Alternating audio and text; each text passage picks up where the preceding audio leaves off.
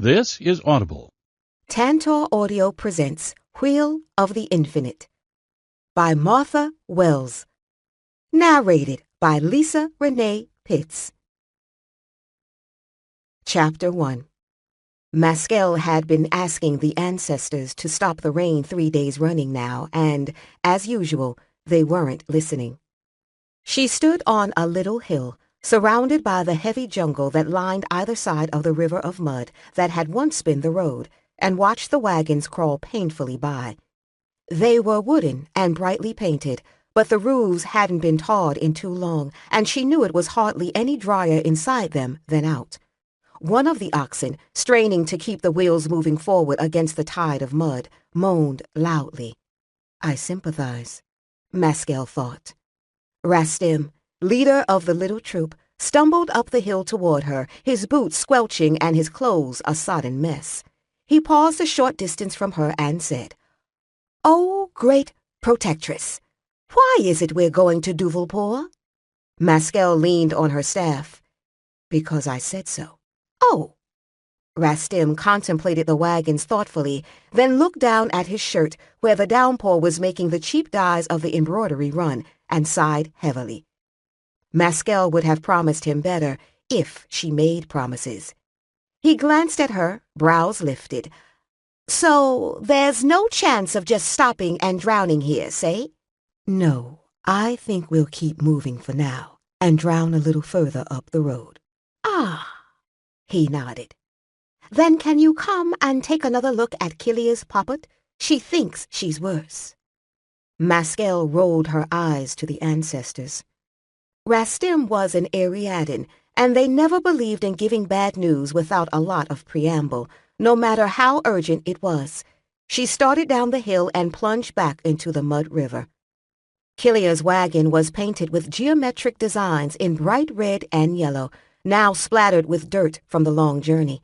Maskell caught the handhold at the back and stepped up onto the running board, which barely cleared the soupy mud. She knocked on the shutter, and it was immediately cranked upward. Killia extended a hand to help her in, and Maskell discovered she needed it. Her light cotton robes were so drenched that they added an unexpected amount to her weight. She sat on the bench just inside the entrance so she could wring them out a bit and wait for her eyes to adjust to the dark interior. Various wooden bowls caught the leaks from the roof, but there were still puddles on the lacquered floor. Overhead, cooking pots banged into empty cage lamps and the bags that held costumes and drapes for the scenery, bundled up to keep them out of the water. Killia's daughter was huddled in one of the 2 narrow bunks under a mound of damp blankets. Maskell leaned over and burrowed in the blankets until she touched warm skin. Too warm, she swore under her breath. "Bad?" Killia asked. She was a tiny woman with the pale skin of the Ariadan and long dark hair caught back by a number of clips and ribbons. Her face had the perfection of a porcelain doll's, and to Maskell she looked hardly more than a child herself, but her eyes were old. Maskell shook her head. The priesthood took oaths to the truth, but she had broken all her oaths long ago, and Killia had enough to worry about. "I'll have to go down to the river for some more ivy bray. The real river, not the one under the wagon." Killia smiled briefly at the feeble joke. "Ivy bray for lung rot?" "Ivy bray is good for any fever, not just lung rot. The girl doesn't have lung rot," Maskell told her, and thought, not yet. Anyway. Killia didn't look reassured. Maskell gathered her sodden robes and jumped down off the wagon bed. Rastim had been walking behind it, and the spray of mud as she landed splattered both of them. They eyed each other in mutual understanding. It had been one of those days. She said, "Camp in the Sayre if you can make it before dark. If you're not there, I'll look for you along the road." He swept her a theatrical bow. "Yes, oh great protectress." "You're welcome, Rastim," Maskell said, and splashed toward the heavy dark wall of the jungle. 2 hours later, Maskell wasn't so sanguine herself. The thick clouds made the night fall faster under the jungle canopy, and though the broad-leaf palms protected her from heavy rain, the going was still laboriously slow. She reached the river while the jungle was still a deep green cave, dripping and quiet, and stood on the bank to watch the swollen waters. The river was running high and drunk on its own power, gray with mud and crested with foam. It was the source of wild magic, especially as bloated with rain and powerful as it was now. It would be a channel for any dark influence that cared to use it. It was none of her business. Maskell shook her head. Keep telling yourself that. The ivy brae proved annoyingly elusive. Usually it grew at the very edge of the tree line above the river, but there were no patches to be found in the usual spots, and she found herself having to slide dangerously down the muddy bank. By the time she had picked a quantity and scrambled back up to more solid ground, the green cavern had become a pitch-black hole. She decided to make her way along the river until she was at the right point to strike out for the road again. She stumbled along, barefoot because no pair of sandals would have lasted half a day in this mess, her patched robes tied up to keep her from tripping, a bundle of stinking ivy brae crammed under her belt, and covered with mud from feet to nose. Her braids kept falling into her eyes, and some were fraying apart, revealing how much gray was mixed in with the dark strands. Smiling, she wondered what the court of Cuchulainn at Duvelpore would have thought of her now. Not much. Not much, she chuckled to herself. Rastim was right. Their luck was so bad it was beginning to be funny. Perhaps it was the ancestors, tired of her importunities at last, willing to drown the whole of the great road just to inconvenience her poor self. Maskell smiled at the thought. Add hubris to the list of crimes, if it wasn't there already. The twilight had deepened into night now, and the river was a menacing roar to her right. She saw a flicker of light ahead along the bank. Staggering toward it, sodden and chilled, she hoped that it was a river trader's outpost, and that there might be such a thing as a cup of warm tea before she had to walk back through the jungle to the road. Or maybe a half bottle of rice wine. I'm getting old, she thought sourly, but that was nothing new. As she drew closer to the light, she could hear raucous voices, a great many raucous voices. She was close enough now for the lamps lit along the balconies to show her the outline of the place. It perched on the edge of the bank, wooden and ramshackle, half of it hanging out over the rushing river and supported by heavy log pilings. Several small boats were tied up under it, and splintered wood, rope, torn sail, and the wreckage of fish traps were caught among them and the pilings. The windows glowed with light, and many people moved about inside. It's a trader's outpost, true enough, she thought, but it doesn't belong to river traders, not any longer. Raiders and river pirates must be using it for the night, though they couldn't have been here long. Imperial patrols would periodically sweep the riverbanks to clear them out. She hadn't seen any boat traffic on the river, but had put that down to the rain and rough water. She let out her breath in resignation. Raiders were as vicious as the moray, the small lizards that hunted the river in packs. Not only drunken laughter came from the inhabitants of the outpost, there were shrieks, thumps, crashes, even roars, like a menagerie. Common sense told her to head into the jungle so she could get back to make the posset for Killia's girl, and retire to her own cold supper and damp bed. But this kind of thing had been her business, in one way or another, for many long years, and old habits die hard. There was a crash as a body came flying through the latticework of one of the windows over the dock. That decided her. This she had to see. She walked up the rickety steps to the nearest doorway and elbowed her way inside.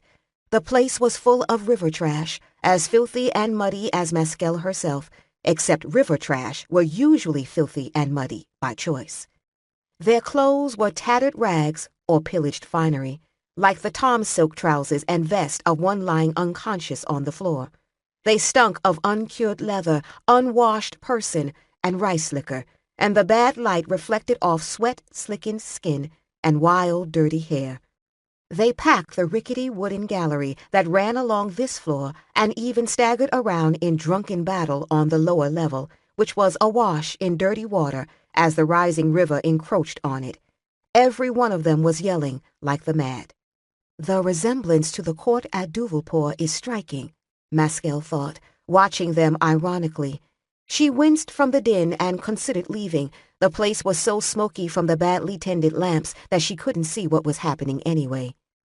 Swearing under her breath, she looked toward the far end of the gallery where there was a raised platform for the upper-level loading deck. The giant pulleys and tangled ropes of the old cargo crane hung heavily over it, the arms suspended out over the lower floor, designed to raise bales through the wide doors that opened over the river in the wall behind the deck, swing them inside the building, and lower them down to the large area below. Several people seemed to be standing and talking there in almost a sane manner. She started toward them, trying to peer through the smoke and shadow. Frustration made her will it a little too hard, for her view abruptly cleared. Ah, so they've caught someone. The prisoner's arms were stretched up over his head, his wrists bound to one of the supports for the crane.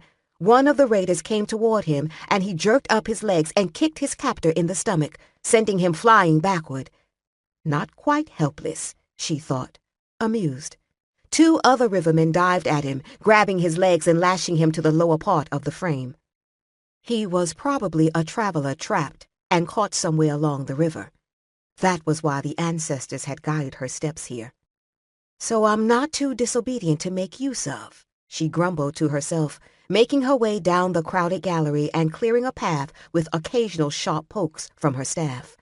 The raiders were beginning to point and nudge each other, her presence finally penetrating the haze of liquor and bloodlust.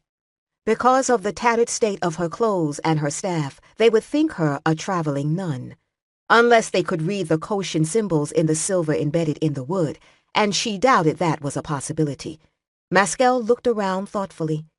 She didn't think she could kill all of them, and she had taken an oath not to do that sort of thing anymore, but she thought she could manage a distraction. One of the rivermen standing on the platform was holding a sword, a real one, not one of the long knives the other raiders were armed with. The greasy light reflected off the dark etching on the wavy blade, and Maskell frowned a little. That was a Siri. The bright work on the hilt wasn't much tarnished yet, so it must have come from the prisoner. It meant he wasn't native to the river country. Several of the southern provinces used the Siri, and it wasn't common here in the heart of the lowlands.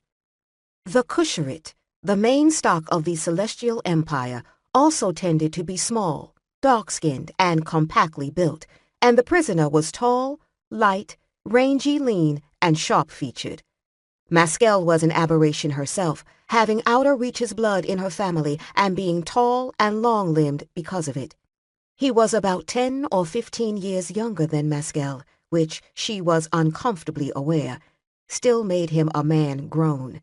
He wore a sleeveless shirt and leather leggings, torn and dirty from what had obviously been a hard battle, and the blue and red designs stamped into his leather sword belt and buskins had faded from long exposure to the sun. His hair was shaggy brown with streaks of blonde, and one long, tightly braided lock hung past his shoulder. The river raiders wore assorted scraps of leather or lacquered armor and tattered silk finery. The woman who seemed to be the leader had a battered helmet with a crest shaped into the head of a killing bird, obviously taken off some wealthy victim. She was big and muscular, an old knife scar slashing across already harsh features. She strode to the edge of the platform and glared down at Maskell. "What do you want here, sister?" "Yes, you're so terribly dangerous," Maskell thought, smiling indulgently. "I tremble. Really, I do." Dangling over the platform, the ropes to control the crane were worn and tangled, and it looked like the counterweight, a leather sack of iron ingots, was the only thing that was keeping the massive wooden arm from collapsing. "That will do nicely." She leaned on her staff. "I come to offer blessing, my child." The woman stared, then grinned back at her companions. "We're unbelievers here, sister. We'd curdle your blessing." "Not this blessing. It's just what your sort deserve." Maskell felt a dark surge of power under her feet as she spoke. The river was restless with more than floodwater tonight. It called to her, sensing a kinship. "But I want something in exchange for it." "What's that?" Release that man. The prisoner was watching her warily, without any show of hope, almost as if he didn't recognize her as a Koshin. He didn't look badly hurt, however, just bruised and beaten. Oh, so you want him for yourself, sister? The leader said. The others laughed and grinned at each other. If you don't consider the source, it's not a bad idea, Maskell thought. He was handsome in an exotic way, which was probably why the raiders had saved him to amuse themselves with, rather than killing him immediately. The Koshins only demanded abstinence from initiates during the first 3 years of instruction, but it was a common misconception that all members of the order were celibate. Before Maskell could answer, the prisoner said, "She doesn't need a club to get company. Some women don't." He spoke in Kusharit, the common language of the Empire, but lightly accented. Maskell frowned. She should be able to tell what province he was from by that accent, but she couldn't place it. She had been too long from her native land, perhaps, too long among the soft voices of Ariad. The fact that he knew Kusharit was no real clue. It was a common language throughout the provinces, too, spoken by traders, scholars, diplomats. The leader crossed the stained planks to step close to her captive. She grabbed a handful of his hair and jerked his head back. "So you don't like my face?" she said softly. I wager she didn't do that before he was more securely bound. Maskell tended to find male bullies merely amusing, but for some reason the female ones always stirred her to rage. Careful, careful, she reminded herself. The darkness in the river was so uncontrolled, so near, so willing to be tapped, it was hard to resist the temptation. Voice slightly constricted from the pressure the leader was putting on his neck, he still said, "Your face I could ignore. It's your personality and your breath that turn my stomach." This time Maskell placed the accent. He was from the Sintain. It was a province far on the outer rim, known for fine-figured goldwork and weaving. He was a long way from home. The Sintain didn't have deserters or mercenaries like the other provinces. They had outcasts. She looked at the sword the raider was holding. The hilt might be horn or bone, and the ring between the blade and the hilt seemed to be plain silver, all of which told her nothing. The Sitanese sometimes carved family totems into the hilts of Siri, and the ring was often an elaborate piece of jeweler's art. Maskell said, "You must be terribly afraid of him." One of the raiders gave a short bark of laughter, and the leader released her grip on the captive to face Maskell. "What are you saying?" "If you aren't afraid, then cut him loose and let him fight your men, if you call them men." The leader came to the edge of the platform and pushed her face close to Maskell's. She growled, "I should feed you to the Moray, Koshin bitch." Seen at close range, her scar was an ugly, puckered fissure across a face webbed with fine lines and darkened with ingrained dirt. The woman was bigger than Maskell, much younger, all hard muscle, but Maskell felt no fear. Her blood was singing with the urge to kill. She rocked forward on the balls of her feet, looked into the other woman's glaring eyes, and said with utter seriousness, "The Moray would choke." Even that was almost too much. If she said one more word, the dam would break and her rage would find an outlet, whether she willed it or not. Physical threats always made her lose her temper. In all the years, that had never changed. The raider blinked, suddenly uncertain, perhaps sensing the danger but not wise enough to realize just what the source was. She stepped back slowly, fingering the hilt of her knife. Maskell waited, smiling, but the woman shook her head and laughed. "Do as she says. Let him fight." She gestured to the men behind her. Maskell took a deep breath that the others probably read as relief. It was part disappointment, part attempt to hold on to her suddenly tenuous self-control. One of the raiders stepped forward, drawing his long belt knife. The prisoner tensed, and Maskell held her breath. If they changed their minds now, there was nothing she could do about it. but the raider slashed the man's bonds and stepped quickly back. The prisoner freed himself from the rest of the ropes, looked around at the raiders, and with admirable self-possession stretched and rubbed his neck. He caught Maskel's eye, and she flicked a glance at the gallery railing behind her, wondering if he would pick up on the hint. She needed the raider's attention to be away from the cargo doors and the crane. He didn't nod, didn't indicate that he had seen her signal, but he suddenly dropped to the platform and kicked the kneecap of the raider who held the captured Suri. The man collapsed with a shriek, his leg giving way with a sharp crack. The prisoner came to his feet, taking the sword easily from the raider's shaking hand, ducked a deadly swipe from a Bori club as he passed Maskel, and vaulted over the gallery railing. She leaned over it in time to see him catch an old net that hung over the side and swing down to drop into the water, washing over the lower floor. The gallery audience roared, the leader and her lieutenant shouting and cursing as they ran for the railing. Down on the floor below, the waving mass of combatants broke into little whirling eddies.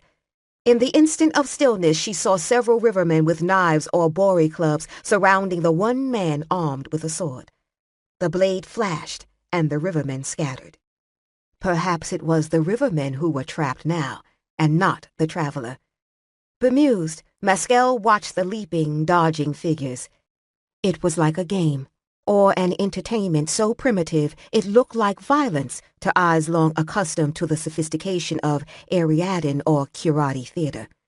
The prisoner wasn't wielding that blade with deadly intent yet. The plank floor below was awash in dirty water as the rising river encroached on the lower level of the outpost, but not high enough to conceal the dead bodies that would surely be sprawled there if he was. Maskel knew if he killed some of them, that would only fire the others to more fury. It was all or nothing. She was a little surprised he recognized that as well. The crowd pressed in again, trying to rush him, but their nerve failed, and they splashed away. "Well, sister, where's our blessing?" the leader demanded, trying to recover her control of the situation. Maskel tried to decide just which invocation would annoy the ancestors the most.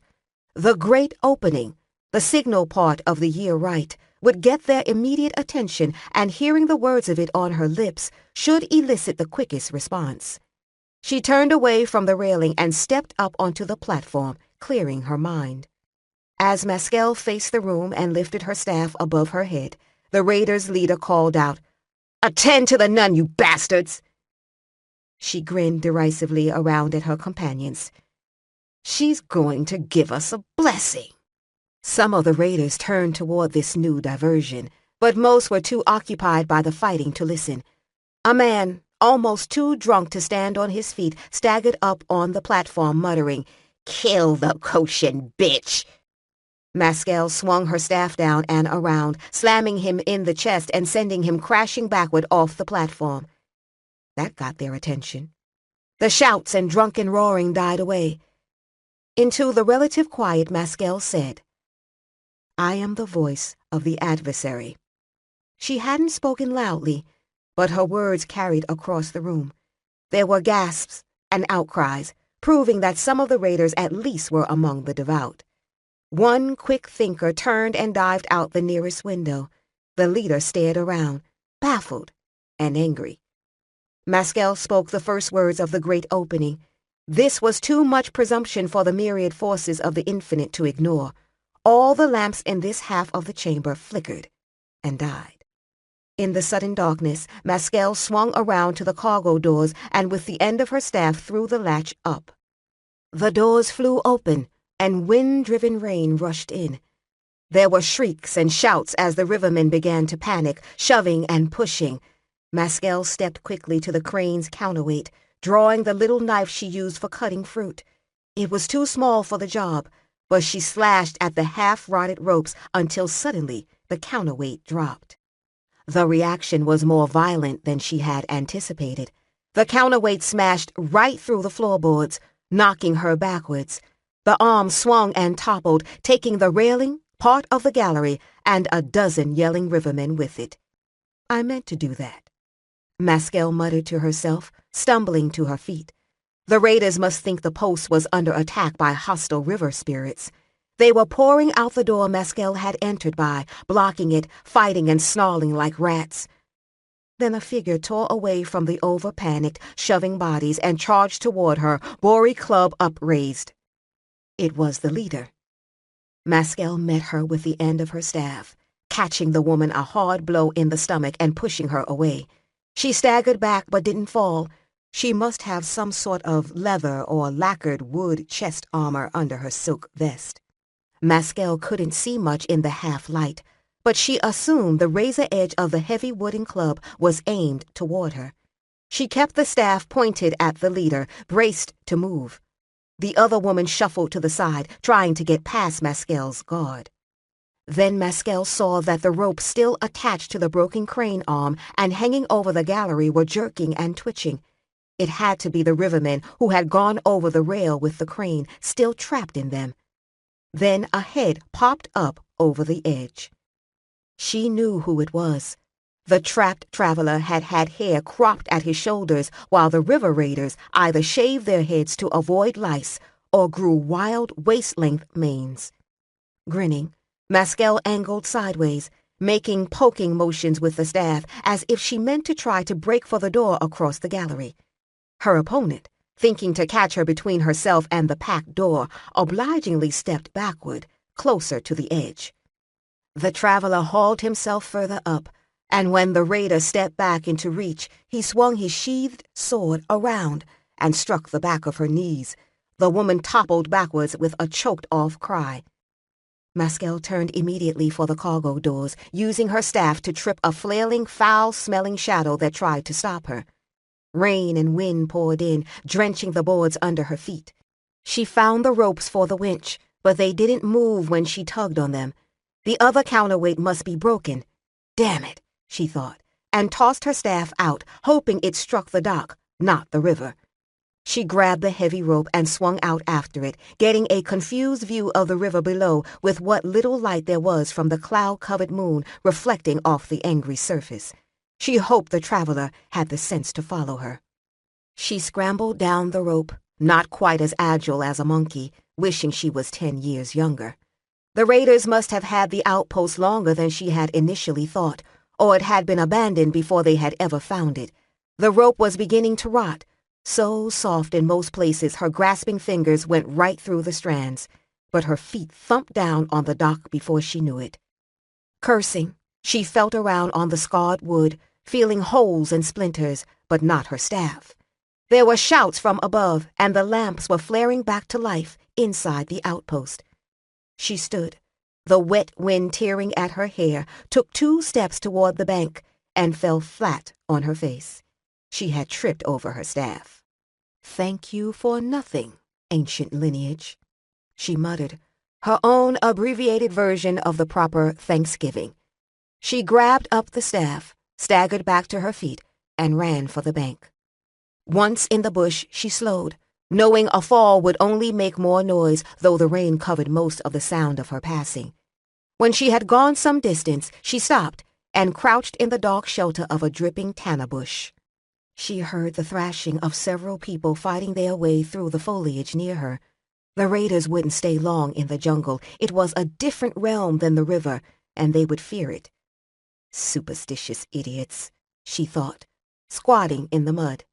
It was the river that would harbor the evil spirits tonight. The raiders following her thrashed away, and she started to stand.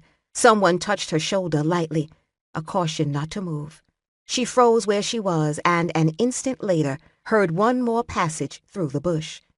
There was nothing but the rain after that, and the tingle of shock through Maskell's skin and the hackles rising on the back of her neck. Someone crouched in the mud next to her. The air was alive with the warmth and breath of a living body. How she could have missed it before, she couldn't think. No thanks for the warning, she thought sourly to the ancestors. In the 30 years of her apprenticeship and mastery as their servant, they had seldom been around when she wanted them. She wished she could say that was the reason she had turned on them in the end, but that was a lie she wouldn't tell herself. Experimentally, she whispered. Are they gone? There was the briefest pause. Then he said, They are now. Maskell didn't move, and for a moment neither did he. Then a great glop of water from the tanner bush struck the back of her neck, and she twitched.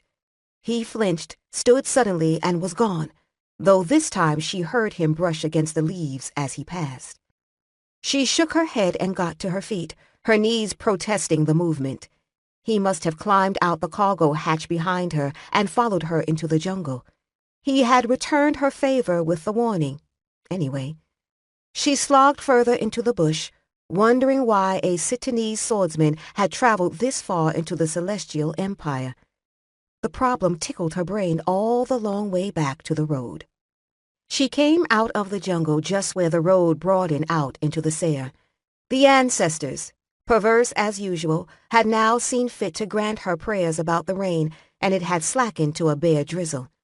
It was too dark to see much of the Seir now, but morning light would reveal a broad green plain, cut from the jungle in a perfect square, the grasses as clipped and civilized as any park in Duvalpur. In the center of the plain was a massive rectangular barre, a reservoir of water bordered by broad stone walks. In the center of the barre stood a temple of the Koshin order, reached by a stone bridge, its conical towers meant to resemble the mountain of the infinite, a symbolic meaning in every element of its design, every portal, every inch of carving. Lamps glowed from its many windows and lined the galleries and bridges. To the west of the barre, there were 3 groups of less orderly lights, the campfires and torches of travelers camping here in the safety of the shadow of the temple, and the patrols of its guards. In the glow of one campfire, she recognized Rastim's wagon and felt her heart unclench a little. She hated to leave the troop, even though she knew they had been caring for themselves long before she had ever met them. I've failed others before. Perhaps that's why.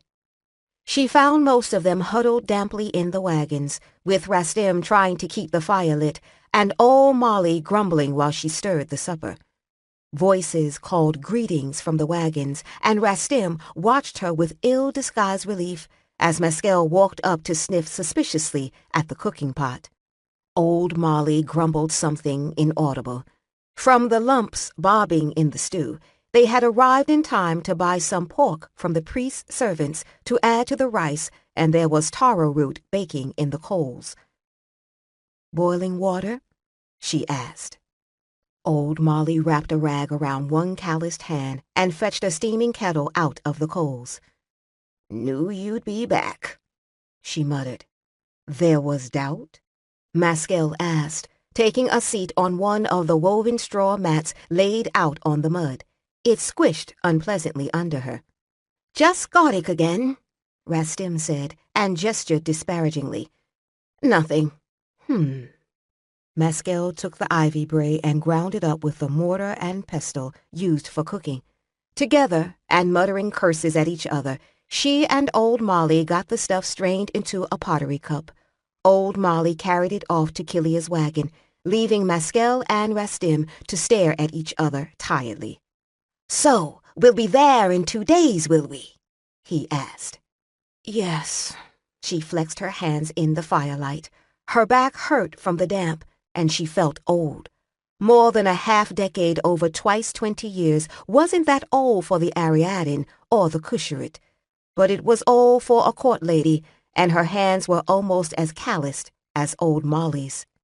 And there'll be good crowds to perform for? Rastim was uneasy. Oh, yes, though good was a matter of perspective.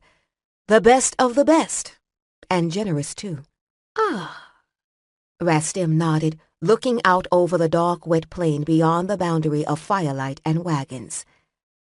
And the audience with the great priest? He'll speak to you. Maskell was taking the Ariadne to Duvalpur to see the Celestial One, the highest religious office in the Celestial Empire. 2 days, if the rain doesn't slow us down. It won't, she said, knowing it was true, a word whispered in her ear by the ancestors. They were good for something, occasionally. Ah.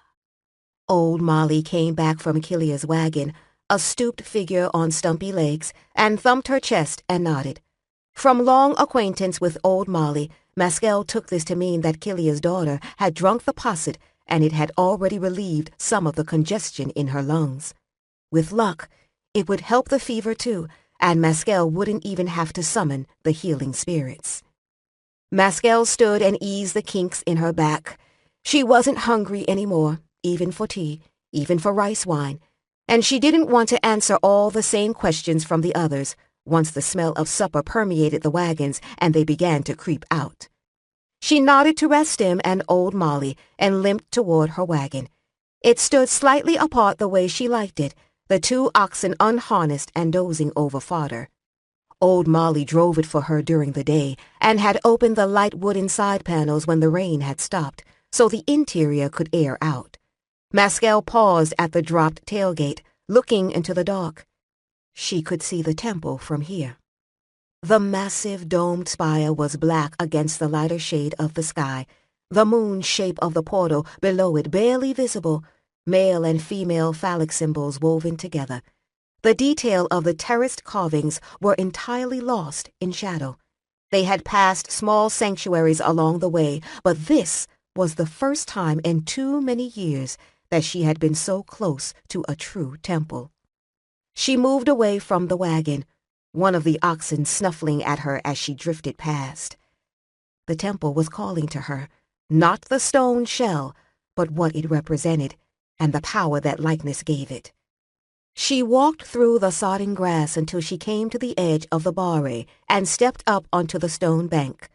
The Koshin priests had the custody of the temples, but they were only static forms. It was the end-of-year rite that remade the universe in its own image, and that was only performed by the voices of the ancestors. The end-of-decade rites were even more crucial. This year would be the end of 100 years' rite. Maskell lifted her staff, holding it above her head. An echo whispered through her, a reflection from the infinite through the structure of the temple. After all these years, it still knew her. "I helped another stranger tonight," she whispered. "I didn't kill anyone to do it, not intentionally, at least. Is that enough for you?" A slow wave of darkness climbed the temple wall, the lamps in the windows winking out one by one. She lowered the staff and let out her breath. No, it wasn't enough. And now they will all know you're back. Oh, the delight in the power never died. That was the curse, and her true punishment, whatever the adversary had decreed. She shook her head at her own folly and turned back to the camp. She reached the wagon and climbed up the back steps, closing the panels that faced the campsite. She sat on the still damp wooden floor, looking out at the temple and the silver surface of the barre in the distance.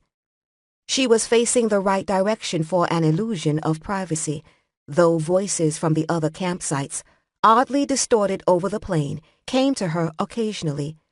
The night breeze was chilly on her wet clothes, the drying mud itchy on her legs. And someone was watching her. She knew it by the way the oxen, caught in the firelight from behind the wagon, cocked their ears.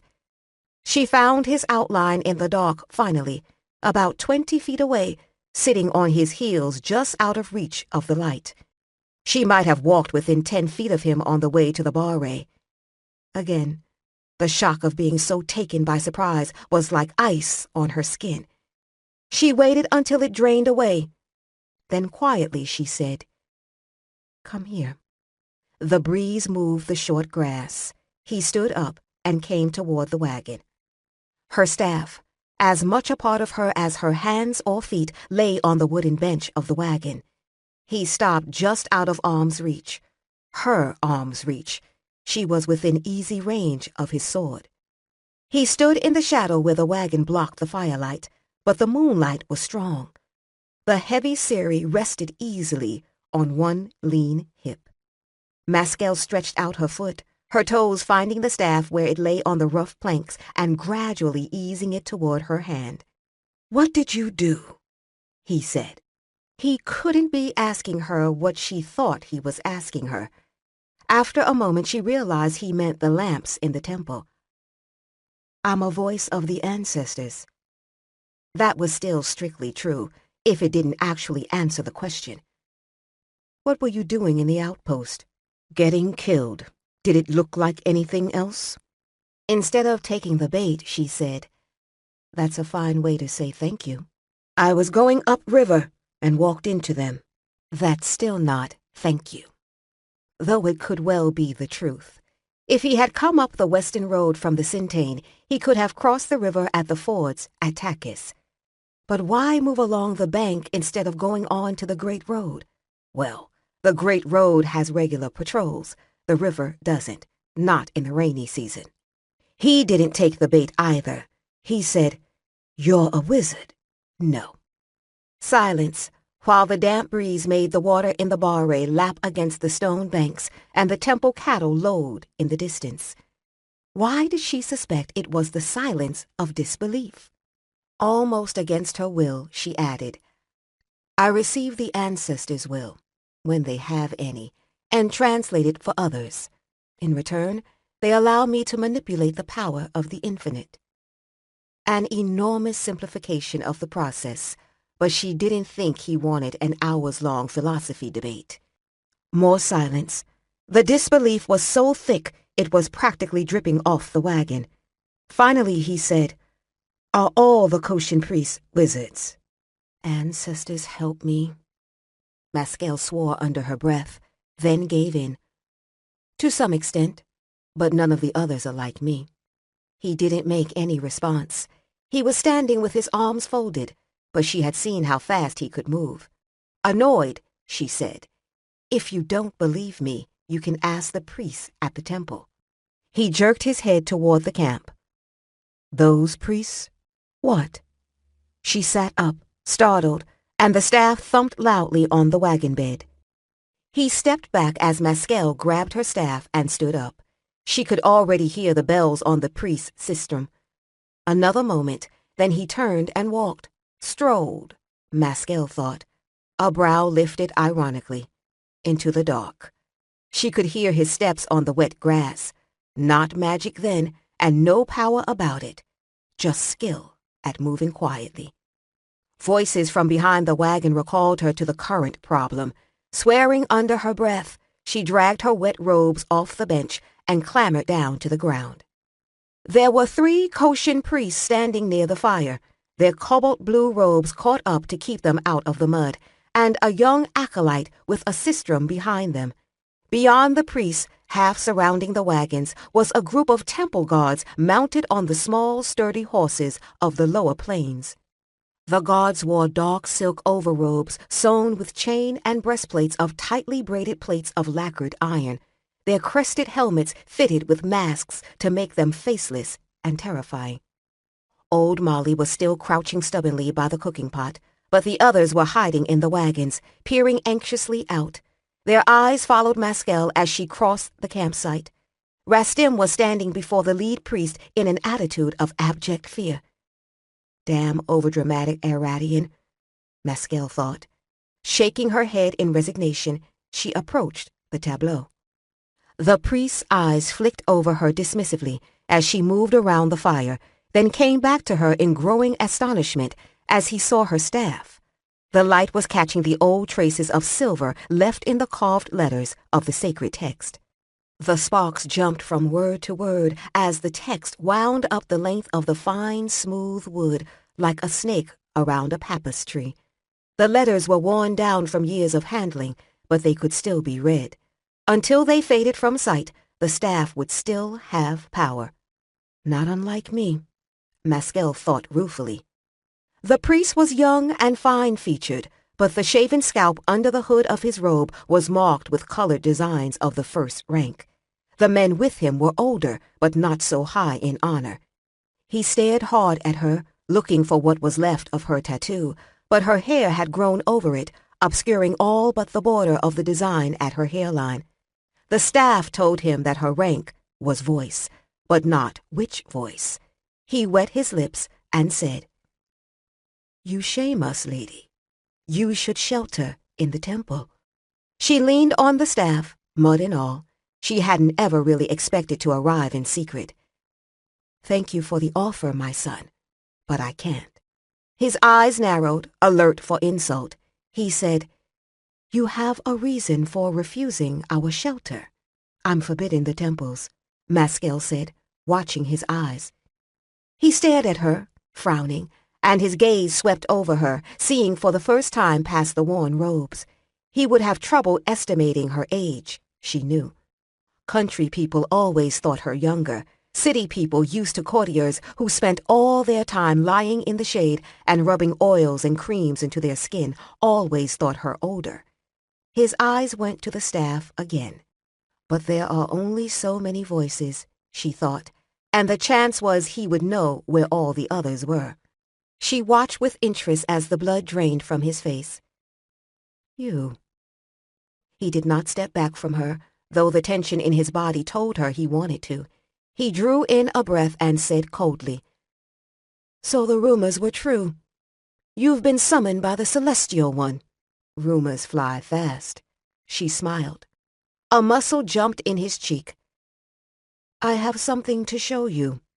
Maskell lifted her brows. She hadn't expected that response. You know there are very few rituals I'm allowed to perform. He turned away without answering, his attendants hastily parting for him. Maskell followed, baffled and trying, successfully, she hoped, not to show it. What does he want? If this is a trap, he's mad. The priest led her through the dark, crossing through the muddy flats with no concern for his robes, one of the guards hurrying forward with a lamp to light the way. After a moment, she realized he was leading her toward the temple's outbuildings, the stables, storehouses, and the quarters for the monks and servants that stood near the end of the causeway that crossed the barre to the temple. He turned through a narrow gate in a stone wall, pausing to disperse the guards with a wave. Only his priest attendants followed Maskell through the gate. Inside was a courtyard, the few lamps hanging from hooks along the walls illuminating muddy ground and more gates leading off into the rambling structure that loomed over them in the dark. 2 guards stood outside one of the gates, and one quickly reached to pull it open as the priest strode toward it. Inside was a warm, closed room, the damp air smelling strongly of goat and the ground littered with straw. The other priests had remained outside, but the one guard with the lamp had followed them in. The head priest took it away from him and held it high over the occupant of the wooden pen. Maskell took a deep breath, despite the smell. It's a goat. The man is mad. It was an ordinary brown goat, staring up at them with opaque brown eyes. The goat turned its head and bleated, and Maskell saw what was hanging out of its side. It was the rear half of a moray lizard. She stepped closer and leaned down, swallowing a curse. The moray were about a foot long, with tough gray-green hides and a ridge of distinctive spines along their backs to complement their sharp teeth and clawed feet. This was distinctively a moray, or at least the back 6 inches of one. It was stuck against the goat's side as if it had grown there, the 2 back legs dangling, the spiny tail hanging limply. Baffled, she looked up at the priest, who was watching her with a grim lack of expression that was impossible to read.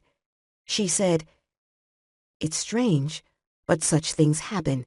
Animals born with extra limbs or other completely different animals hanging out of their bodies. No, she didn't think she had heard of that before. She forged on anyway. They aren't always omens, though people think. He was shaking his head. He pointed toward a stone block set back against the wall of the stall, and angled the lamp so the light fell more fully on it. Hanging out of the stone was the front half of the lizard. Maskell wet her lips, feeling a coldness in the pit of her stomach. She said, All right, that one is, odd. The front half of the moray hung limply out of the stone, its front legs and the wicked oblong head like some bizarre decoration. The stone itself was a square block with cracked mortar on the sides, as if it had been broken out of a wall. "Could this be the result of your curse?" the priest asked.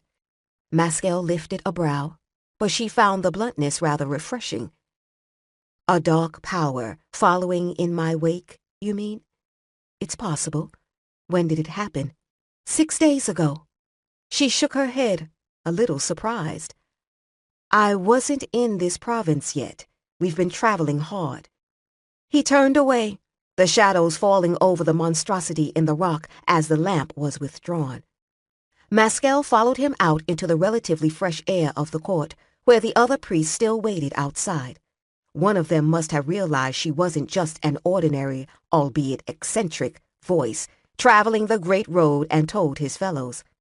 The tension emanating from them was palpable now. The lead priest stopped and eyed her narrowly. He said, "When I saw you, I had hoped for an easy answer." She resisted the impulse to say something philosophical about easy answers. She didn't suppose him to have any more patience with such platitudes than she did. Instead, she said, "If it's an omen, it's a frightening one. I'll tell the celestial one of it when I see him. If it's a dark power, it would be simpler if it was a byproduct of her curse, a wandering dark power that corrupted whatever it touched, following in her wake. If it's a dark power, I'll deal with it. I haven't been with the adversary for 7 years, but he does take care of his own." There was a stifled noise of shock and fear from one of the other priests. The lead priest glanced back at them, frowning. He turned back to her, and she could see him recalling what she was, despite everything. He hesitated, then said, "I offer you our hospitality, the guest house." His companions were badly startled, but evidently their fear of her was still an abstraction, whereas their fear of him was firmly founded, and they made no open protest. She smiled, badly tempted, and she knew she hadn't quite left the desire to cause chaos behind. She shook her head. "No, we both know how that would end." He misunderstood, and his gray eyes turned angry. Maskell sighed. She had forgotten what it was like to deal with the young of the well-born. She said, gently, "You can stand bond for everyone in your temple, but you aren't their conscience, and I don't have the time to waste in fighting." He still watched her grimly, no sign of any bend in that stiff spine. Then he stepped back and gave her a full 6th-degree bow, only 1 degree less than the rank actually due her. He turned away, and his retinue followed with less grace, one of them sneaking her an abbreviated bow behind the backs of the others. Maskell walked slowly through the dark, back to the wagons where Rastim and old Molly waited for her by the fire. Rastim let out his breath in relief when he saw her, and old Molly grunted in eloquent comment. "Trouble?" Rastim asked her. She nodded and leaned her cheek against the staff. Trouble. She had known it would happen, but perhaps she hadn't thought it would be so soon. "Maybe I am too old for this," she thought.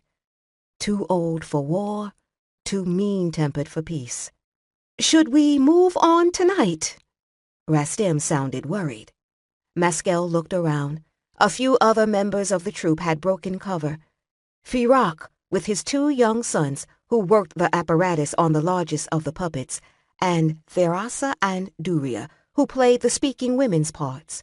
The travel had been difficult, and their oxen weren't in the best of shape. She shook her head. "No, we'll stay the night."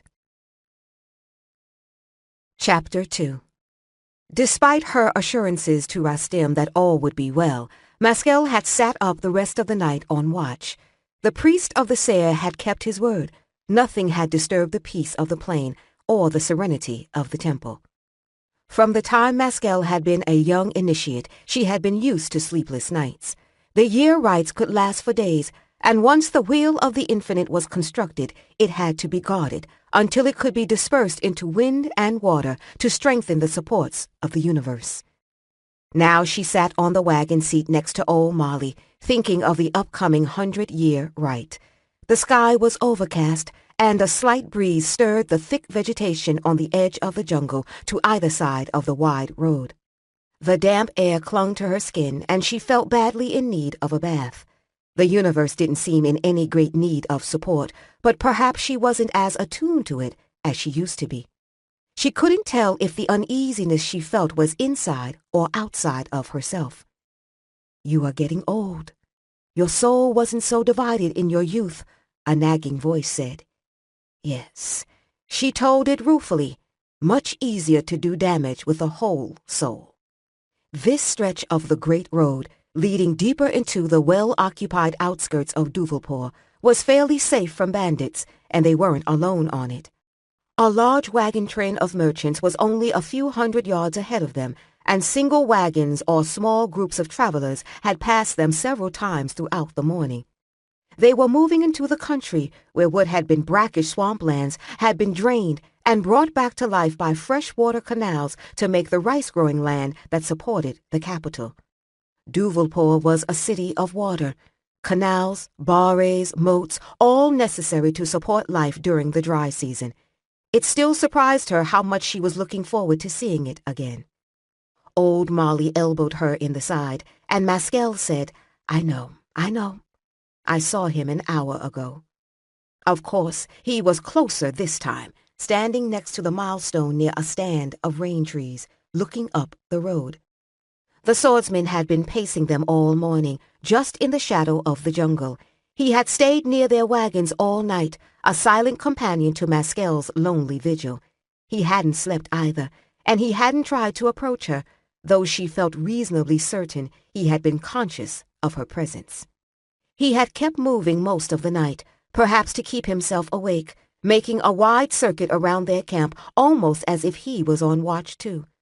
Near dawn, she had watched him strip and wash in the temple's barray, an act of irreverence that would have shocked the priests, and which Maskell regarded with wry amusement. Or maybe her reaction to it was what she found amusing. The court would consider her past all that, but obviously her body still thought she was 20. Old Molly made a lewd noise, and Maskell became aware she was staring. She eyed the old woman sardonically. "Don't be disgusting. I'm a priestess, remember?" This sent old Molly into such paroxysms of laughter, Maskell had to pound the old woman on the back before she choked. The rain didn't return, except for a misting drizzle in the late morning, making Maskell wonder how this luck was to be paid for later. In the late afternoon, the great road met the great canal, which it would parallel for the rest of the way into Duvalpur. The jungle gave way to a plantation of large-leafed breadfruit trees, papaya and banana, and a large outpost with 2- and 3-storied wooden buildings that went up to the bank of the canal and extended over it to the other side. Maskell stood up on the wagon seat and shaded her eyes. There was a large passenger barge moored to the pilings, and several smaller trading or fishing boats bobbed on the still swollen waters. It wasn't as bad as the untamed upper river, but it still didn't look good, and many of the boats were obviously waiting until the water level dropped. There were many signs of normal activity. Boatmen lounging on the steps to the canal near the crates and barrels of offloaded cargo, boys and girls on the bridges under the outpost checking the fish traps, and a large group of colorfully dressed people sitting down to a meal on one of the balconies overhanging the water.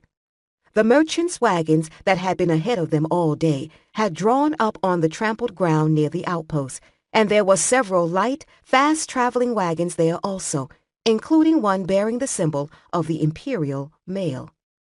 Rastim jumped down from his wagon and came back to consult with her. "This looks all right, eh?" he said hopefully. She hesitated. She had wanted to press on to the temple of Ilsat-Keo, which was within the city's outermost boundary, but it was a few more hours of travel at least. Over the years she had grown used to avoiding people. She had no intention of delivering any innocent bystanders to her curse, and she knew the Ilsat Keo was safe from that. But the Ariadne needed to make their living, and to them, this post would look far more like the beginning of civilization than the temple on the Seir. People and travelers meant possible audiences, and therefore money. If they pressed on, they might have to camp on the road. As she was considering this, a wagon pulled by 2 steaming oxen trundled out of a narrow track between the trees, loaded down with several happily shouting children, an aged farmer, and a large load of taro. She swore under her breath. She had forgotten how populated this area was. There was no avoiding people now. There would be small farms and larger plantations everywhere along the road. She nodded resignedly. It'll do. They drew the wagons up in a clear spot just far enough away not to encroach on the territory already staked out by the merchants, and Rastim and Firak went in to conduct negotiations. Maskel tried to help old Molly unharness the wagon, got cursed at for her pains, and left the old woman to it in disgust. She went to sit on one of the fallen logs above the water steps, not quite sure where this feeling of impatient distraction had come from. A few of the boatmen came up to get her blessing on their keel tokens, and she gave it, since her blessing was still worth what it was worth, even though it wasn't currently sanctioned by the temples. The sky had lightened, but the canal water was a dull brown, the current fast-moving, and branches and other debris were catching in the fish traps and around the pilings. Something drew her eyes to an old barge pulled up on the bank of the canal for a repair to its aging hull. There was someone stretched out asleep on the flat roof of the cabin. Not exactly an unusual sight. There were plenty of boatmen doing the same on their beached craft or in the shelter of the pilings. Then she recognized him, and she realized what she had been looking for.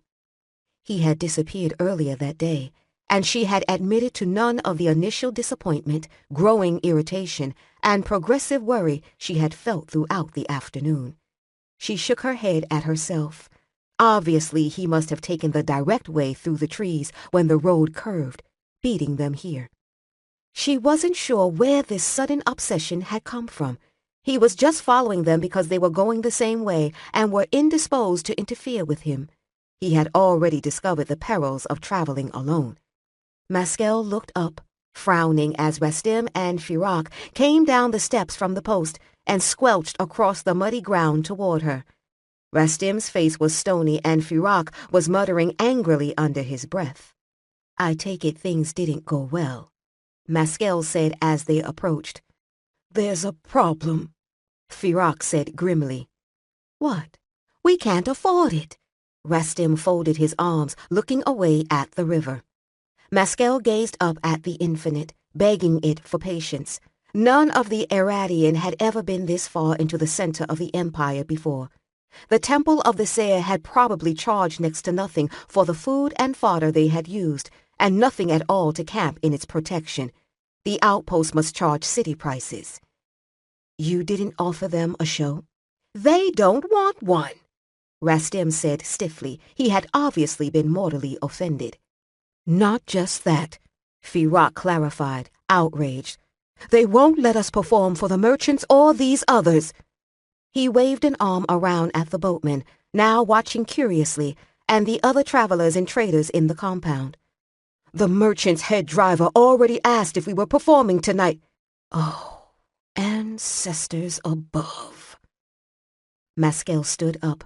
That was enough.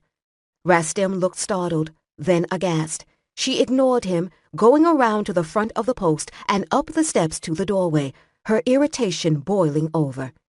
Inside, she found her way through rooms smelling strongly of fish, lit by smoky lamps or propped open windows. Firak was all but cheering her on, but Rastim was at her elbow, worriedly muttering, "Your temper! Your temper!" She found the factor in a long room that opened onto one of the balconies, sitting at a table, arguing with traders. A Koshin nun wasn't an unusual sight, but the room fell silent when Maskel entered. She went up to the table and slammed her staff down across the scattering of coins and papers. Everyone stared, gap-jawed with shock. Her eyes on the factor, she said, "Stand up."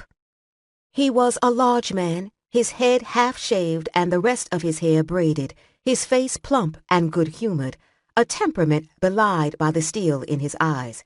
He smiled placatingly and said, "Now, sister." "Revered," she corrected coldly.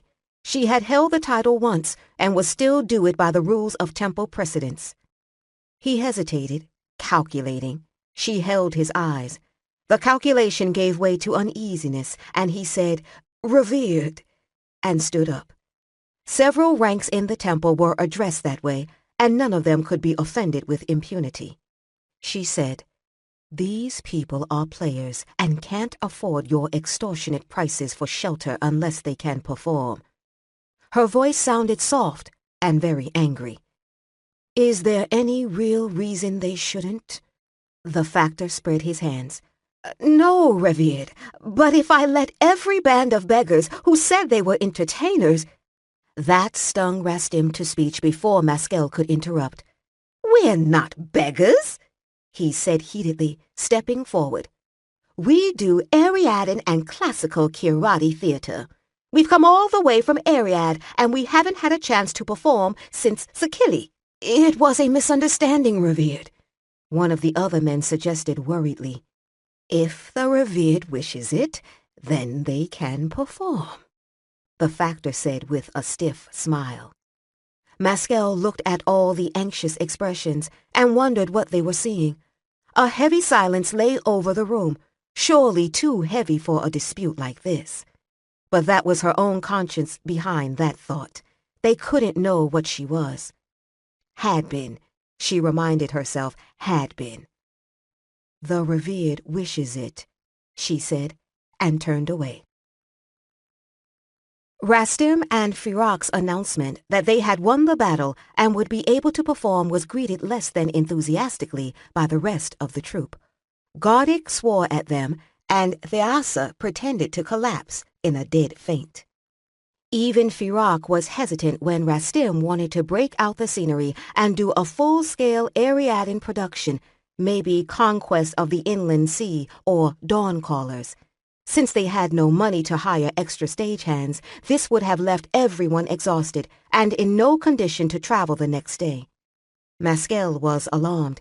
It was more important that they reach the safety of Duvalpur soon than it was to rub their victory in the post-factor's face. She wished she had realized that before starting the whole thing. But Rastim and Firak were voted down by the others, and it was decided that they would do a Kirati comedy of manners, which could be read without scenery or costumes. Knowing Rastim, he would still try to work in a few puppets. Maskell would have thought a karate comedy a bit too sophisticated for this crowd, except that the merchants who were to be the primary audience turned out to be from Malindi. The Malindi had nothing like theater in their native country, and it had proved wildly popular with them when they encountered it in other lands. Maskell had once seen a group of them sit for 4 hours, enraptured by a Ventretti morality play, performed in a language that none of them could understand. While they might know nothing of the subtle mores of Kirati noble society that the comedy was drawn from, they were certain to give it all their intelligent attention and appreciate most of the jokes. The Malindi were even willing to pay in advance, a copper coin for every member of their party, including the hired wagon drivers and guards, whether they wanted to see the play or not. This enabled the Ariadne to afford fodder for the oxen and overpriced pork buns and rice for themselves. Old Molly saved them money by buying taro cheaply off the back of a farmer's wagon and fled cackling from the factor's assistants when they came to shout at her for private trading in the post compound. But everyone was in a better humor after a hot meal and almost looking forward to the performance. At twilight, they lit torches around a flattened spot of ground between the merchants' wagons and theirs. The Malindi brought woven mats to protect their brightly patterned robes from the grass and proceeded to arrange themselves in orderly rows without having to be asked. There were only 3 chief merchants, identifiable by the clan markings on their cheeks and foreheads, but they had each brought at least a dozen apprentices and servants. Their guards and drivers arrived in a grumbling, reluctant group behind them. Maskell moved back out of the torchlight, back to the open area between the 2 wagon camps, where she could see the stage, the front of the outpost, the place on the bank where the boats were drawn up, and the road where it curved past the trees. She sat on the wet grass, feeling the damp seep up through her robes. The life and torchlight around the makeshift stage seemed like an isolated pocket in a night of wild darkness. The wind had risen again, tossing the tops of the trees and sending fast-moving clouds across the moon. The lights in the posts were dimmed by shutters, and the inhabitants had withdrawn from the balconies.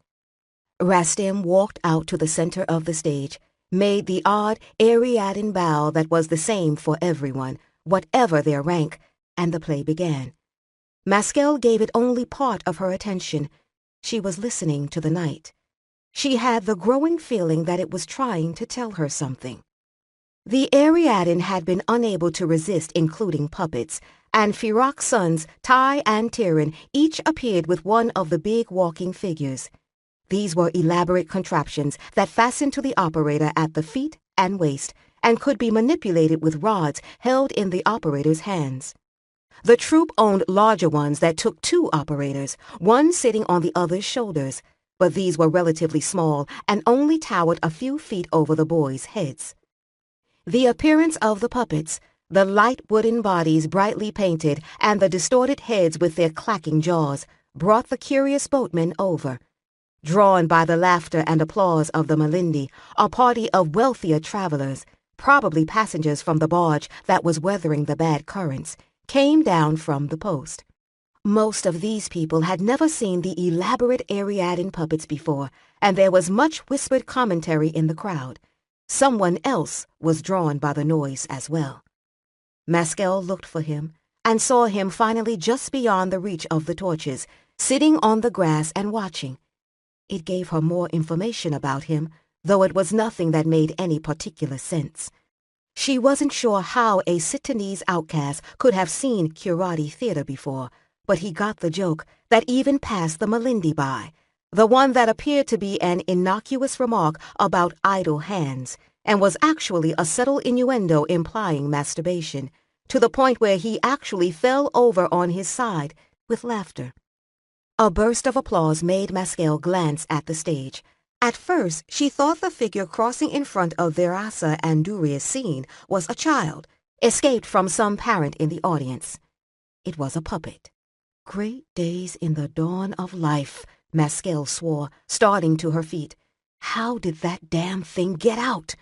She circled the crowd hastily, coming up on the wagon that formed the stage right entrance. She caught Rastim as he pelted into her and dragged him behind the wagon.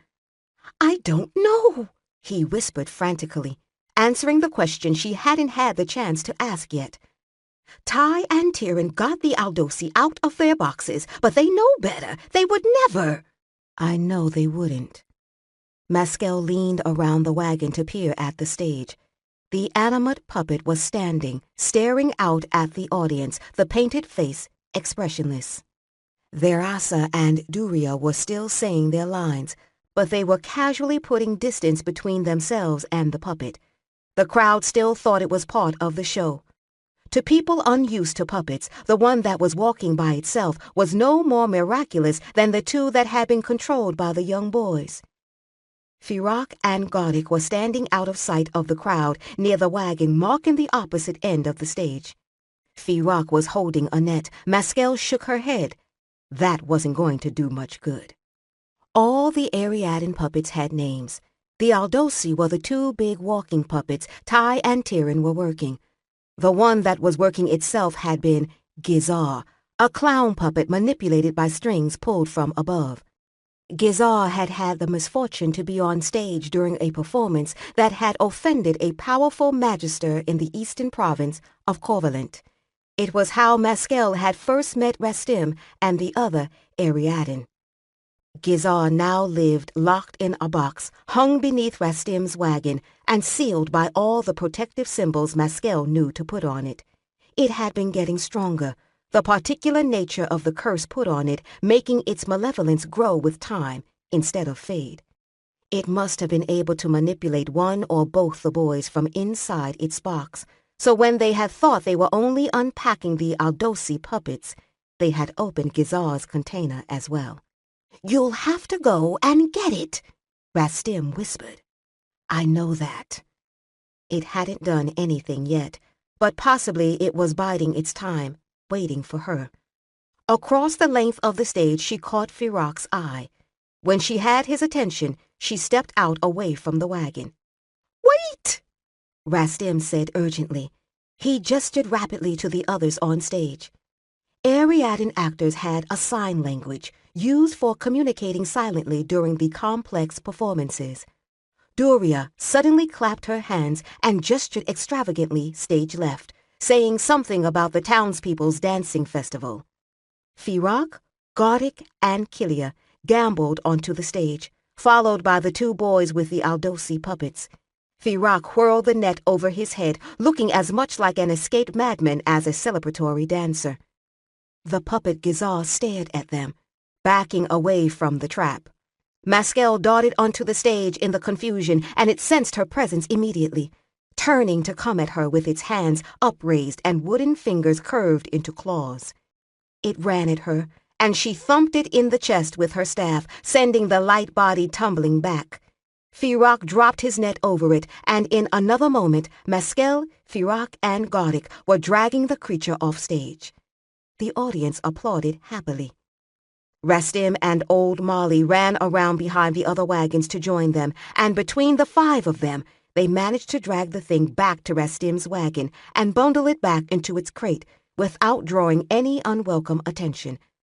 Almost everyone in the post must be watching the play by now and assuming any odd activity to be connected with it.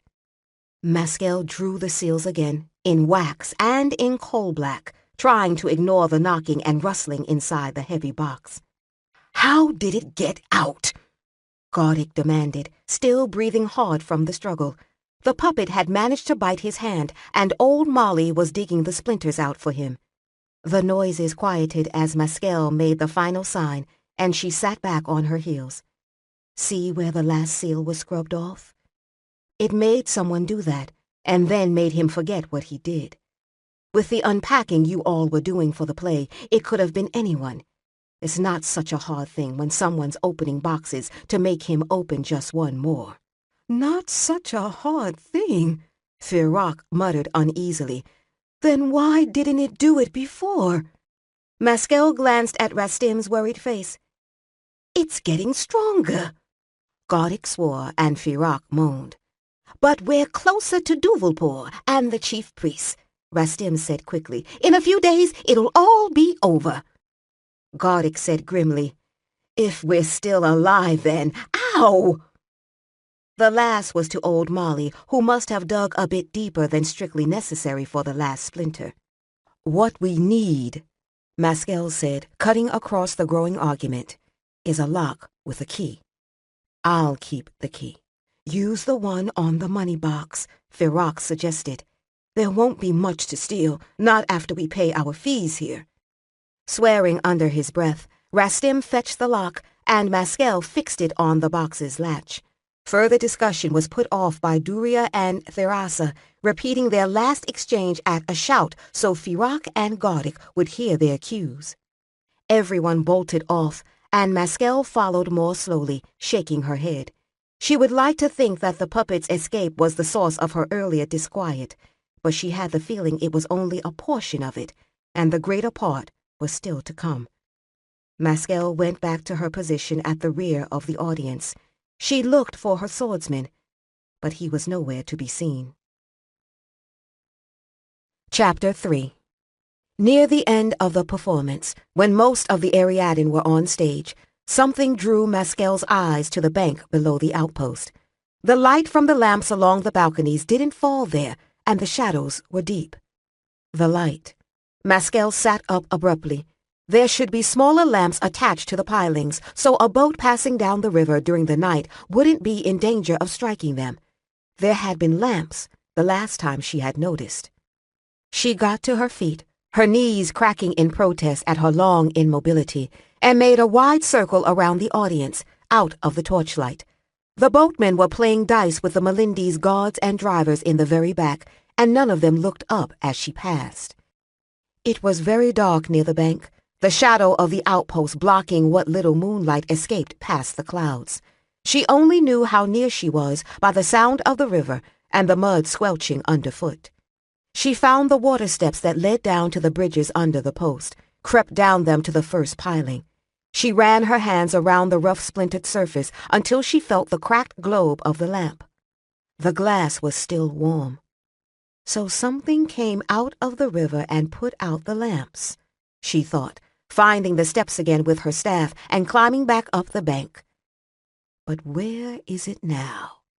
The play had ended and the troupe were taking bows, the Melindy thumping their feet and shouting to show their appreciation. Maskell moved away from the outpost as the crowd dispersed. She saw the factor's assistant gesture emphatically at the pilings, calling an order to someone, and others ran to relight the safety lamps. Maskell withdrew all the way to the edge of the trees where she had a view of the whole camp. There was a group around the factor's assistant now, pointing at each other and talking angrily. She took it that some blame was being passed around for allowing the lamps to go out.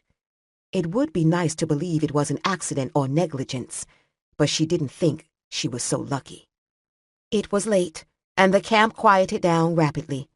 The Ariadne were the first to retire, cranking down the shutters on their wagons against insects and the threat of rain. The boatmen went back to their boats, and the Melindy and the other travelers gradually withdrew into their own wagons, the drivers wrapping up in blankets and stretching out on the seats or tailgates. The factor's guards were all stationed inside the post. The Melindy had sentries, but they were all watching the merchant's cargo wagons. Maskell paid special attention to a trader's wagon nearby. Before retiring, he filled a lamp with oil from a large gourd which hung on the sideboard of his wagon. He had also banked his cooking fire badly. Water spirits could be driven off by fire, especially if they could be lured too far away from a source of running water. A little time passed, and the lights inside the outpost went out, one by one. Sitting on the damp ground under a breadfruit tree, in the dark and quiet, Maskell began to feel the night come alive around her.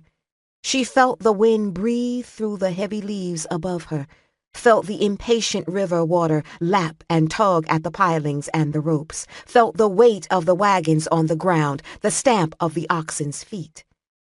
Felt that she wasn't alone. He was about 20 feet from her, crouching at the base of a tree at the edge of the compound. Ha, she thought, easing silently to her feet. She made it to within 5 feet of him before his head turned sharply. Surprise, Maskell said, a barely voiced whisper. She had surprised her swordsman this time, she felt, and annoyed him too, though it was too dark to read his expression. He was sitting among the knobs at the base of an old cypress, the sheathed Ciri on the ground in front of him. This close to him, she could still sense the scent of the Temple of the Seer on him from when he had bathed in the sacred Bare. He didn't say anything as she settled next to him, but after a moment he evidently decided not to hold it against her, and whispered, "It hasn't moved since it came out of the river." Maskell hadn't expected to see whatever spirit had come ashore during the play, at least not until it moved into the compound. "How long have you been watching it?" She could feel him looking at her. "Since the middle of the play." Shifting to face forward again, he added, "I saw the lamps go out, too." She decided not to correct his impression that she had seen the lamps blown out and not belatedly notice the absence of light. She scanned the bank, but still couldn't see where the damn thing was. Giving in, she said, "Where is it?" There was a snort of exasperation, and he leaned closer to her to point. "There, next to the boat with the broken hull. "In the reeds," he said. She squinted. She could see the beached boat, a narrow-hulled slip used for quick travel. There was a crack in the hull, and it had been left abandoned in the reeds on the bank, far from the occupied boats. After a moment she was able to discern a shape crouching near the bow. She gave the man next to her a sideways look, impressed. She had known it was somewhere along the bank, but she would never have seen it on her own, not without the adversary's help. "What is it waiting for?" he asked, still watching her. "Me," she said, and stood slowly. As soon as she stretched her senses toward it, it moved. It stood, too, and came toward her up the bank. A large, dark shape, at least the size of a big man and roughly human-shaped, but its form seemed to flow and shift with the shadows. Maskell frowned, staring incredulously. Water spirits were small, the size of children. They were little gray-green creatures, dangerous to sleeping people or animals, but easily frightened by fire. The man beside her stood, his sheathed sword in one hand. "Magic would be helpful now," he suggested, eyeing the thing that stalked up the bank. "I'm not a wizard, I'm a priestess," Maskell said, not taking her eyes off the creature. "It's not a water spirit." It was something new. Ancestors. What a thought. After all this time, I'd have sworn I'd seen everything. It was within 30 feet of them now, and she hastily rearranged her plans. "Get it to follow you back through the trees." "Fine." He sounded exasperated. "It's not human," she cautioned him as he started to move away. There was a lamp hanging from a post at the top of the water steps, one of those the factor's assistant had relit. As the shape from the river drew near it, the light reflected off and through it, as though the creature was made of black glass. The flame winked out as the thing passed. Her swordsman stopped long enough to say, "No." "Really?" before slipping away. Maskell moved back into the trees, watching his progress. He went down toward the river, coming at the creature from the side and slightly behind it. She saw him bend and scoop up something from the ground, then shy it at the creature's back. Maskell glanced upwards, appealing to the infinite. He threw a rock at it. Rastim could have done that. The creature didn't so much turn around as reverse its direction, moving with the smooth rapidity of rushing water, abruptly closing the distance between itself and the man. He dodged backward, made sure its attention was focused on him, then bolted for the trees.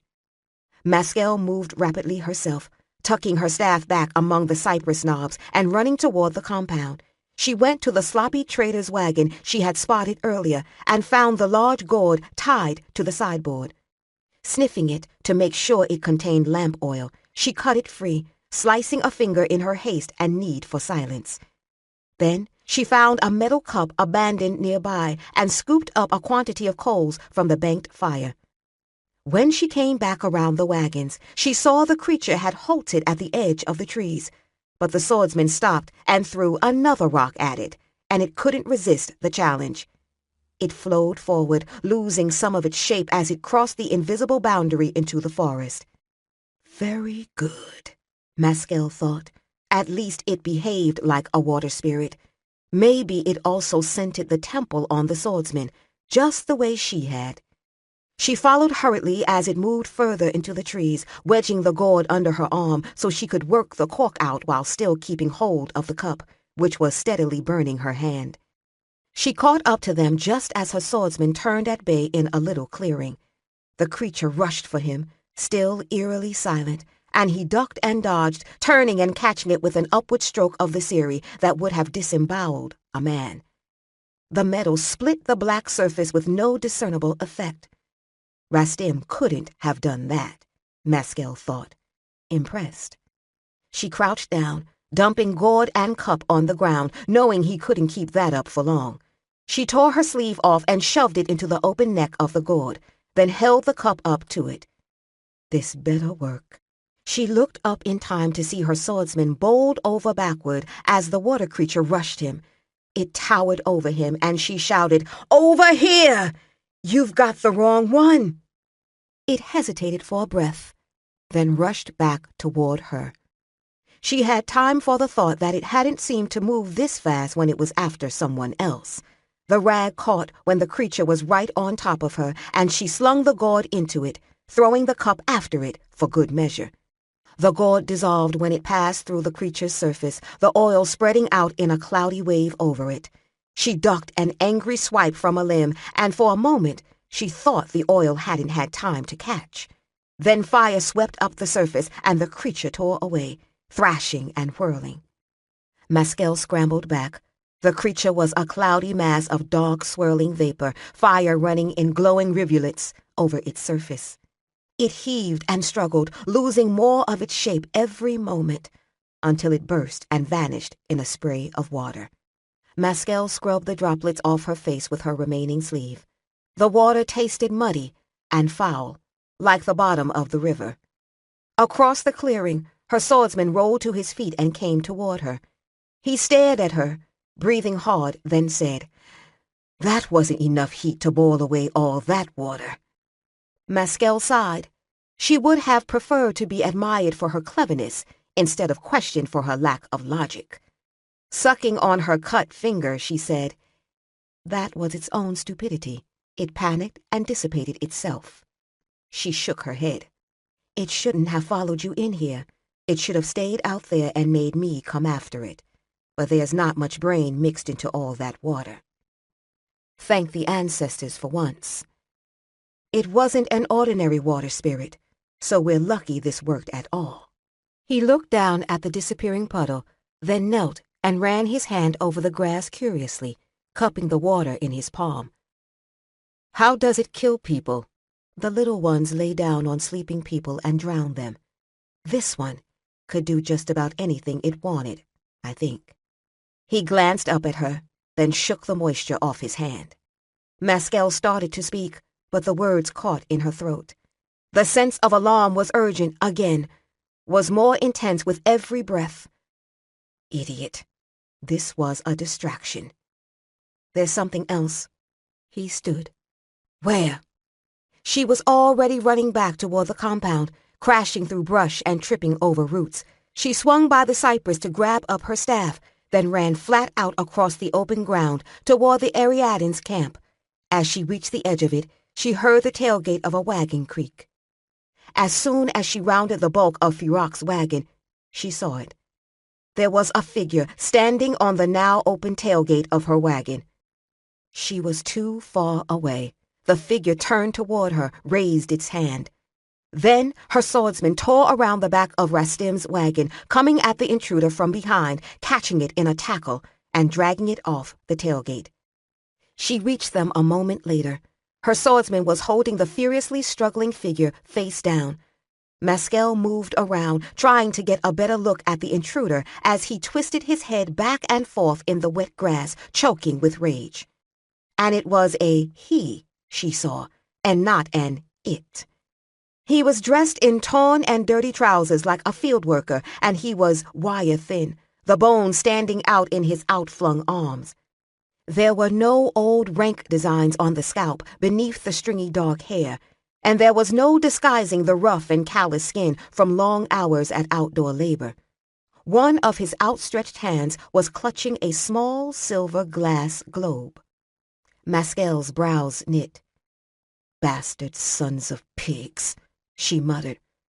The Ariadne, the Malindi, the boatman, everyone inside the post, they all would have been killed.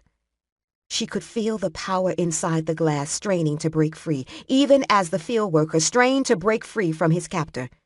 She stepped close and caught a handful of the boy's greasy hair. He twisted away and spat at her, but she had already seen what she needed to see. The pupils of his eyes were as silver-gray as the surface of the globe, opaque and solid, not like human eyes at all. Rastim tumbled out of his wagon and moved to stand beside her, scratching his head and looking down at their unwelcome visitor. Heads were peering out from the other wagons. She stepped back and said, "Kill him." There was a shocked word of protest from someone, and Rastim stared at her. Maskell ignored him, looking down at the man who had caught the boy, preventing him from breaking the globe and setting the curse loose on the compound. He hadn't bothered to draw the Siri, which was sheathed again at his belt. He had his knees planted on the boy's shoulders, keeping him pinned to the ground. The others were silent now, aghast or baffled. The boy hadn't reacted to Maskell's words, though she had spoken in Kusharit, except to make the same gasping, snarling noises he had made since he had been caught. Of course, in teachings, the philosopher Arabad had theorized that speech was impossible without a soul. So the old fool was right about something, Maskell thought dryly. I should write him a letter. She said, "Whoever sent him here tied his soul to the curse in the globe. He's already dead. His body just doesn't realize it yet. It was an old magic, older than the temples, and a foul one." Even though she had just told him to do it, the swiftness still surprised her. The snap of the boy's neck was audible. The swordsman stood, stepping casually away from the now limp body. She recalled that this was the third time he had surprised her, and according to all reputable authorities, 3 was a highly significant number. She sat on her heels and pried the globe out of the boy's hand, bending the dead fingers back to work it loose. She turned it over curiously. The glass was free of defect, the silver-gray pigment blended with it evenly. She knocked it against the wagon wheel. The glass shattered, and the contents spilled out on the grass. There was a general scramble among the Ariadne to move back. When nothing immediately disastrous happened, Rastim returned. "Dried snakes?" he asked, baffled. The globe had contained a bundle of what did appear to be small, desiccated snakes, each no more than an inch or so long. "Not snakes," Maskell said. "Teleworms." The wisps that looked like dried skin were actually their wings. They swarmed like bees, and their poison burned into the blood and made the body jerk and spasm. A few of them could kill a large man in minutes. It would have been an unlovely death for all of them. If the globe had broken while he was still alive, his life would have fed theirs, and they would have swarmed over everyone in the camp. "Gah," Rastim said, or something like it. Old Molly, ever practical, was approaching with a straw brush and a small shovel. Maskell nodded for her to go ahead, and the old woman swiftly scooped up all the dried worms. "The fire," Maskell said. Old Molly gave her a disgusted look, but took the shovel to the cooking fire anyway and tipped its contents in. Maskell got to her feet again, unconsciously brushing her hands off on her robes. She turned and found herself eye to eye with the swordsman. They were exactly the same height. He was watching her with an air of irony. He said, "The priest sent him to kill you because you're a wizard." "The priest didn't send him," she said, mock patiently. "And wizard is a barbarian word." He cocked an eyebrow at her, then suddenly turned, drawing the Siri, facing the open area beyond the wagon. Maskell stepped back, but she heard the footsteps and shouts a moment later. "Damn it, that's the post guard," she said. Rastim was at her elbow. "Hide the body?" he asked, worried. Maskell hesitated. The Ariadne didn't look like much of a match for an armed troop, but their profession made them quick-witted and used to moving swiftly in concert. Having seen them in action when the upper-level scenery had started to come apart during the climax of the performance of Otranto in Hisok City, she had no doubt of their ability to hide a fresh corpse from even a determined troop of guards. Yes, hide the body. Rastim whirled around and gestured quickly. Her swordsmen hopped out of the way as Gardik, Vani, and Firak descended on the boy's body. They swept it away and into Rastim's wagon before the first of the guards came into view. There were about 10 of them, surrounding the wagons at a run. The Ariadne, who knew what part they had to play, milled around near the fire, looking as if nothing odd had happened. One guard came forward, and Maskell went to meet him, leaning on her staff. If he was the captain, he was surprisingly young, and he had intelligent eyes, not something she was glad to see. He said, "There was report of a disturbance here, revered." "Oh, you mean the screaming and thrashing around?" "They were rehearsing their next theatrical, that's all," Maskell said, smiling, gesturing casually back at the Ariadne, who were doing a good imitation of a disturbed hen roost. "A rehearsal in the middle of the night after a grueling day's travel and a long play. At least it wasn't pouring down rain." Not surprisingly, this explanation failed to satisfy. He eyed her a moment, then said, "Who is that? What?" Maskell glanced behind her and almost dropped her staff. She had fully expected the swordsman to disappear. He had had more than enough time. But he was standing a few paces behind her. He had at least sheathed the Ciri. "Oh, him." She looked back at the guard captain. "He's—" Rastim materialized beside her. "We hired him to protect us on the road." Maskell bit her tongue and managed to retain her smile. She had been about to say that he was just another traveler in the compound, drawn by the commotion. She reminded herself to tell Rastim that she had been lying to authority before he was conceived. The guard captain said, "Then you don't mind if we look around?" "Not at all." Maskell shrugged. Rastim gestured expansively. "Go right ahead." He turned and called to his men, "Search the wagons." So that's how it is. Maskell still kept her smile, despite the irrational urge to anger. She had planned for this, hadn't she? The other guards moved forward. Maskell turned back to the wagons and found herself facing her swordsman again. He was looking at the guards with an intent expression that she had previously seen only on cats, waiting for unwise lizards to venture out of woodwork, and he had his hand on the hilt of the Ciri.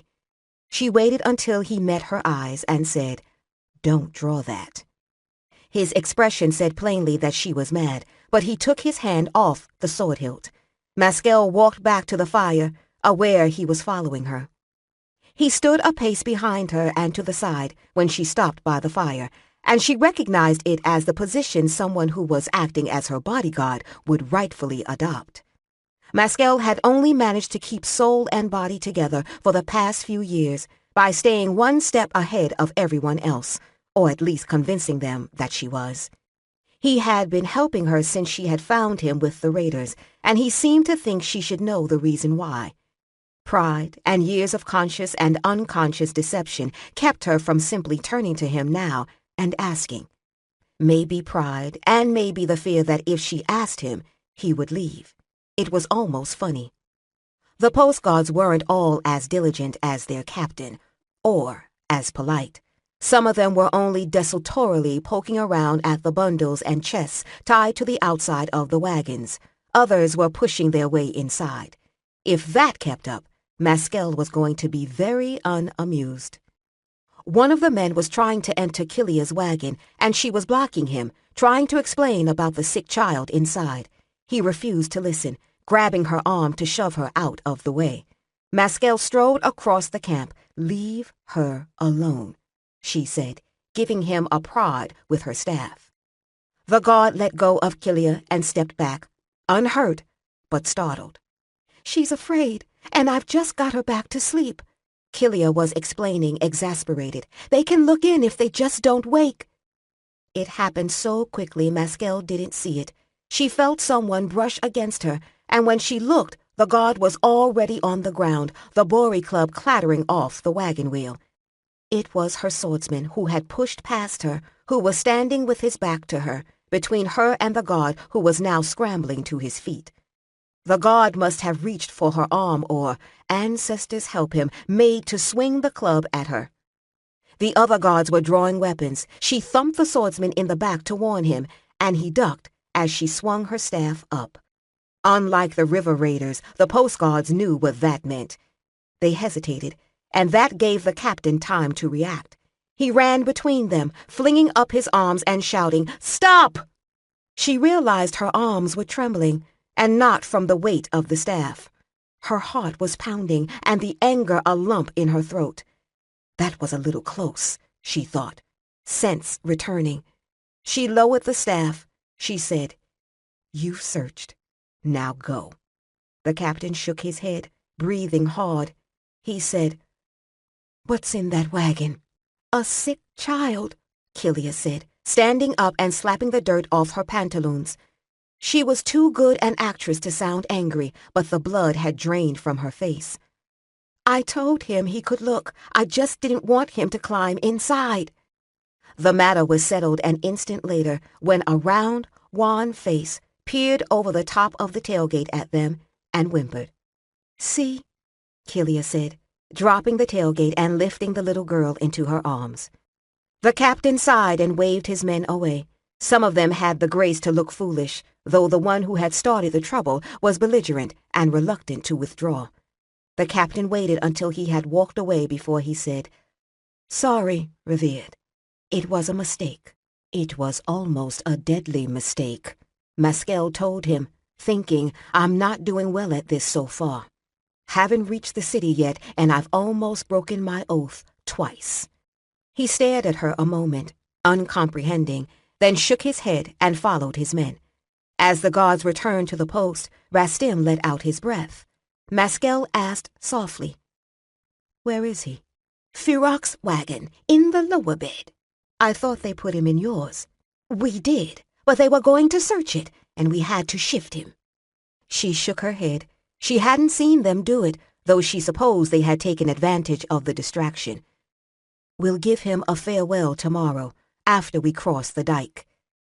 A funeral on the eve of entering the temple city was not auspicious.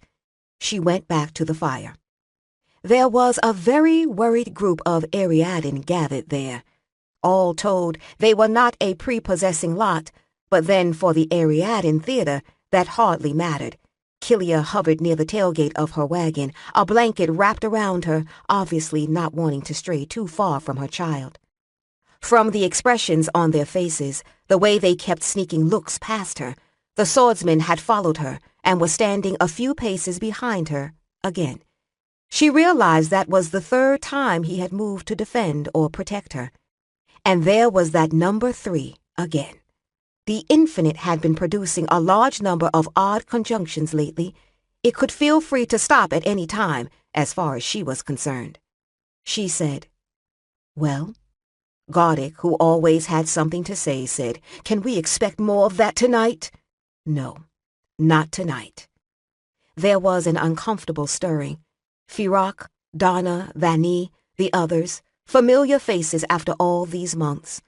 They were 9 in all, not very many to perform some of the more elaborate productions, but the imperial capital of Duvalpur would appreciate the intricacy of Ariadne Theater, where the provincial cities hadn't.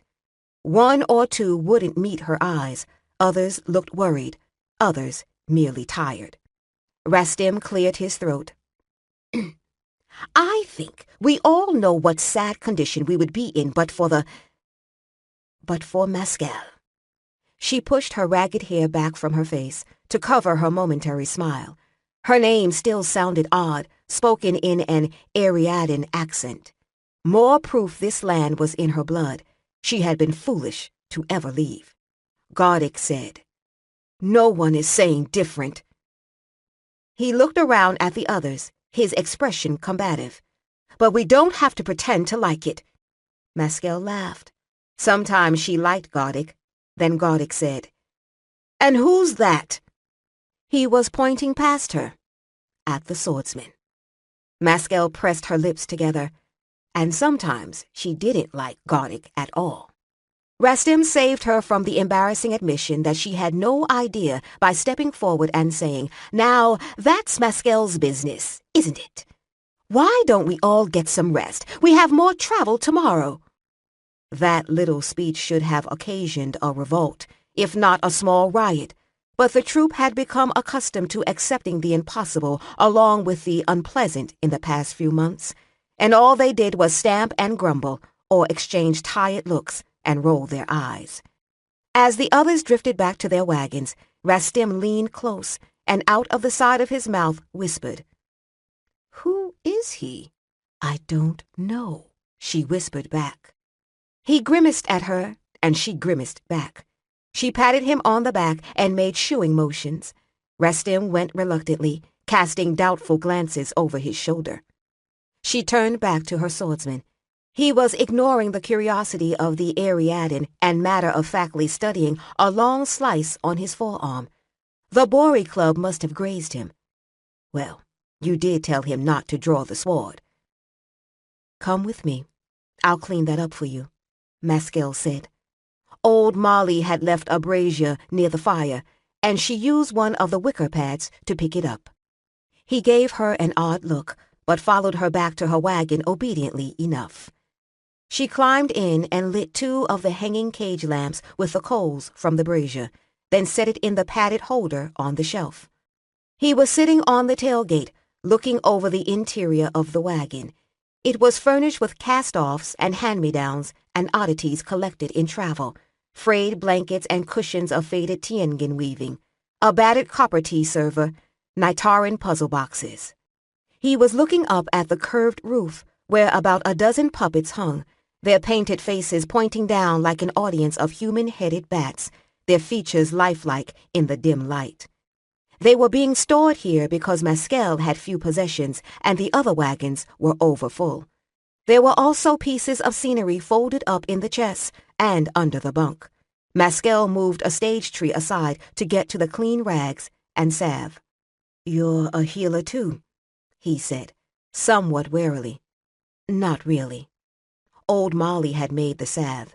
Maskell wasn't going to mention that in case he had seen the old woman outside.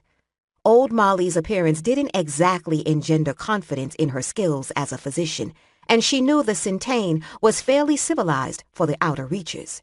She looked up and saw he was still sitting on the tailgate. She lifted a brow. I could toss it to you. He came further into the wagon, taking a place on the bench almost within arm's reach. But again, she had no sense that he was afraid, just careful, like a strange cat that had chosen her for a companion. She took his arm and wiped the blood away. She felt him react to the contact, just a slight start, perhaps because her hands were cold. His skin was very warm, and she was more aware of the pulse beat in his wrist than she should be.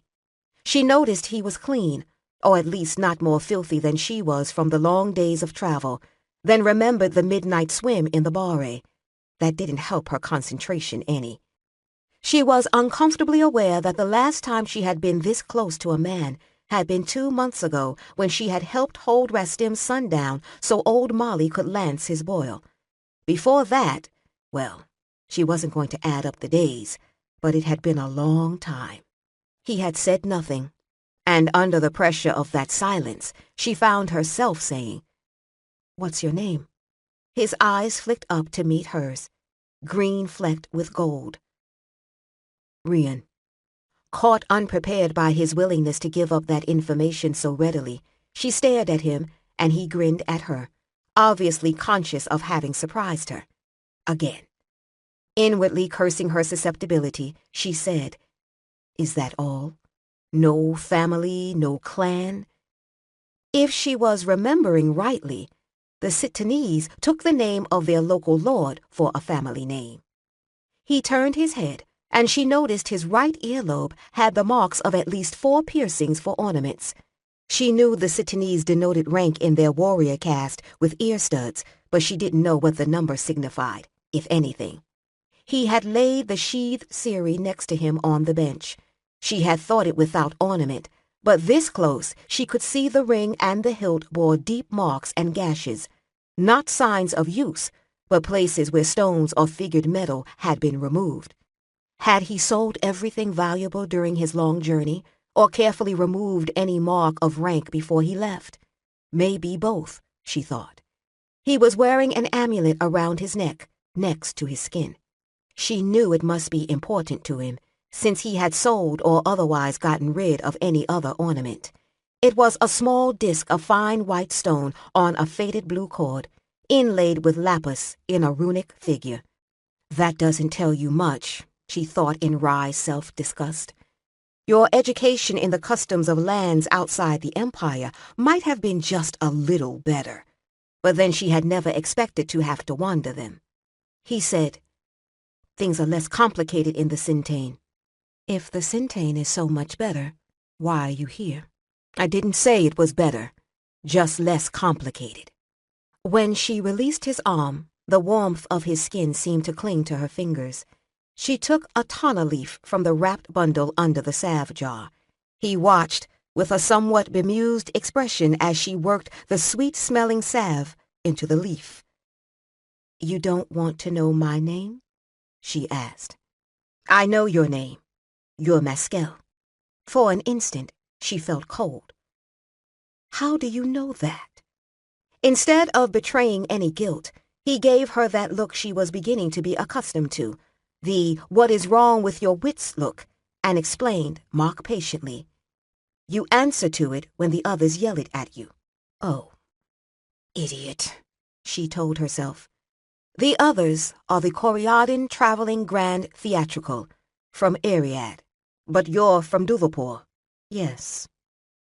She took his arm again and laid the leaf along the cut, then bound it in place with a clean strip of cloth.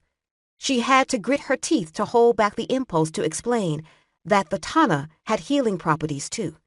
His opinion that she didn't know what she was doing was as palpable as the dampness in the air.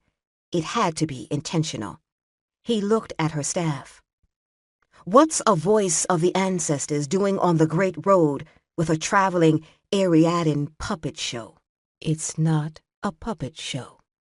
He looked up at the puppets suspended from the wagon's ceiling, one eyebrow lifted in eloquent comment. "It's not an ordinary puppet show," she explained, tying off the bandage and aware she sounded like a fool, and that they had somewhat strayed from the subject at hand. She looked at him, he looked back, still with that same air of ironic comment. He wasn't afraid of her at all, careful, but not afraid. That might be ignorance, but he had called her a wizard, and if she understood what the Sitanese meant by the word, then he should have been. "Why did you follow me? You were avoiding the road, weren't you? Why come to the Sair and risk the temple guards?" As if she hadn't spoken, he said, "If it wasn't the priest that sent that boy, who was it?" Since she had left Duvapur years ago, no one had spoken to her with this sort of directness.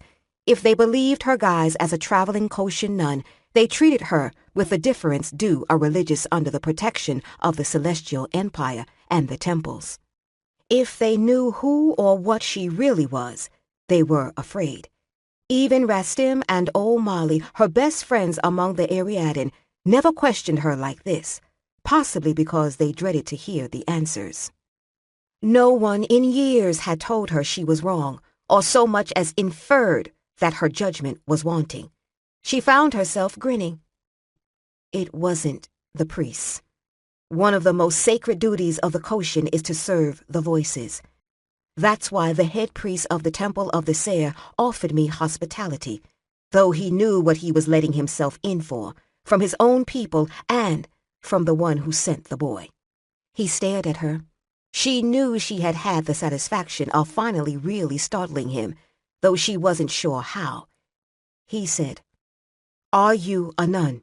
"Once. Not now."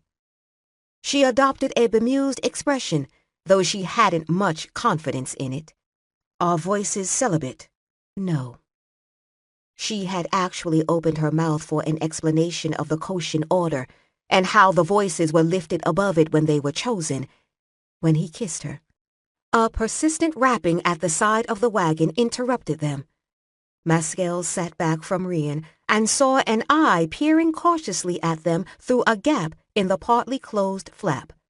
Rastim's voice said, "Excuse me?" Maskel got up and tore the flap open. What? Rastim stepped back, pointing across the compound. "The guards are still watching us," he whispered urgently. She looked past the wagons toward the post and saw several of the guards at the bottom of the stairs, apparently in idle conversation.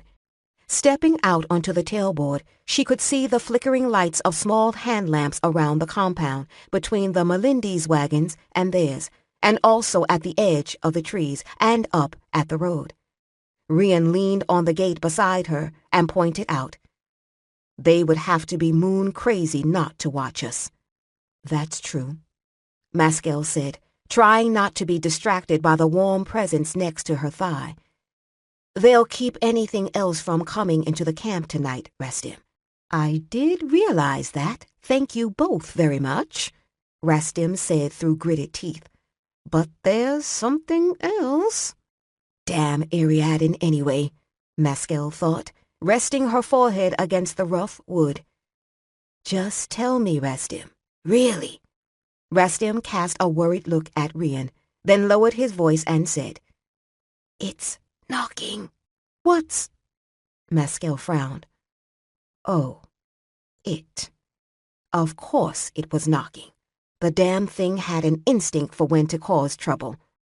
I'm afraid they'll hear it, Rastim elaborated. Yes, I've got the idea now. Rian looked from one to the other. Hear what? She let out her breath. All right, let's go do something about it. Rian jumped down from the wagon behind her and followed them over to Rastim's wagon.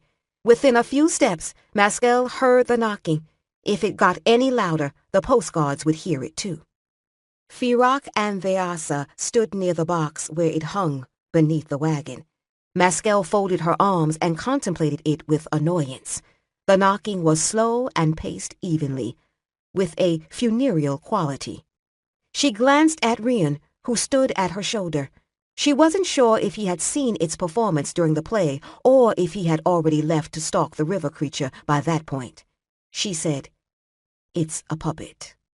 Rian frowned at the box, then looked at her again. It's moving.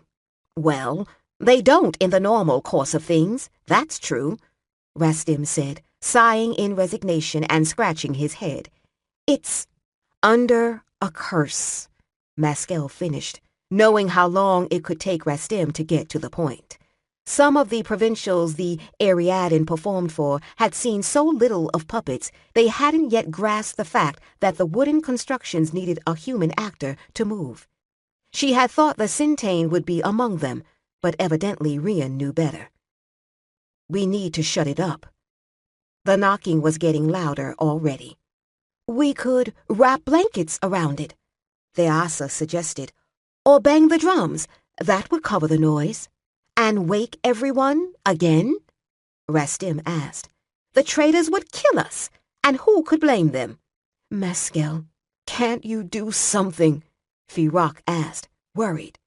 The puppet that walked out by itself during the play. Rian persisted. Yes. Maskell rubbed her forehead. If she used her power, it would just draw more unwelcome attention from the spirits of the river and the jungle, and there was too strong a chance of other attacks tonight, as it was. Rian folded his arms. If you tell me why it's cursed, I'll tell you how to stop the knocking. They all stared at him. Maskell raised a brow and looked at Rastim, who shrugged doubtfully. It was obvious he didn't think Rian could fulfill the bargain. She said, They were performing in Corvalent, and had heard stories of a man called Magister Akavir their whole way through the province. He had a reputation as a penurious tyrant. Rian looked at Rastim, who muttered, I thought it was just a myth. The Ariadne treat their rulers with less deference, and it's very common to make fun of them at public plays and festivals. A sense of humor is considered very important in any high official. So, one night, to please a balky audience, they substituted the name Magister Akavir for some bumbling court official in one of their Ariadne plays. It worked. The audience did love it. And guess who was there in the very town they were performing in? There was some feet shuffling, and Vyasa sighed. The knocking, Rastim prompted. Rian shook his head, as if reconsidering his association with them. Put the box underwater. It'll muffle the noise. Maskell rubbed the bridge of her nose. Good. Now I feel like a fool, too. Rian didn't realize the full efficacy of his suggestion. Water wouldn't only muffle the sound, it would provide a barrier that the curse's power couldn't penetrate. Not the river. Running water would be best, but she didn't want to see Magister Akavir's curse and the river in its current state brought together, and they needed to be able to move quickly.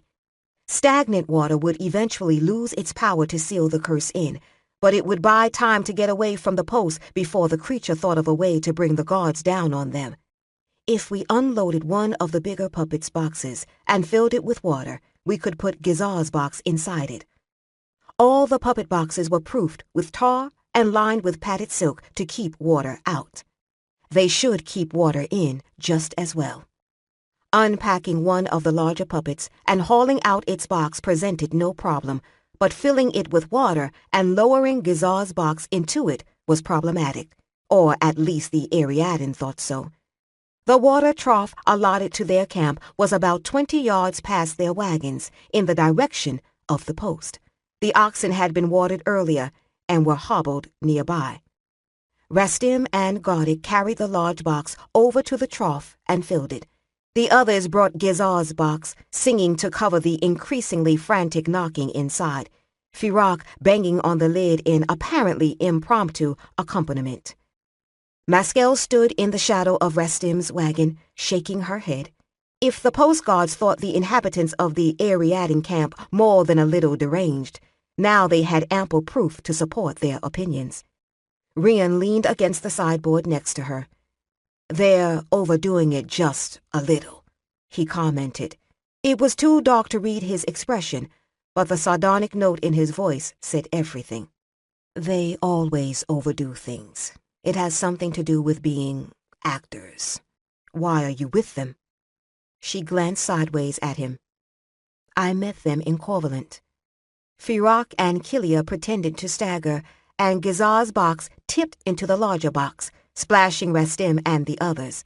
The guards, watching from the steps of the post, didn't react except to exchange glances. Probably struck dumb with amazement, Maskel thought. "The performance that Magister Akavir objected to?" Rian asked. "Yes, I was in the audience too." Akavir hadn't wanted to listen to reason, and Maskel had had to frighten him a little to discourage him from violence. Another small violation of her oath. Perhaps the ancestors would consider it small as well, and perhaps it had escaped the ancestors' notice how much she had enjoyed it. Not likely. Rian was still looking at her. He wanted to kill them. The curse was a compromise. The Ariadne were carrying the large box back to the wagon slowly, ready to burst into song if the knocking was still audible, but the water muffled the noise admirably. Maskel knew they would have a needlessly elaborate story to explain their actions if anyone asked. She glanced briefly upward in wordless appeal to the ancestors, who are probably laughing themselves sick, she thought. They've made too much out of this since it happened. You'd think a cursed puppet was the end of the world. She needed to stop trying to think of a way to lure Rian back into her wagon and focus on the present situation. The continued interest of the postguards was a problem, considering the activity of Gizar the puppet. Putting it in the second box was a good stopgap measure, but it would only work until the creature thought of something else. "Why are they going to Duvalpur?" Rian asked. "To get the curse on the puppet removed." She watched him carefully and added, "I'm going to Duvalpur because the Celestial One asked me to." Rian shifted against the wagon. "And you thought no one would look for you in a troupe of play actors." "No one did. Not all the way from Corvalent, and I had had a great deal of trouble before then." She let out her breath.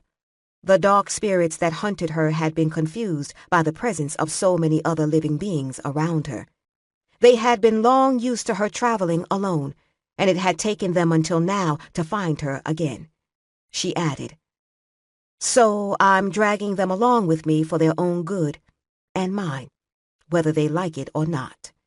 Rian said nothing for a moment, then, "Why don't you use your magic?" Maskel smiled to herself. The night was turning wild, the wind was up, and the river still rushed through the pylons supporting the post. She said, "It's not mine to use," and walked away.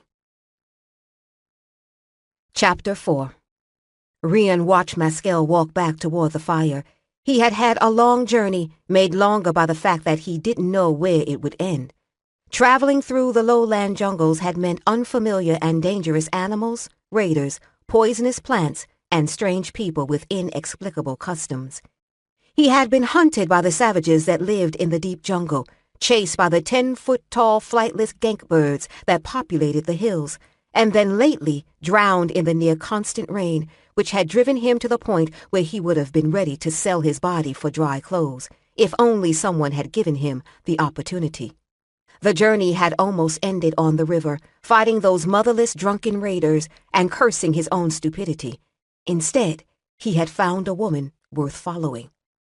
She was also a woman who thought a curse that could make a thing of painted wood stand up and walk was a minor annoyance. He had seen what the priest-shamans of the Sintain were like, but she had saved his life, and it wasn't as if he had anything to lose. Nothing matters, remember? You gave up your honor, he reminded himself.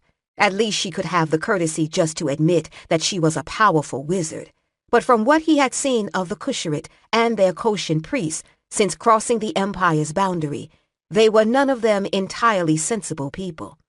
The leader of the Ariadne had come back from disposing of the puppet's box and now stood staring at Rian, his expression a grim glare. Considering that he was nearly a full 2 feet shorter, Rian didn't find it a particularly daunting sight. Rastim said, "I don't know who you are, but you watch your step. She's an important lady in the Celestial Empire, a powerful lady." Rian shook his head and looked away to conceal his grin. No. Really? When the obvious eluded him to that extent, he would lay down in a hole and the little actor would be welcome to cover him up. What's the adversary, and how is it different from a voice of the ancestors? He had been hearing people swear by the adversary most of the way through Gadale province, and more since he had crossed the border into the Empire proper, but he had never heard what it was or that it had a voice. Rian had learned Kusharit back in Riverweight to speak to the provincial traders who traveled across the Sintain to the mountain caravan trails, and who often brought important news of what the other Sitanese holder lords were up to. He knew enough of the language for everyday conversations, but he had never learned the subtleties, and he had been unable to tell if the people were afraid of the adversary, or worshipped it, or both. Rastim looked cautious, as if the question held a hidden trap. "What are you talking about?" "You heard me. To the priests at the big temple, she said she used to be the voice of the adversary." "What did she mean?" The Ariad's face went still and sincere, by which Rian took to mean that he was about to hear a very big lie. He wasn't disappointed. Rastim glanced around, as if checking for hidden watchers, as if the rest of the Ariad weren't staring curiously at them from across the little circle of wagons, and said in a whisper, "The adversary's a demon. The demon of all demons." Rian folded his arms and looked bored, because he knew that would annoy the little man more than anything else. "That's pig shit. The Koshins don't believe in demons. We know that even in the Sintain, play actor. Nobody was really sure what the Koshin religion was, but they knew what it wasn't, and it didn't have anything to do with the grubby cult of demon worship that had spread in some of the outer provinces, with its curses and witching dolls and trading blood for supernatural favors. The odd thing was the Koshin temples in the provinces hadn't tried to stamp it out, the way the Dial priests had. The Koshins had simply treated it with a supreme indifference that was more damning than any attack. Rastim glared. All right. It's some Koshin thing, like some spirit of bad luck and vengeance, or something. Bad luck. Rian sounded skeptical, though he thought Rastim might be telling the truth now, at least as he saw it. Bad luck and bad things that happen, something like that, and taking revenge on people and justice. If it was part of any sensible religion, they would call it a demon. They all get together and draw lots for who has to be its voice. A symbol for it is carved into the base of every doorway of every temple to scare other demons away. The last part sounded inexplicable and kosher enough to be true, at least. Rian drew breath to pursue the question, but from across the camp, Maskell said, "Rastim, we can't stay here." She was standing by the banked fire, her arms folded, staring off into the night. Rastim muttered, "I was afraid of that," and went to her. Impatiently, she pushed her dark hair back from her face, and in the glow of the firelight, Rian could see the loops and whirls of the Koshin tattoo, just at the edge of her hairline. She said, "We have to push on to Ilsat Kio tonight, or we'll just have more trouble." Rastim shook his head. "What good will that do? It will just be as bad there as here." "Not there. Ilsat Kio is a temple of the adversary." "Oh," Rastim said, shifting uncertainly. Rian noted that he didn't look quite so unconcerned about the adversary as he had implied before. Maybe the Ariadne believed more of that demon story than he had thought. Maskell was looking up at the cloud-heavy sky. "When we get up on the road, move the body to my wagon." Grumbling, but not too loudly, the Ariadne made ready to leave. They were so afraid of the cursed puppet, Rian knew it must have done much worse than walk out during plays or knock on its box. Rastim seemed to be the only one nervous of the prospect of visiting a temple of the adversary. But then the others seemed to know little of the Koshins. Not that Rian knew much of them either. Until crossing the river, he had avoided even the small villages, in case the hunters the Holder Lord's heir had sent dared to trespass so far on imperial territory. One night, not long after he had crossed the border, he had stumbled on what seemed to be a small abandoned shrine, and driven by pouring rain and exhaustion, he had spent the night on the stone flags under the dome, looked down on by the hundreds of faces carved into the walls. In the morning, he had realized what he had been too dazed to notice the night before. The shrine had been empty but clean swept, undisturbed by animal droppings or even blown leaves and dust, and he knew it wasn't abandoned. He had fled, not wanting to be seen by even some lonely Koshin monk caretaker. As Rian helped harness the oxen, he watched the postguards watching them.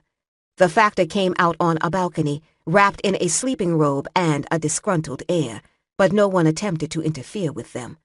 Either the postguards weren't inclined to pursue a problem that seemed to be leaving of its own accord, or the factor wasn't anxious for another confrontation with Maskell.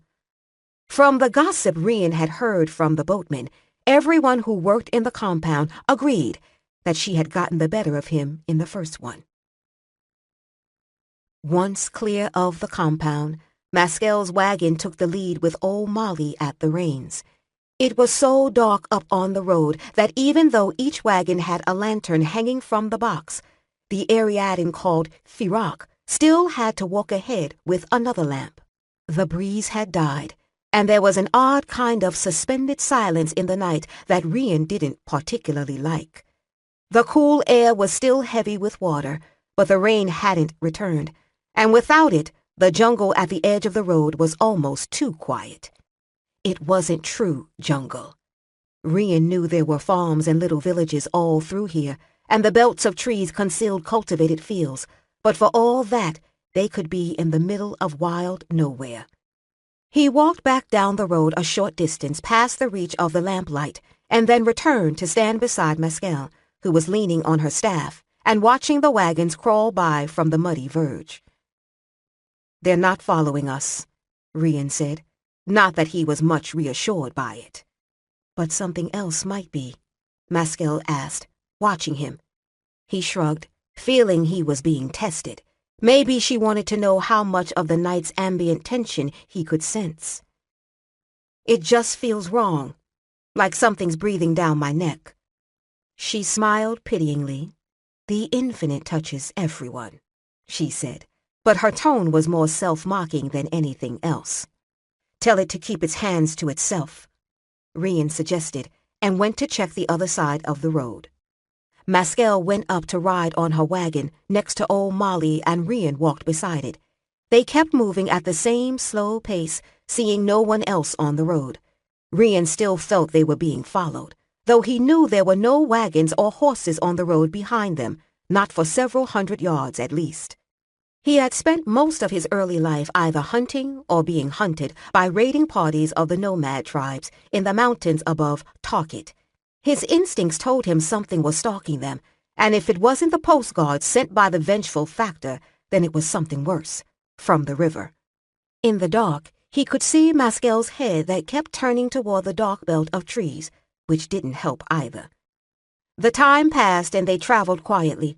Only the occasional snuffling of an ox or a sleepy murmur from one of the other wagons disturbed the peace. After a time, Maskell climbed down from the wagon and walked along the roadside next to Rian, the glow of the lamp tied to the wagon board lighting their way. She muttered, "If it has any wits at all, it has to know we're making for the city boundary and Ilsat Keo." Rian assumed it was another water demon, following them along the river's course. If it was something worse, he wasn't going to ask. "If it could stop us, and it doesn't, there's got to be a reason for it," he said, thinking of an ambush somewhere ahead in the dark. "So say it doesn't want to stop us." She halted on the muddy bank and leaned on her staff, thoughtful. The wagon with the lamp pulled ahead and Rian couldn't read her expression in the dark. Sounding frustrated, she said, "I can't tell if it's self-aware and following us out of some intelligent motive, or if it's just a remnant of what attacked us before, tied to the boy's body and trailing it. Or if it's both." "When are you going to get rid of the body?" Rian asked her. The corpse had been rolled in an old blanket and placed in one of the canvas slings that hung underneath the wagon, which were used to haul fodder for the oxen.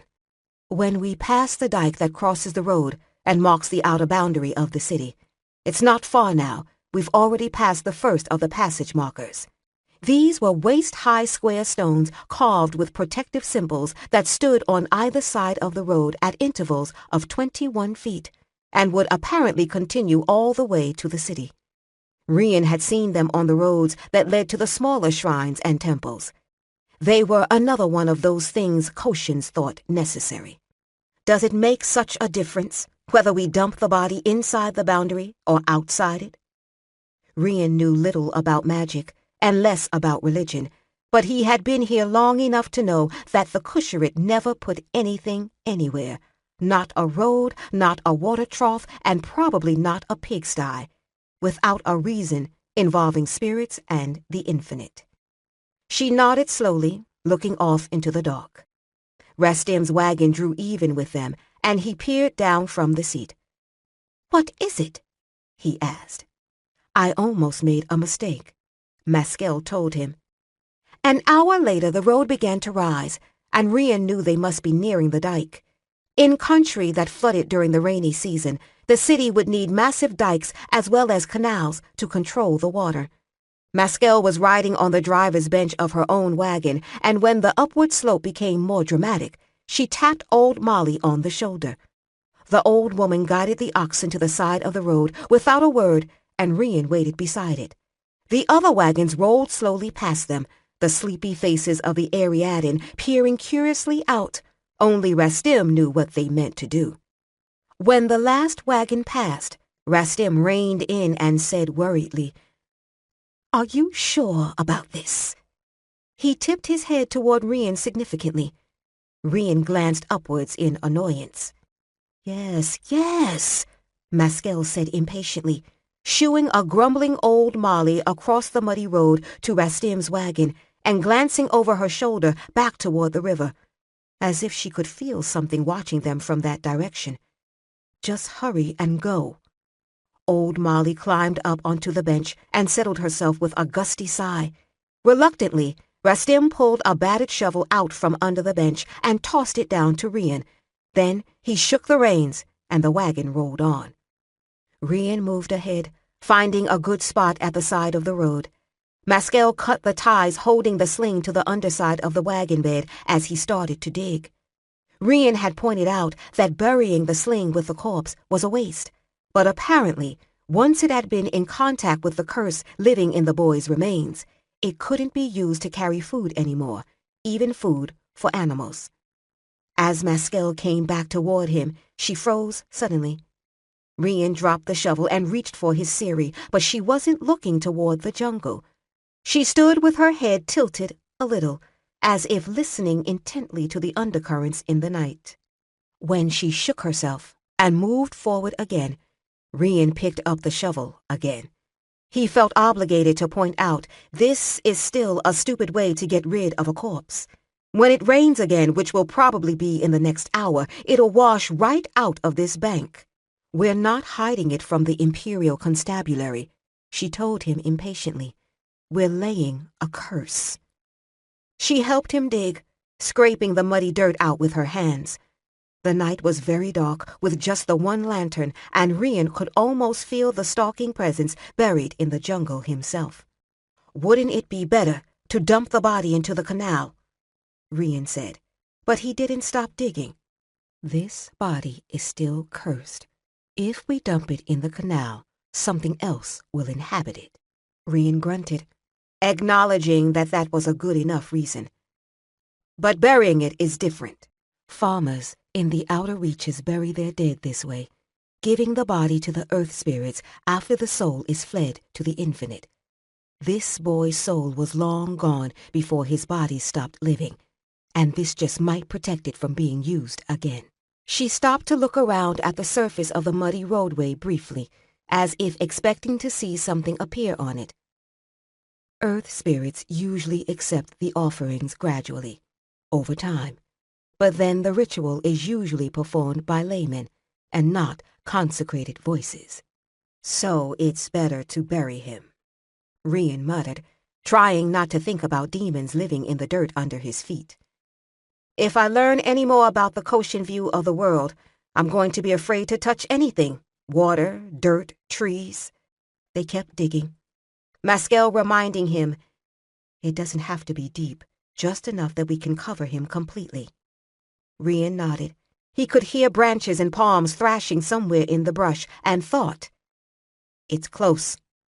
Finally, Maskell said, all right, that should do it, and sat back on her heels, breathing hard. Rian tossed the shovel aside and ran for the body, dragging it in the sling back toward the hole. Maskell helped him bundle it in. He grabbed the shovel again, but she held up a hand, not yet. He hesitated, glancing toward the trees and the heavy brush. The thrashing was closer, as the intruder in the jungle fought its way toward them. What it was fighting, he had no idea, except that it was obviously fighting something. Rian dropped the shovel and drew his sword, putting himself between Maskell and the edge of the trees. Whatever she was going to do, he didn't want it interrupted. What else is out there? The trees, the rocks, the moss, the birds, everything in the jungle. The spirits that live there resist the intrusion. Maskell spoke hurriedly, clawing through the pile of dirt. She had dropped her staff beside the pit, and in their haste, they had buried it. Maskell uncovered the staff and scrambled to her feet.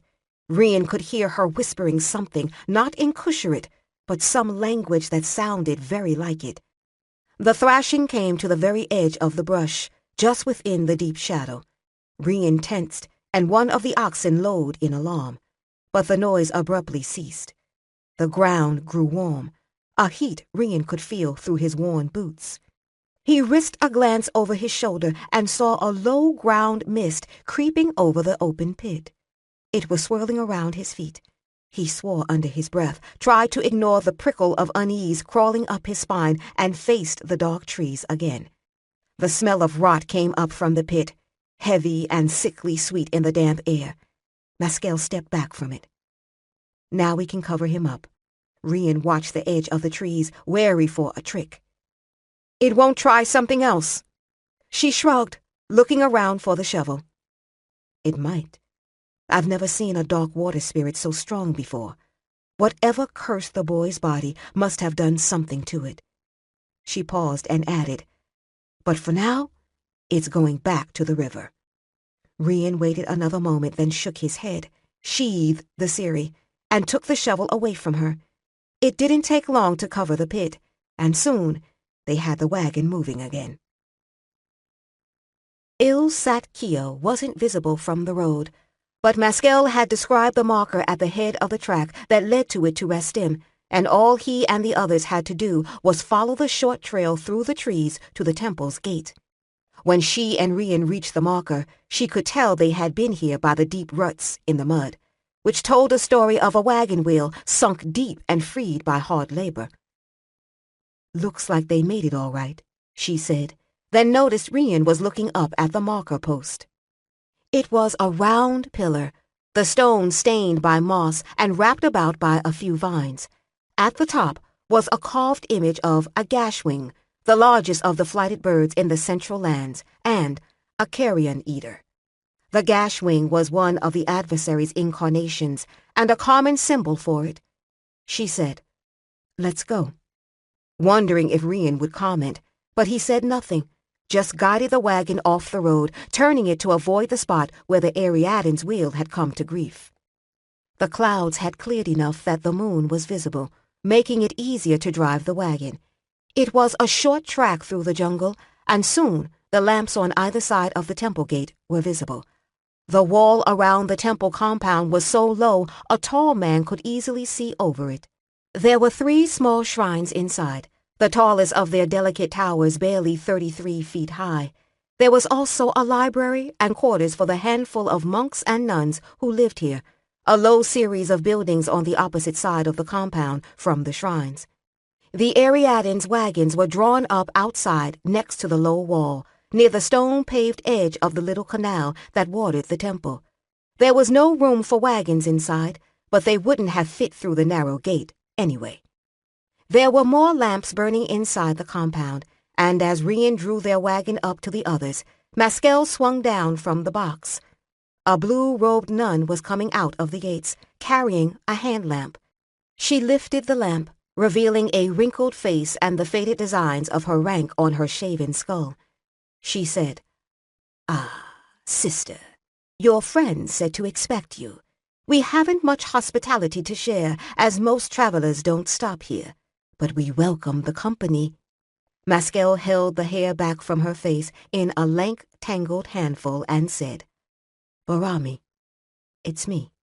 The older woman stopped, staring, screwing up her eyes to see, as if she had to read the remains of Maskell's rank design, barely visible at the edge of her hairline. "My child, it is you," she said finally. She put the lamp down with a shaky hand and came forward to embrace her. Maskell managed not to hug her too hard, feeling her eyes prick with foolish tears and annoyed at herself for it. The old woman felt as light and fragile as a dry wisp of grass. She said, "I had to come here, Barami. It wasn't safe on the road." She laughed, though it wasn't funny. "Do you think he'll mind?" Barami drew back, smiling and shaking her head. "If he does, that would be answering us at least, one way or the other." Rian was unharnessing the oxen, and she waved at him, the gesture taking in the others already in the compound. "Your companions are all most welcome." Old Molly appeared in the gates and hurried toward them, taking the lead oxen and the harness away from Rian and batting at him when he tried to help. Barami took Maskell's hand and led her to the temple. The compound was awash in light, the stone lamps set on the pillars and the edges of the shrine's platforms all lit now, revealing the pinkish-gray tint of the stone and chasing shadows through the filigree of carvings. Parrots and tigers and female figures wove through the 3-tiered pediments and the heavy decoration around the doors. A group of seated figures that managed to combine the grotesque with the whimsical, men with heads of monkeys, another of the adversary's incarnations, guarded the small open court in the center, life-sized and lifelike in the flicker of flame. On the packed dirt of the open space in front of the monastic quarters, Firak was giving an impromptu demonstration of Ariadne theater with one of the small string puppets, a curious group of monks and nuns gathered around him. Maskell saw with relief that most of them were too young to remember her. They didn't look at all upset at having their rest disturbed, but then Koshians were used to going without sleep when the rites required it. Kilia was sitting on one of the low walls, her daughter in her lap. The little girl looked much improved and curious about the men and women with their shaven heads and colorful tattoos and vivid blue robes. "You're tired," Barami said, looking up at her. "There's time to talk in the morning." She looked at the group around Firak. "I'll send them back to bed. It's not often we get visitors, and never foreigners with such interesting toys. Will you take vigil in the shrine?" "Yes," Maskell sighed, "for all the good it will do." Barami embraced her again and went to chase the others back into their quarters.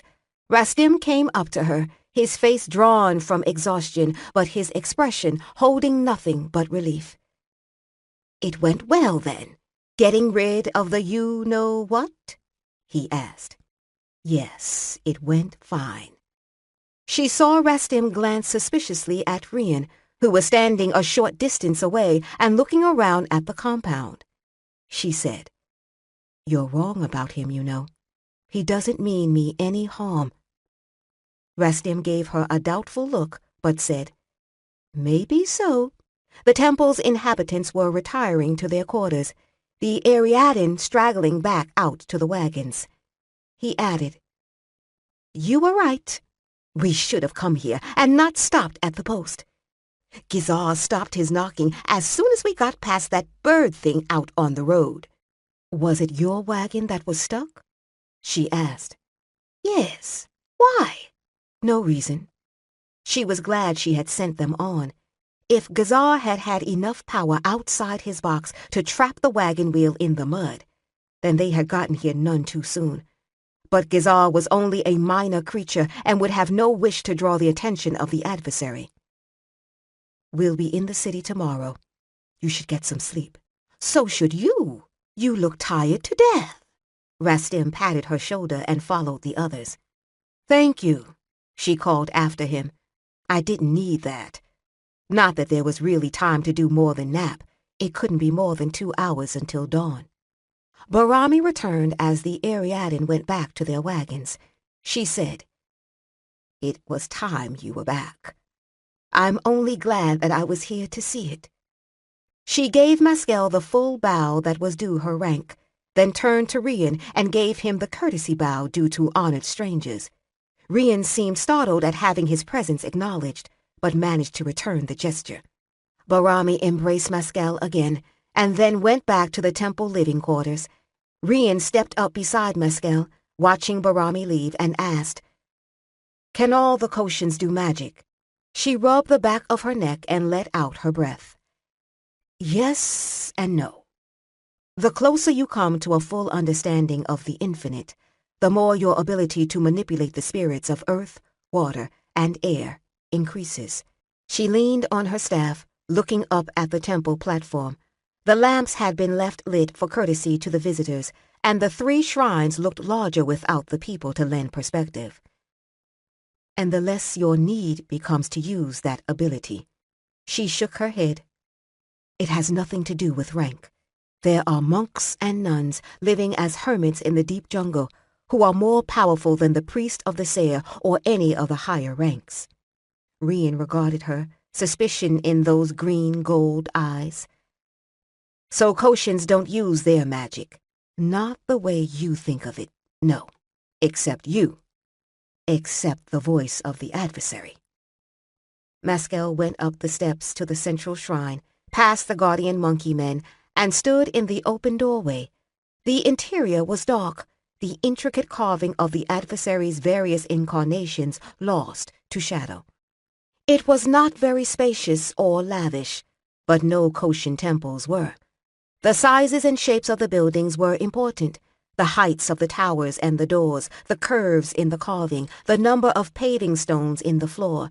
that invoked the spirits of the infinite, not what was inside.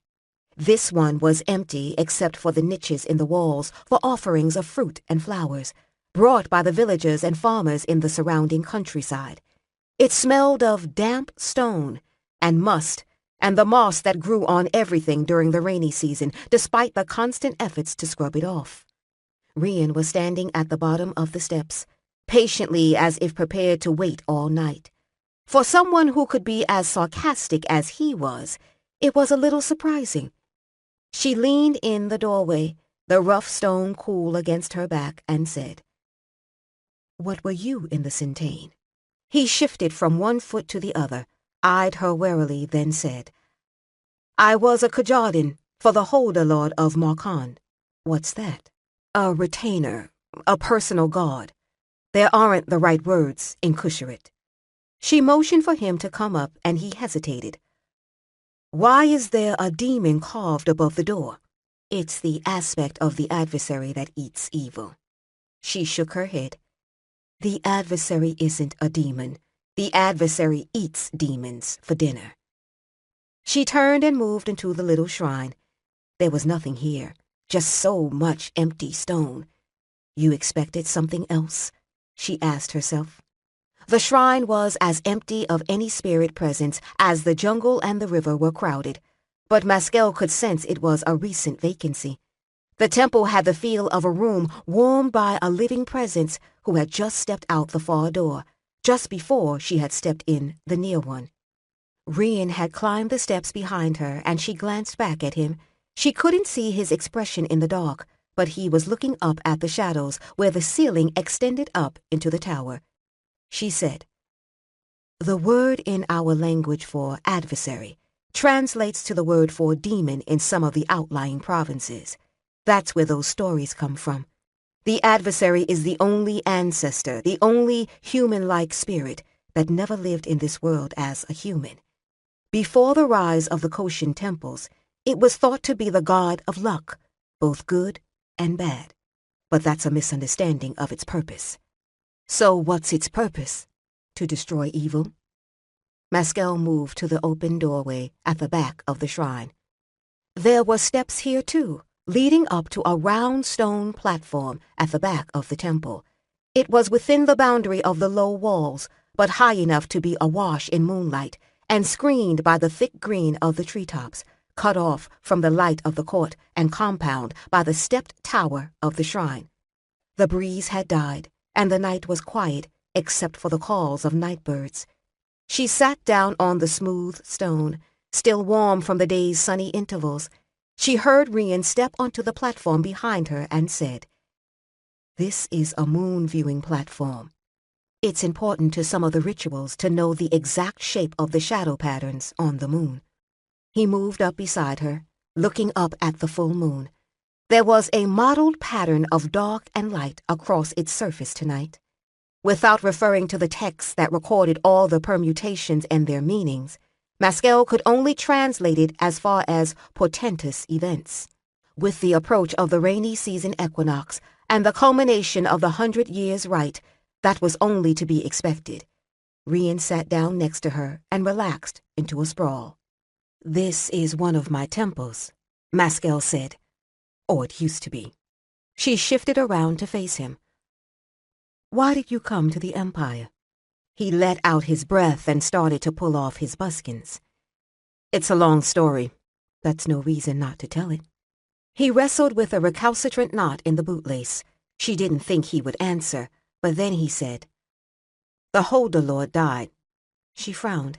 She could see that prying information out of Rian was going to be no easy task, even under the best of circumstances. "You were much attached to him. More so than I thought, apparently." He managed to wrench the buskin off, gasping in relief, and stretched out on his back. Maskell gave up any attempt at subtlety. "I can see why it's a long story, if you tell it like this." He sat up on his elbows. "All right. I'd only been at Markan Hold a year. I was part of a treaty between Markan and Riverweight." "Part of a treaty?" "They trade She hesitated over the word he had used, then settled for personal guards? Not usually.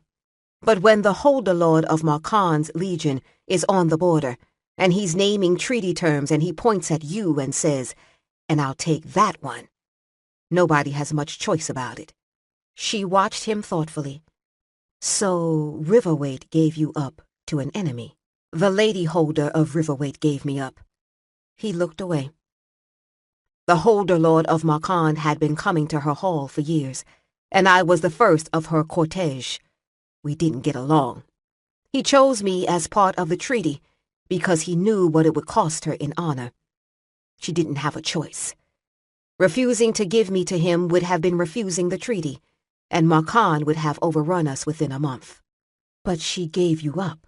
I know that part. We don't have to go over it again, he said, some annoyance in his voice.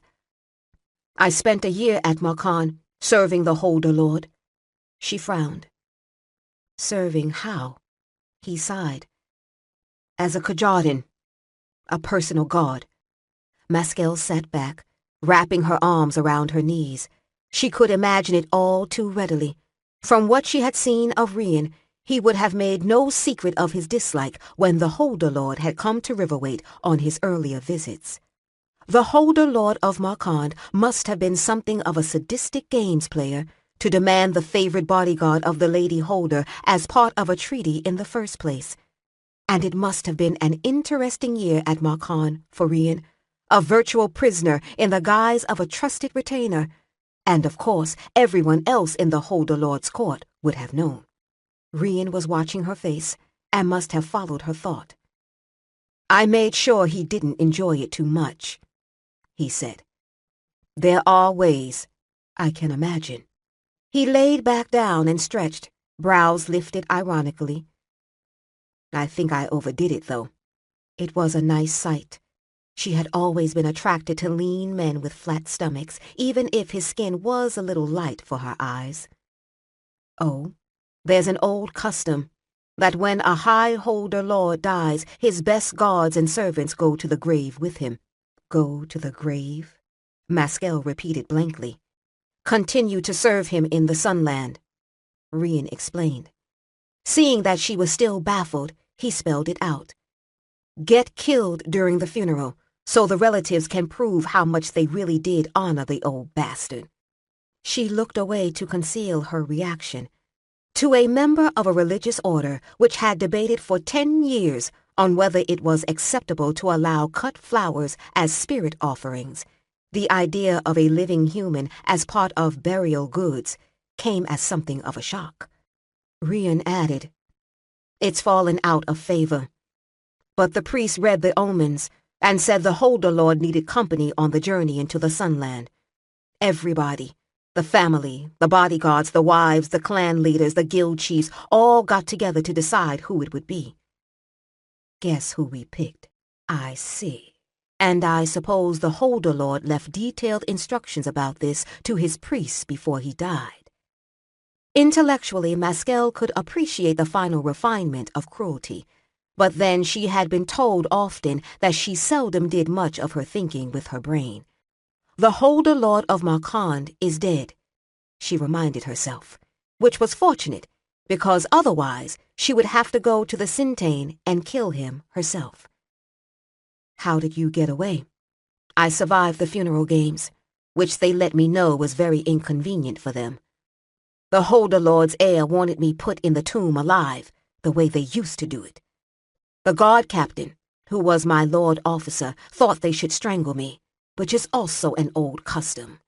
But the chief priest decided to be magnanimous and had them give me a drug that would keep me unconscious through the burial rites, so I'd wake up just in time to suffocate. Small favors.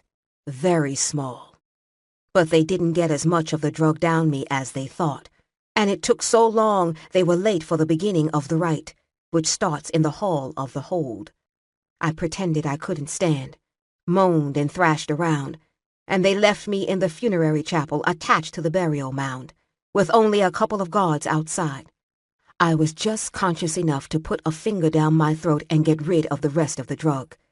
It almost took too long, But I was finally able to wake up enough to take one of the guards from behind and the other when he turned around. I got out of the chapel just before the procession came into sight. There was nowhere else to go, so I headed for the border into Gadale. The heir sent hunters after me, so I had to keep going. He sat up, unbuckled his belt, and half drew the Ciri to show her the hilt. See that? This isn't mine. It's the Holder Lord's. I took it from the offering table. It had panthers and stags worked in gold. I sold those in Tirani. Maskel grinned in appreciation of the irony, though she suspected Rian had regretted giving up the sword's ornaments. Why didn't you want to tell me this? Why make me pry it out of you?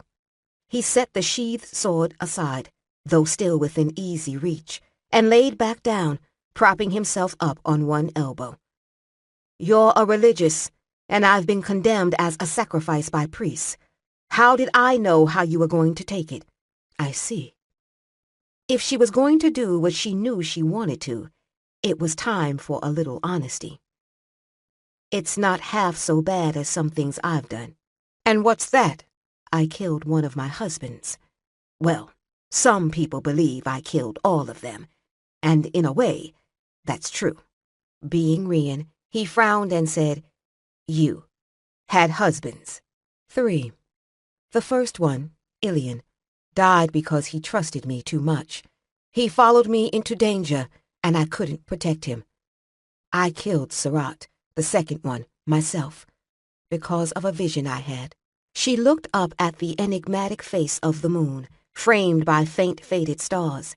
She had gone over this so many times in her own thoughts, but she realized this was the first time she had spoken of it aloud to anyone in 7 years.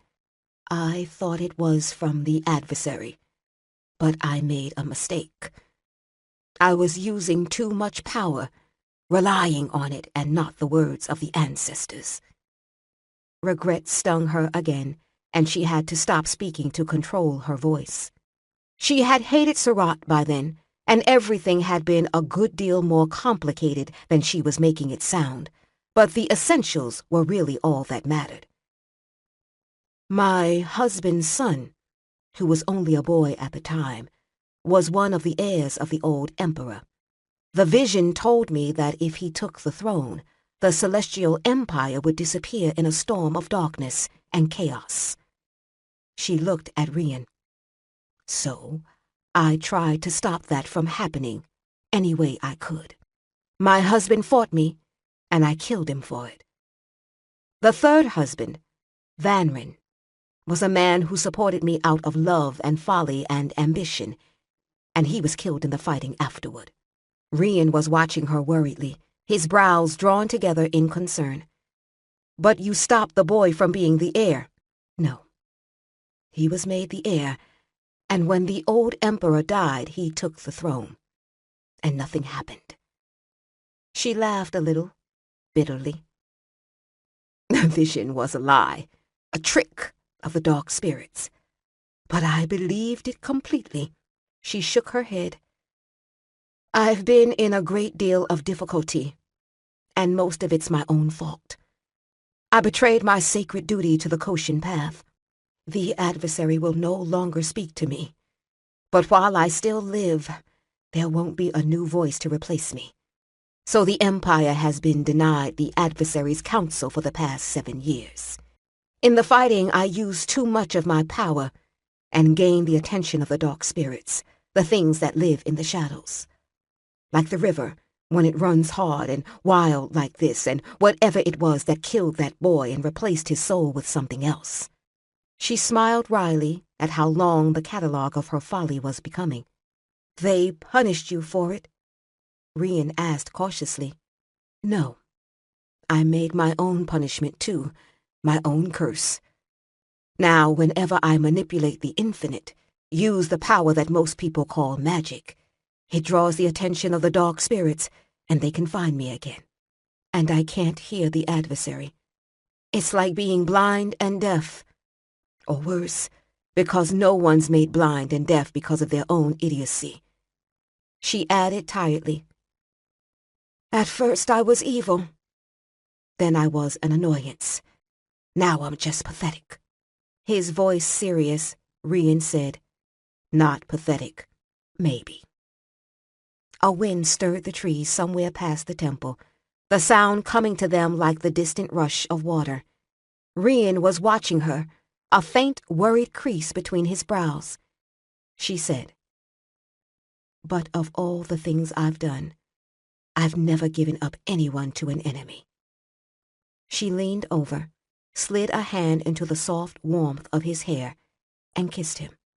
When she drew back, he said, "I knew that when I first saw you," and pulled her down to him again. Maskell had time to remember that her bones weren't 20 anymore, no matter what the rest of her thought, and that the stone beneath them was unyielding, but none of it mattered enough to give her pause. It had been a long time since she had been with a man, and longer still since she had been with one she wanted this much, one who wasn't afraid of her, whose humor and stubborn temperament matched her own. All thought dissolved into lean, hard muscle under her hands, first through tight fabric, and then only hot, bare skin. At one point, Rian managed to gasp, "Is the adversary going to care that we're doing this on his moon-viewing platform?" "No," she told him, laughing. "It's a very ancient, very honored form of offering." Later, her head pillowed on Rian's back, Maskell drifted into sleep. He didn't make a very good pillow, having no comfortable softness about him, so her sleep was light, and the transition from waking world to dream was almost imperceptible at first. The dream landscape was much like the real one, though the moonlight seemed to penetrate the heavy shadows of the trees overhanging the wall to a greater depth, so that she could make out the rough knotted boles hung with moss and the vines entangling the branches. Her physical awareness of Rian's body was still intense. She felt she could have traced every line of muscle, every curve, every old scar. This melded with the dream until she could feel his breathing and his heartbeat as if they were her own. He lay on his stomach, his head pillowed on his arms, drowsing just on the edge of sleep, and kept from slipping fully into unconsciousness by a need to listen for anyone or anything approaching. This gave her the freedom to move further into the dream, rising above the moon-viewing deck to a point near the top of the stepped tower, so that she could see the whole of the temple laid out below her in the dark. The 3 shrines were much as they were in the real world, as were the statues of the seated monkey men and the quarters for the attendants. But the lamps were not lit in the court, and the wagons and oxen didn't stand outside the wall. I'm seeing it at another time, Maskell thought. But is it later or earlier? Then she saw a figure step out of the second shrine and go down the steps, and despite the moonlit dark she recognized herself. She could see that her head was still shaved so that her rank tattoo was visible. Ah, so it's earlier. Then a wave of darkness like a silk drape covered everything, and Maskell found herself looking at an entirely different landscape. Intimacy on the threshold of the adversary's shrine had been used as an offering for generations since the Koshin Order first battled the worship of blood demons for the hearts and minds of the people of the lowlands. Some later Koshin philosophers contended that it had been some wily priest's device to attract converts accustomed to the excitements of human sacrifice, that the spirits of the infinite, not being anthropomorphized deities, were indifferent as to whether their followers had sex or not. But it appeared that those particular philosophers were dead wrong, because with Rian's help, she had gotten herself a dream vision straight from the adversary.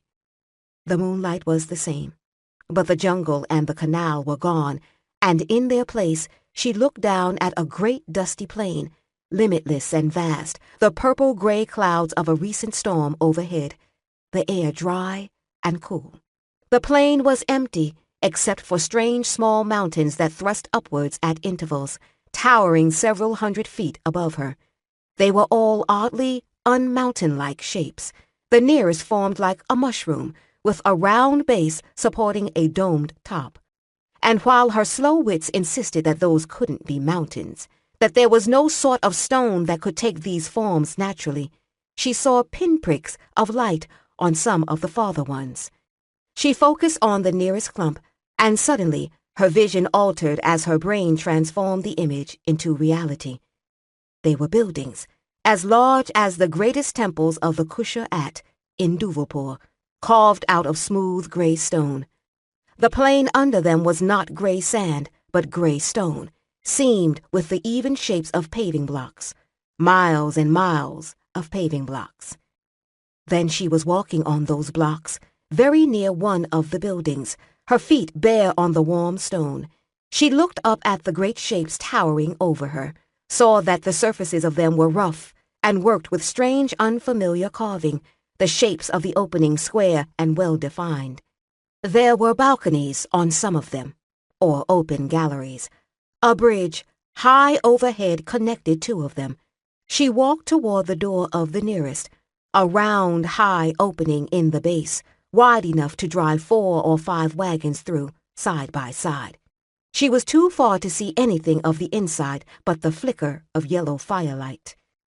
Then she was on the adversary's moon-viewing platform again, her head pillowed on Rian's back, the wall of the shrine and the trees and the nightbirds and her own sky above. Maskell lay there, the feeling slowly coming back into her numbed limbs, and knew that her spirit had truly left her body, that it had been a real vision, and not just wishful thinking. It was baffling. It was inexplicable. It's the first time the adversary's spoken to me since I left Kusha-at, she thought. Why now? What's changed? There were no answers in the night. Chapter 5. I've had a letter from the Celestial One, Barami said, pouring tea from the heavy pottery jug. But he didn't tell me about sending for you. He hasn't become less cagey in his dotage. He didn't tell me why he sent for me either, Maskell said. She felt a little lightheaded, as she always did the 3rd sleepless night in a row, but they would be in the city by late this afternoon, and she could sleep in the wagon on the way. They were sitting under a vine arbor on a little terrace off the monastic quarters, on braided grass mats and soft faded cushions. The sun was just rising, and the Ariadne was still asleep in their wagons, though the temple attendants had been awake for the past hour. It was cool, and the air was fresh. Birds and monkeys chattered in the greenery just past the low wall, and the day promised more sun than rain. Barami had made them as free of the temple's quarters as if Maskell had still had the governance of this and all the other temples of the adversary, and had a real right to be here. This had included the use of the bathing room, and even though the water was pumped cold from the canal and there was no hypocaust, it had been quite civilized compared to the arrangements possible on the road. Rian had already managed to shed the dressing she had put on the Bori Club cut on his arm, and she had replaced it with materials supplied by the temple's infirmarian. I can see why he didn't want to spread the word of your return, but I would have thought he could have trusted you with the reason for it. Barami agreed. Besides the tea, one of the young monks had brought fruit, warm flatbread baked in the temple's ovens, and spiced fish paste. It was a welcome change from taro and dried pork. Rian was trying not to eat like a starving man, but Barami was hardly fooled and kept passing the bowls to him. He was sitting behind Maskell and to the side, where he could watch the gates and much of the compound, and the door into the quarters. He had hardly gotten within 3 feet of Maskell since Barami had come out, but she didn't think Barami was fooled by that either. It did give her an idea of the circumspection required by a Sitanese lord's personal guard, though. Maybe trusted is the wrong word, Maskell pointed out. It must be the 100-year right, Barami said, ignoring that serenely. He wants your help with it. There are so many others he can go to, the provincial voices, the 7th-level priests, and he sent for me over 5 months ago, before the rite started. She shook her head, watching the leaves settle to the bottom of her cup. The celestial one had been her friend when she had left Duvalpore 7 years ago, the only friend remaining to her in the city. But she wasn't sure if that was still the case. So much had happened since then, and the Koshin temples had suffered from the lack of the adversary's counsel. And everyone knows whose fault that is. Perhaps he simply wants to see you. Barami watched her thoughtfully. Maskell looked away. It was a possibility, she supposed. She smiled a little wryly. You were hoping for something more interesting, weren't you? She knew Rian was watching her too. How have things been at court? Is Chancellor Marak still our best enemy? Barami made a gesture of annoyance. He is as always, if not worse. I've never met the man, but I feel as though I know him from the descriptions I receive in my letters, and it isn't pleasant knowledge. Kiasha wrote me of a new presence at court, some foreign emissary who seems to have an undue amount of influence. She looked at Maskell seriously. You know Marak won't welcome your return. I would be disappointed if he did welcome it. Much of the attraction of it comes from the trouble it will cause Marak and the others. She glanced back at Rian in time to see him look away, his jaw muscles tightening to suppress a smile. Barami smiled. You haven't changed. Maskell made a warding gesture, only half in jest. Don't say that. You know what I mean.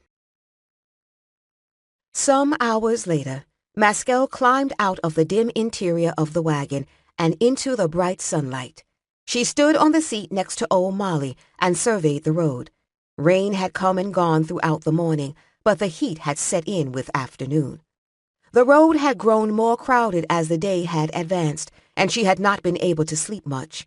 She was covered with sweat, and after being jolted in the wagon, her head felt as if it was stuffed with straw.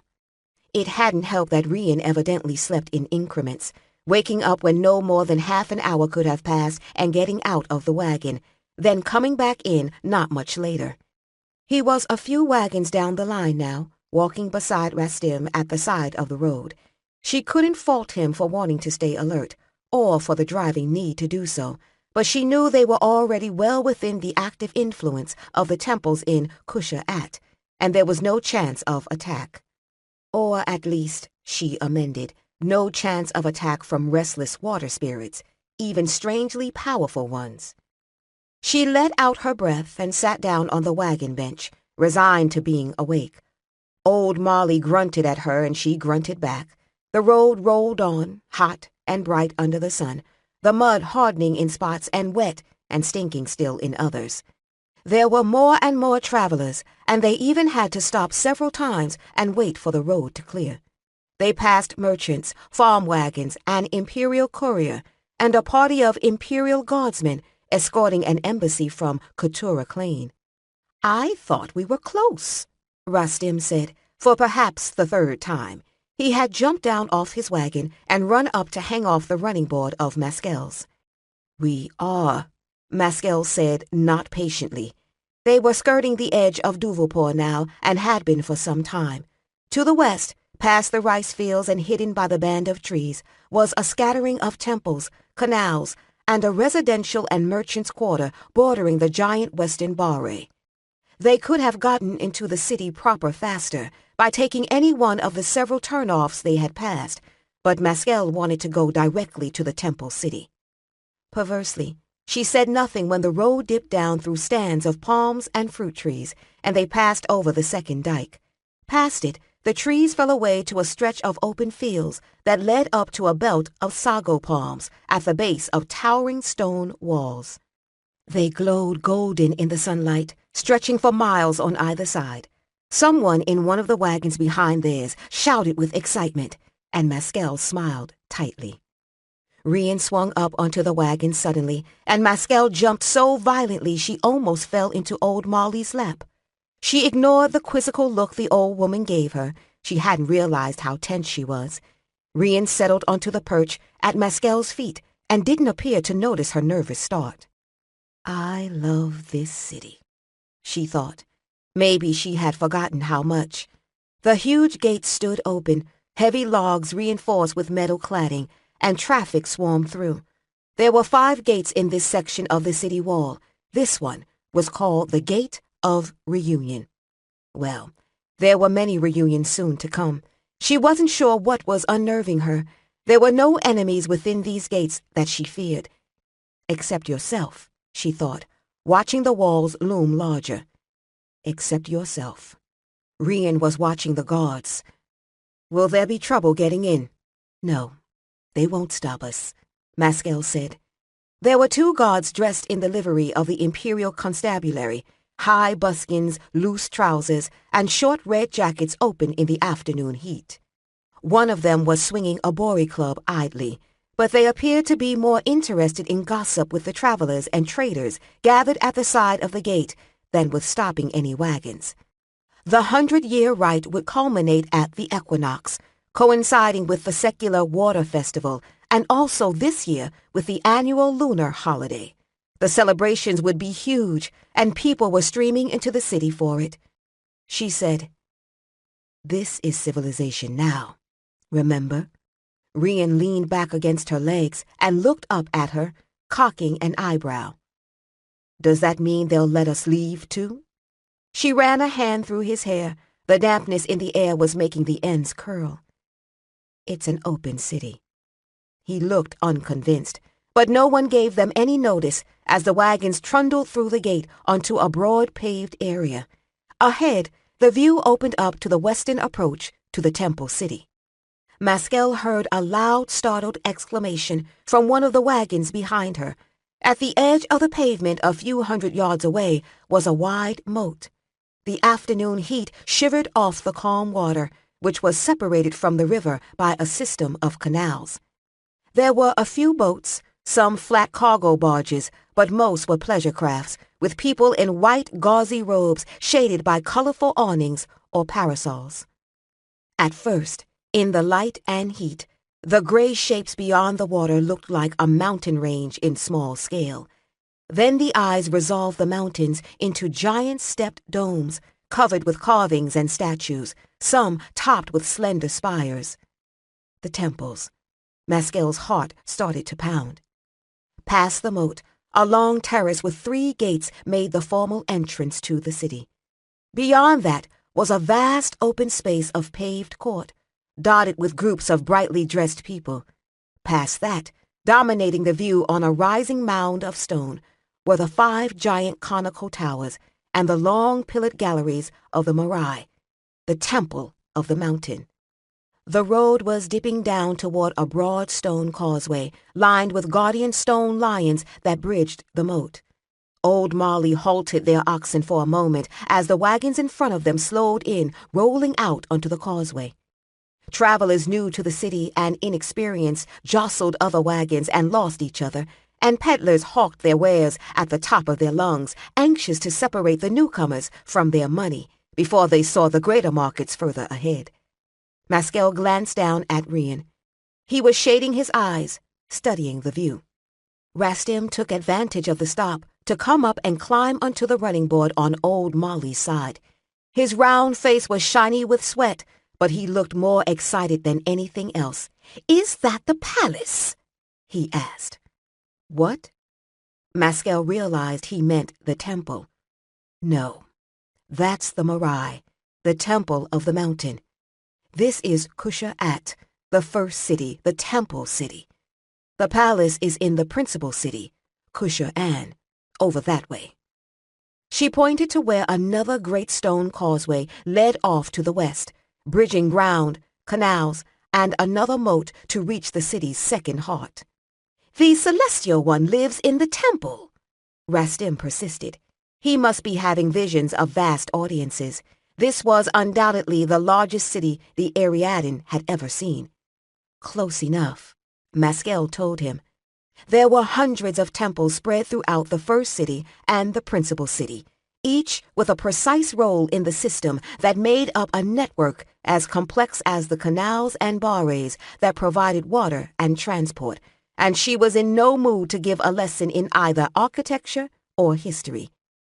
Just calm down. We'll get there, all right? I know that, but what's... The traffic in front of them started to move, and Rastim was forced to run back to his own wagon. They rolled onto the causeway, a breeze lifting the warm, damp air. The odor coming off the water was as fresh as that of the wild river, heavy with nothing but the scents of the jungle vegetation creeping along the banks, and the spices and incenses on the boats. It was often a source of amazement to foreign visitors that water carried in man-made channels remained so clean, and they attributed the phenomenon to the holy nature of the bares and canals. It had more to do with the skill of the original builders of Kusher-At and Kusher-An, who had learned everything there was to know about moving water from one place to another in building the dry season irrigation ditches for the rice fields. The boats nearby were all pleasure craft, wide and flat-bottomed, guided by poles fore and aft, the passengers protected from the sun by the awnings. Watching the nearest glide by, Maskell was struck by a memory with almost the tangibility of a vision. A long-ago afternoon on one of those boats, drifting in the heat of the sun down the canal that led past the palace complex to the western Bare, the prow filled with flowers and the breeze playing through the bells. Annoyed, she shook her head, banishing the image. The wagon rolled off the causeway and onto the plaza in front of the terraces. It was even more crowded with other wagons, milling people, oxen, horses. Old Molly made worried grumbling noises. "We need to get the wagons out of here," Brian said, standing up on the perch to get a better vantage point. Maskell dragged herself out of the past and said, "That way." There was a walled post house to the far right of the plaza, a huge one with room for dozens of wagons. They made their way to its gate without running over anyone, and Maskell climbed down to do the bargaining. Rastim hovered worriedly at her elbow while she spoke to the attendant at the gate. "We can only afford one night," he said after she had finished and handed over a couple of coins to secure their entrance. "We'll only need one night," she told him, and thought, one way or the other. As large as it was, the post compound was still crowded. Wagons of all shapes and sizes, from a light two-wheeled peddler's cart to huge two-storied wheeled houses with shuttered windows and roof platforms, crowded the enclosure, and oxen, onagers, and horses were tethered everywhere. The noise of the animals, combined with the babble of voices speaking in dozens of languages, to make a bewildering din. Rian seemed to take it in stride, though with him it was hard to tell. The Ariadan were in a state of bewildered excitement. The city was everything that had been promised, and the variety of people could only mean that some of them might want to see theater. Maskell's presence as an apparent traveling nun gained them polite attention from the attendants, and with a little help from them, they found a spot to draw the wagons up. The others ran around setting up camp, and Maskell stepped back out of the way, looking toward the Mirai's towers, easily visible over the wall of the compound. Better get it over with, she thought sourly. Now that she was here, her nerves were making her stomach jump. The attendants were already bringing fodder for the oxen, and Rian and Firak were trying to figure out the system that filled the troughs with water from the channels crossing the compound. She caught Rastim's arm as he bustled past and said, "I'm going to the Mirai." "Oh, to pray?" he asked, looking up at her, nonplussed. "You could call it that." One of her braids chose that moment to fall in a lank length over her face. She pushed it back, thinking sourly, "You can be sure no one will recognize you." "I won't be gone long." She turned away. "Ah, well, take care," he called after her. She hadn't reached the gate of the compound when she realized that the person behind her was not another traveler on his way out. Rian was following her. She said, "I didn't ask you to come with me." "I know that." She stopped and faced him, giving him the look that had frozen the blood of lower-ranking priests and made her the terror of the court, even before she had given them real reasons to fear her. She said carefully, I don't want company." He folded his arms and gave her a look right back, the expression of someone long accustomed to the powerful and who had become somewhat bored by their idiosyncrasies. He said, "After last night, I'm not going to be easy to convince." Maskell started to make a sharp reply, but took a deep breath instead. "Well, that's a point. None of this is going to be easy. We're here now. There will be plenty of people needing to hire guardsmen. You don't have to throw in your lot with me." He looked away, nothing but annoyance in his face. "Are you done?" Maskell knew that in the Syntaine this was probably all some terrible insult, but she didn't care. She said, "Are you sure?" "Yes," he said impatiently. "Are we going?" "Yes, yes. Ancestors help me." Maskell snapped, "We're going." They left the compound. She had chosen the road and this gate because it would bring them into the city at the point most convenient for reaching the Marais. She had gauged the day as well, knowing the Celestial One would be spending this phase of the moon in the Marais for the 100-year rite. But as she crossed the plaza toward the second set of inner gates, she found herself wishing that the Celestial One was in the Baron d'Ur, and she still had half the city to cross. There were quicker ways, but she found herself lingering in the market that had sprung up at the inner gates. It was a small affair of carts and awnings, here to take advantage of the travelers entering the city. But even so, it boasted bolts of colored silks and cottons, incense and spices and trade goods from provinces half the world away. There was food, too, fruit, sweet confections, shellfish, and roast pork with honey, kept warm over braziers set up on the paving stones of the plaza, the odors thick in the air. She found her steps slowing almost involuntarily. Rian was looking at a display of metalwork, wary and watchful, though no one in the cosmopolitan crowd seemed to have more than a second glance for a Sitanese swordsman. She looked at the trader's wares, spread out on woven mats under an awning. Her eyes passed over the copper cooking pots and fancy knives, and on to the goldsmith's work, beads, rings, and ear and belt ornaments. She knelt down for a closer look. Much of it was Sitanese, little figures of stags and mountain panthers, animals strange to the heart of the empire, and winged figures and sea beasts and other creatures from foreign myths. She nudged an ear stud out of the glittering array. It was small, exactingly shaped into a hunting cat's head. She remembered that the Sitanese believed that decorated objects contained all the powers of the subjects represented. How much? The trader, a wizened old man with very bad teeth, seated cross-legged on the mat, bowed his head to her and said, "For the nun, 2 5-foiled pieces, no more." "That's far too much." She had no idea of the proper price of gold or any other precious metal or stone. When she had last lived here, purchasing such things had been the province of servants. But the time on the road had taught her how to bargain. She flicked another ear stud, a plain gold bead, out of the pile. "For the nun, both these at 1 5-foil piece, no more." It was the most she could afford. He grinned and bowed to her again. "My apologies. I thought you a traveling nun, lady, newly come to the city." Maskell grinned back, feeling that luck and possibly the ancestors were with her just this once. "I'm traveling, but I've come home. Back." She handed over the coin. Getting to her feet, she found Rian watching the crowd. She handed him the ear studs. "I noticed you were missing some." He stared at her like she had suddenly grown another head, or a third eye. "Don't look at me like that," she said, pushing on through the crowd. She came out of the forest of awnings near the bridge across the Marais moat and started up the wide flight of stone stairs to the causeway. From the top, the view of the temple was wonderful, the multiple levels of pillared galleries clearly definable beneath the 5-stepped domes.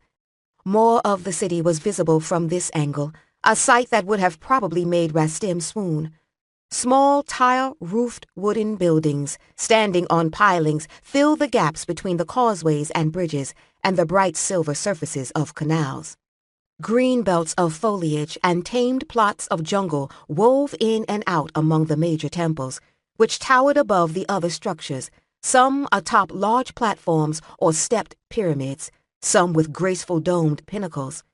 She could see the towers of the Baran-Dur from here, though at this distance the details of the carving were lost.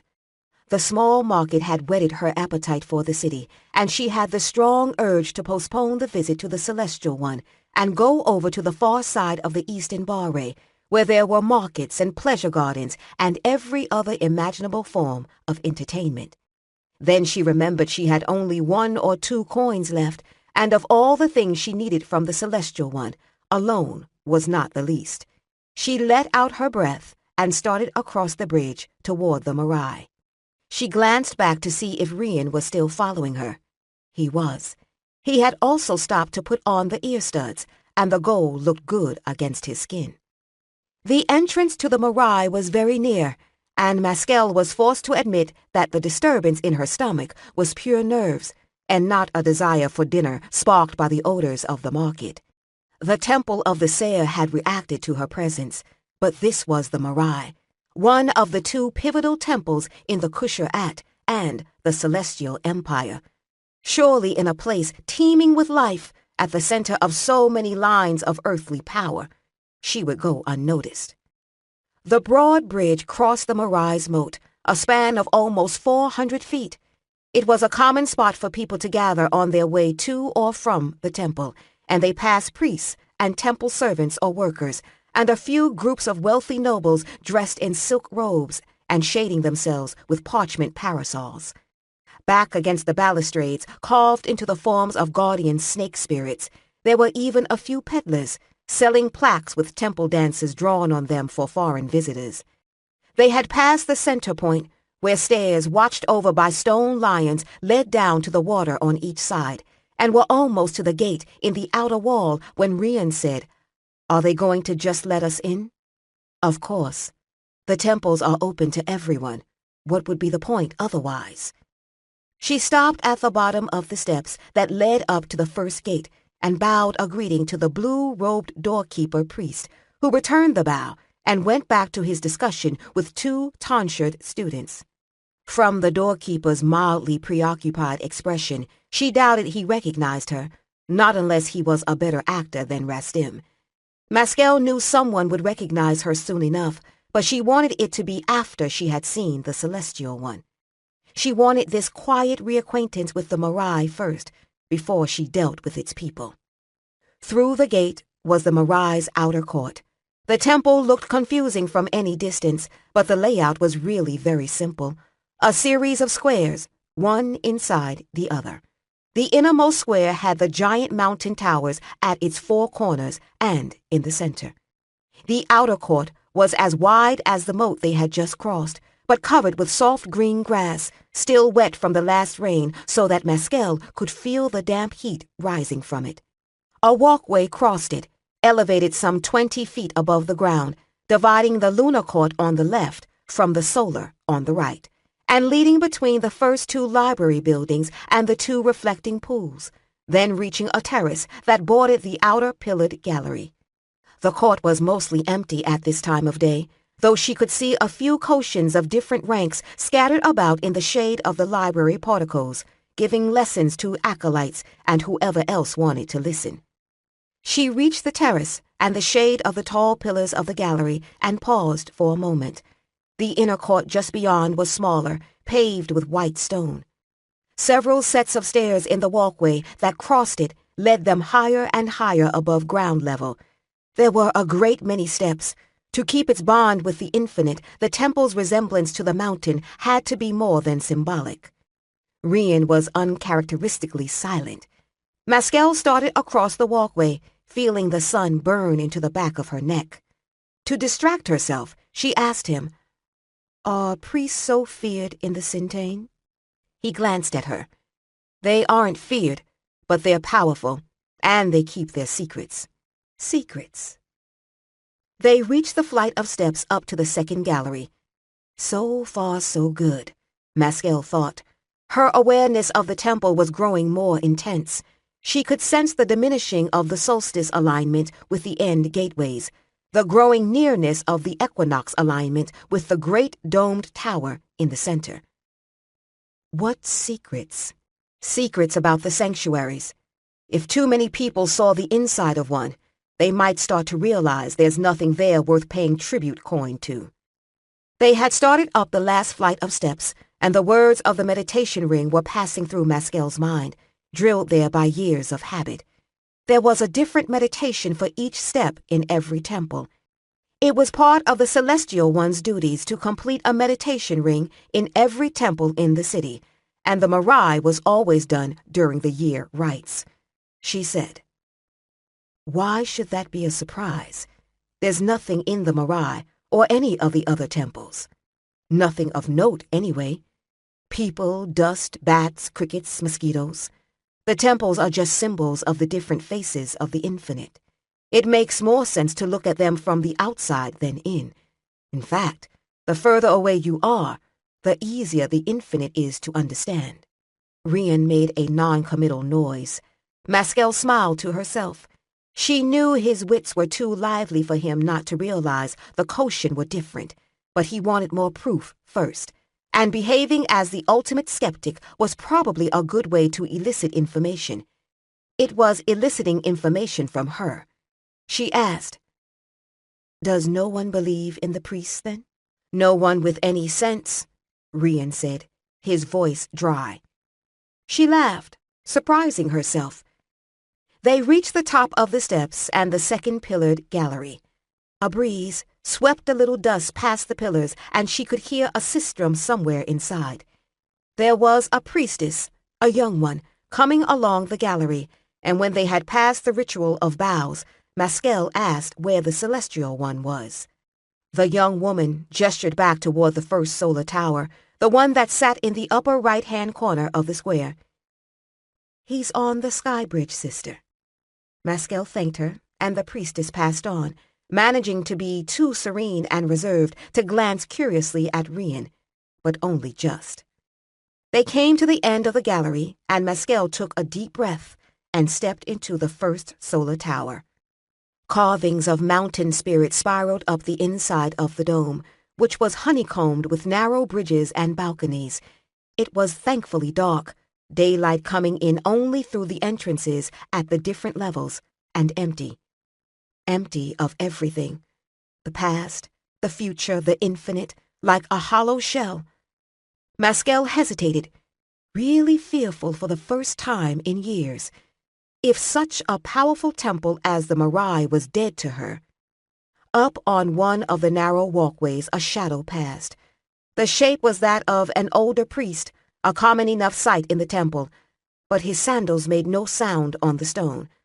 Maskell breathed out in relief. She could feel the stirring of life in the Mirai now, its link to the infinite. She moved further into the tower. A passage led off from the opposite wall, becoming an open gallery washed in sunlight as it left the dome. Another shadow crossed it as she watched, this one a woman, dressed in an elaborate style of court dress a few decades out of date. She glanced back at Rian. He was standing in the doorway, looking around curiously. He hadn't seen the shadows. To see them, one had to be fairly well along on the path of understanding the infinite.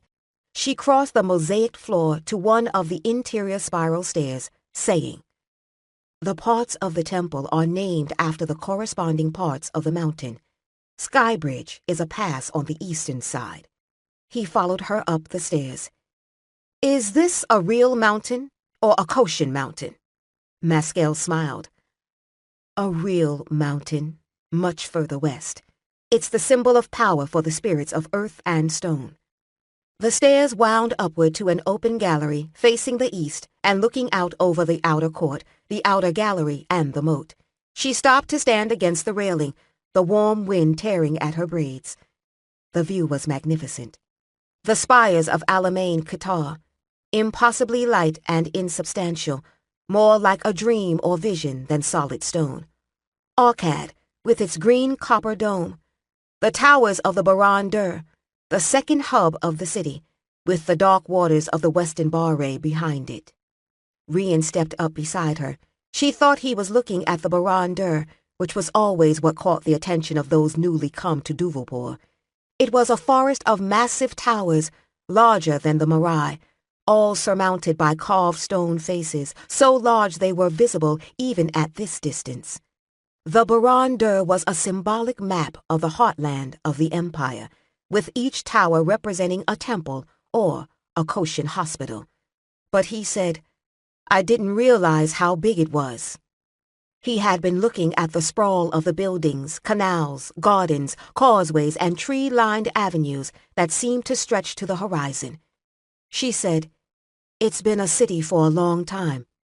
Our records go back over 700 years, when the irrigation canals were first built, but there were people living here even before then. The records of the right go back longer." She glanced at him. "Why did you decide to come here?" He shook his head. "When I ran, this was the only way I could go, and I had to get far enough away that they wouldn't bother to follow me. Then there wasn't much point in not going on.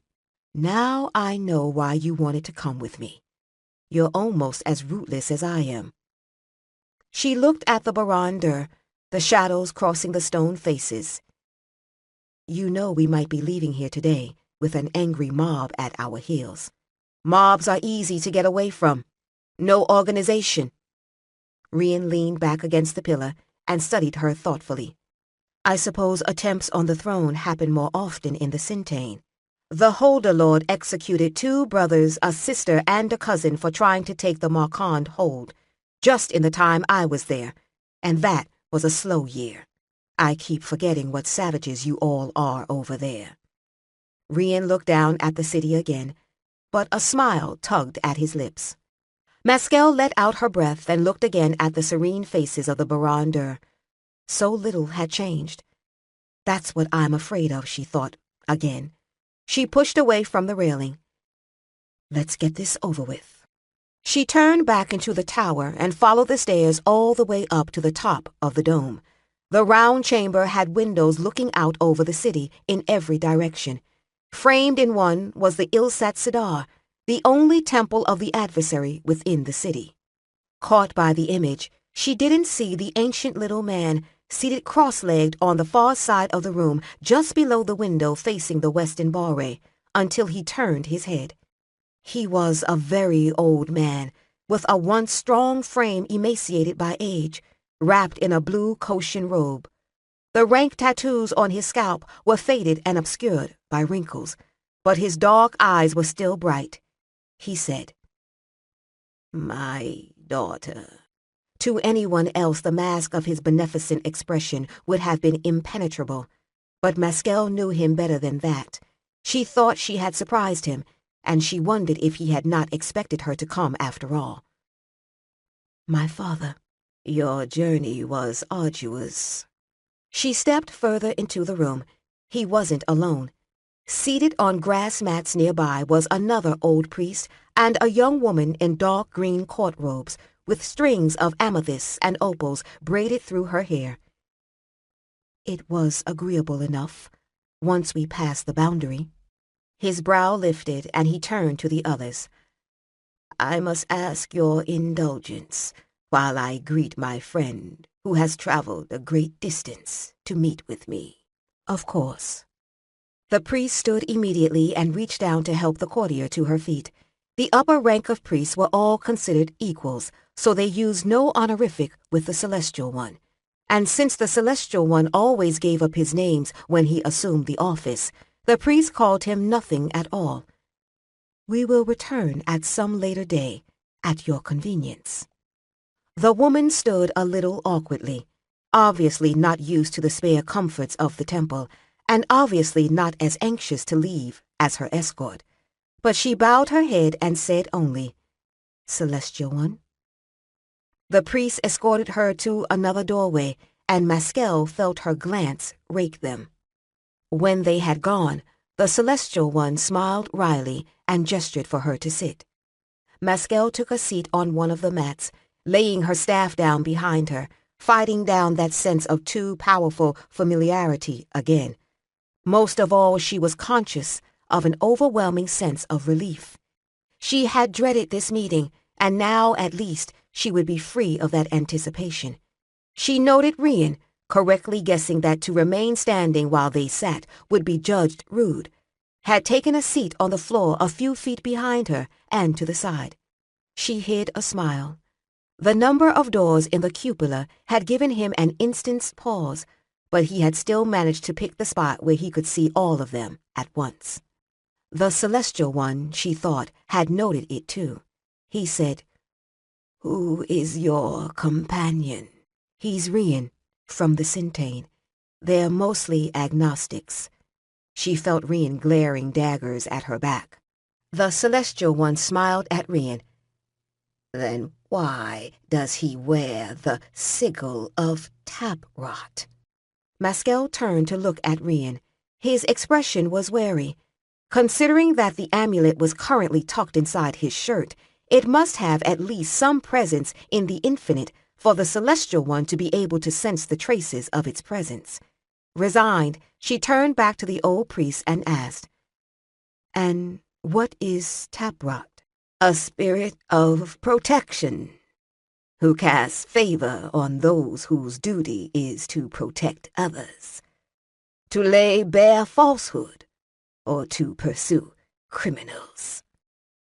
The Citanese depict it in the form of a hunting cat, the Gildane as a monkey, and the Versatin as a crocodile.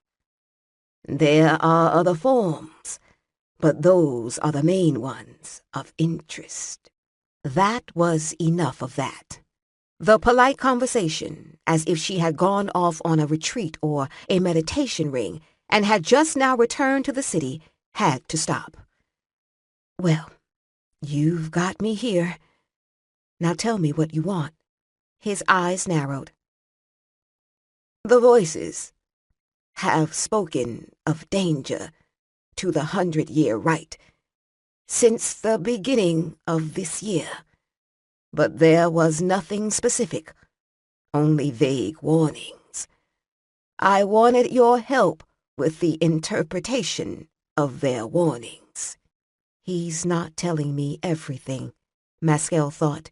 She widened her eyes ingenuously and said, "All the other voices and the 7th level priests have all gone incompetent?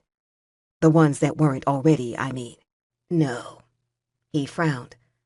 "But I suspected there would be interference with the rite."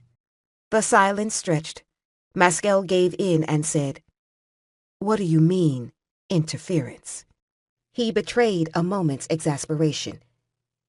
"If I knew the source of the interference, I should have related it in my letter." "Oh, I doubt that. Then you would lose the upper hand."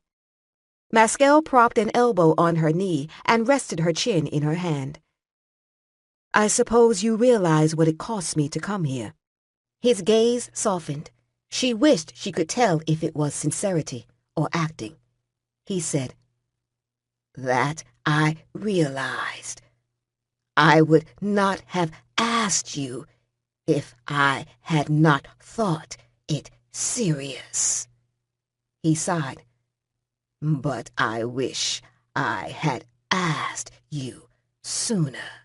She frowned and said slowly, "I believe you think it's serious, but that's all." The Celestial One let out his breath and stared grimly into the distance. This she knew wasn't acting. He said, "Then I will show you, and let you judge for yourself." Rian wondered how the Celestial One would negotiate the way through the Mirai, and for that matter, how he had got up into it in the first place. The steps were too steep, and some of the passages too narrow for a palanquin or a litter. It turned out to be a simple solution. A large young priest came in at a summons and picked the fragile old man up, to carry him easily down the stairs. Rian wasn't sure what to think of the Celestial One. He had never met such an exalted religious before, but he had the feeling that in this case, even prior experience wouldn't have helped. The Koshans weren't like anybody else, and the Celestial One even more so. The sigil of Taprot, which he had only kept because it wasn't worth selling, thumped him in the chest as he started down the stairs after them, and he wondered why the Celestial One had mentioned it. Following Maskell and the priest through these narrow halls that opened unexpectedly into galleries with sweeping views of the city, Rian thought again how strange this place was, built not for human convenience, but to some other design. It was a design alien to the fortresses of the Sintane, which were built for defense and to withstand long, harsh, cold seasons. But the overall effect was not unpleasant. There was no surface that wasn't carved, and not all the subjects were religious.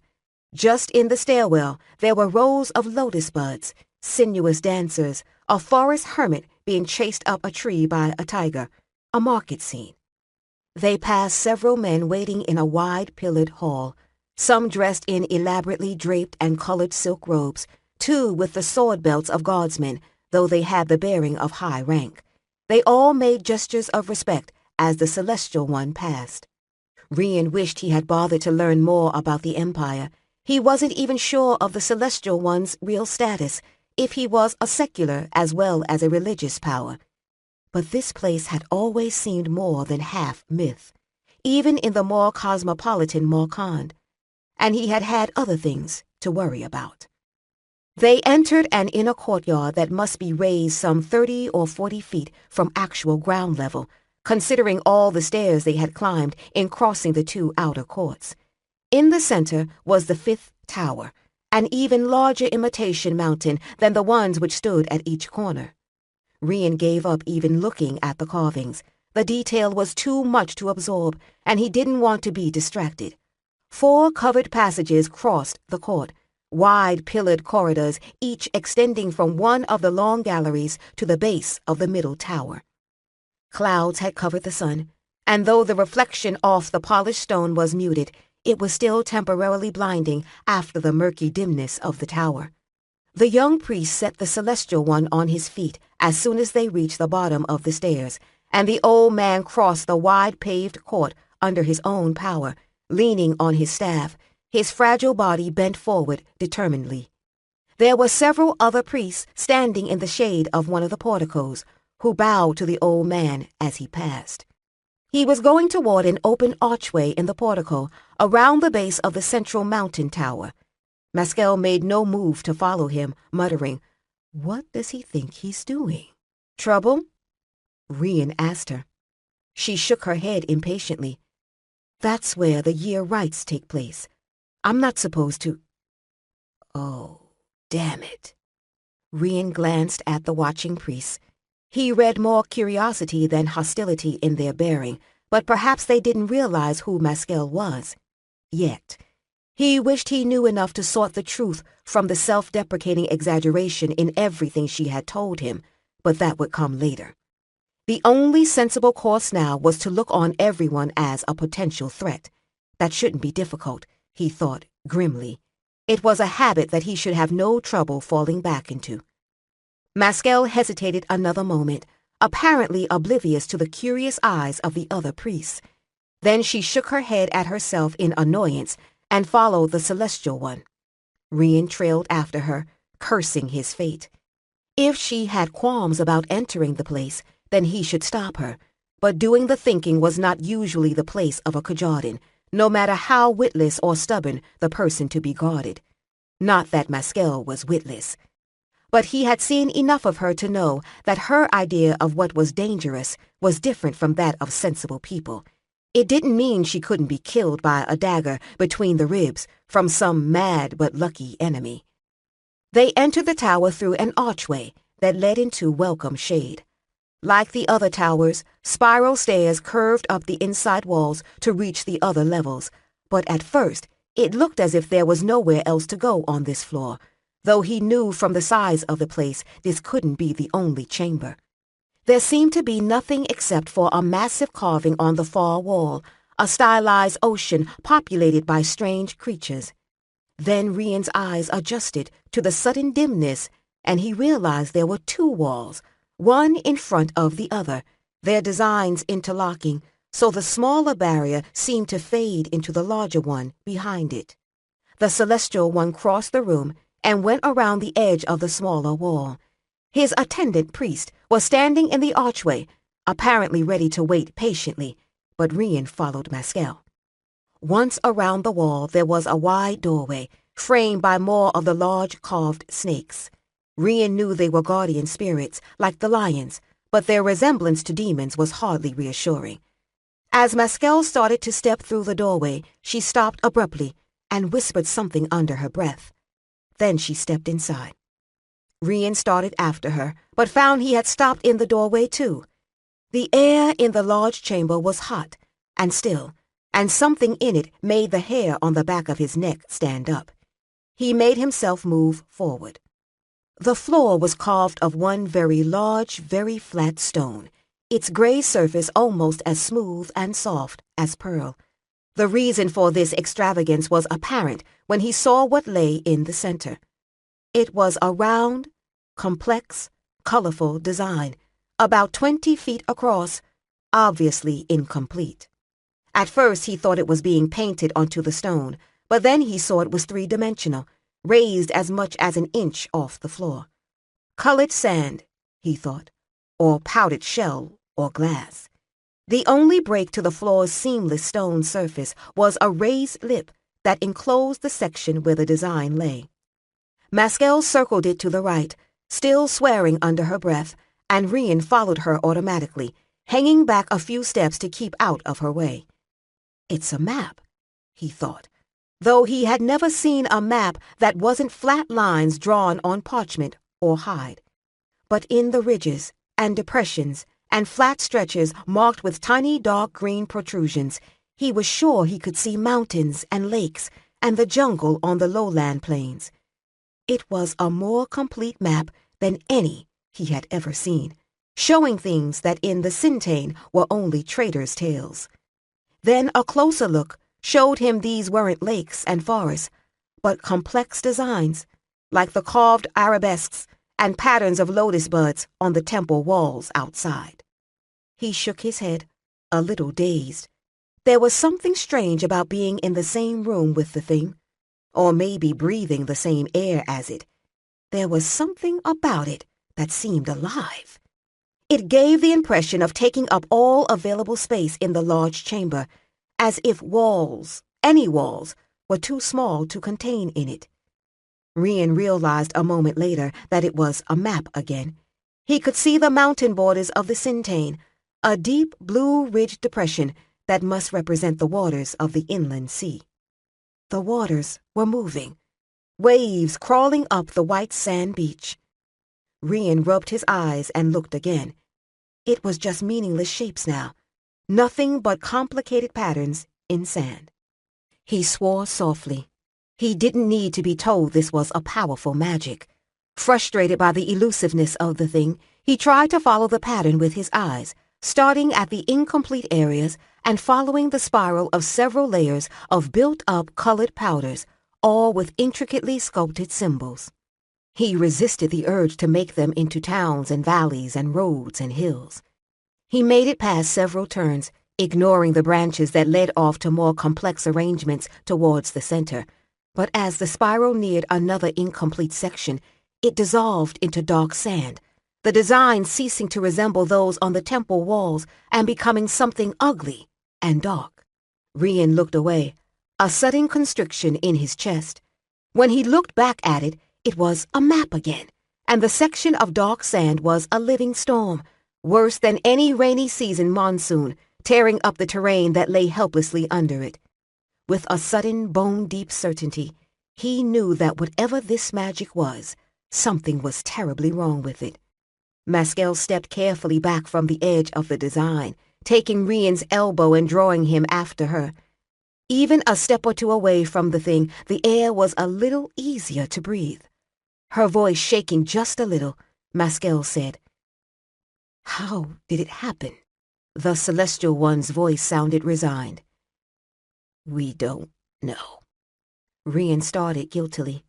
He had had no awareness that there was anyone else in the chamber at all. He looked around and saw that there were 3 other priests in the room, all older men, the complexity of their scalp tattoos denoting high rank. They carried carved staffs, like Mescal, and they didn't look pleased to see her. You don't know, Mescal repeated, sounding as if she was hovering in some state between utter stupefaction and disgust. Haven't you tried to remove it? The Celestial One sighed and leaned on his staff. One of the other priests said, We have removed it every time. She turned to stare at him. The man, a grim-faced priest with hard eyes, nodded.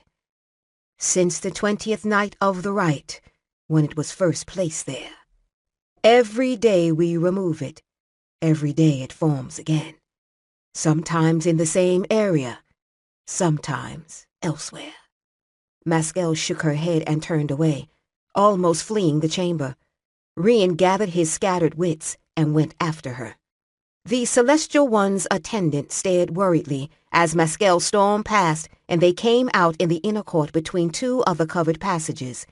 The sun had appeared again, and the reflection and heat coming off the white stone was temporarily blinding, but at least the air was fresh. So what happened? Rian asked impatiently. What is it? It's supposed to be the Wheel of the Infinite, the most important part of the 100-year rite. She ran her hands through her hair, completely undoing her braids, and stopped with double handfuls of hair, as if she was contemplating pulling it out. What it is now, I don't know.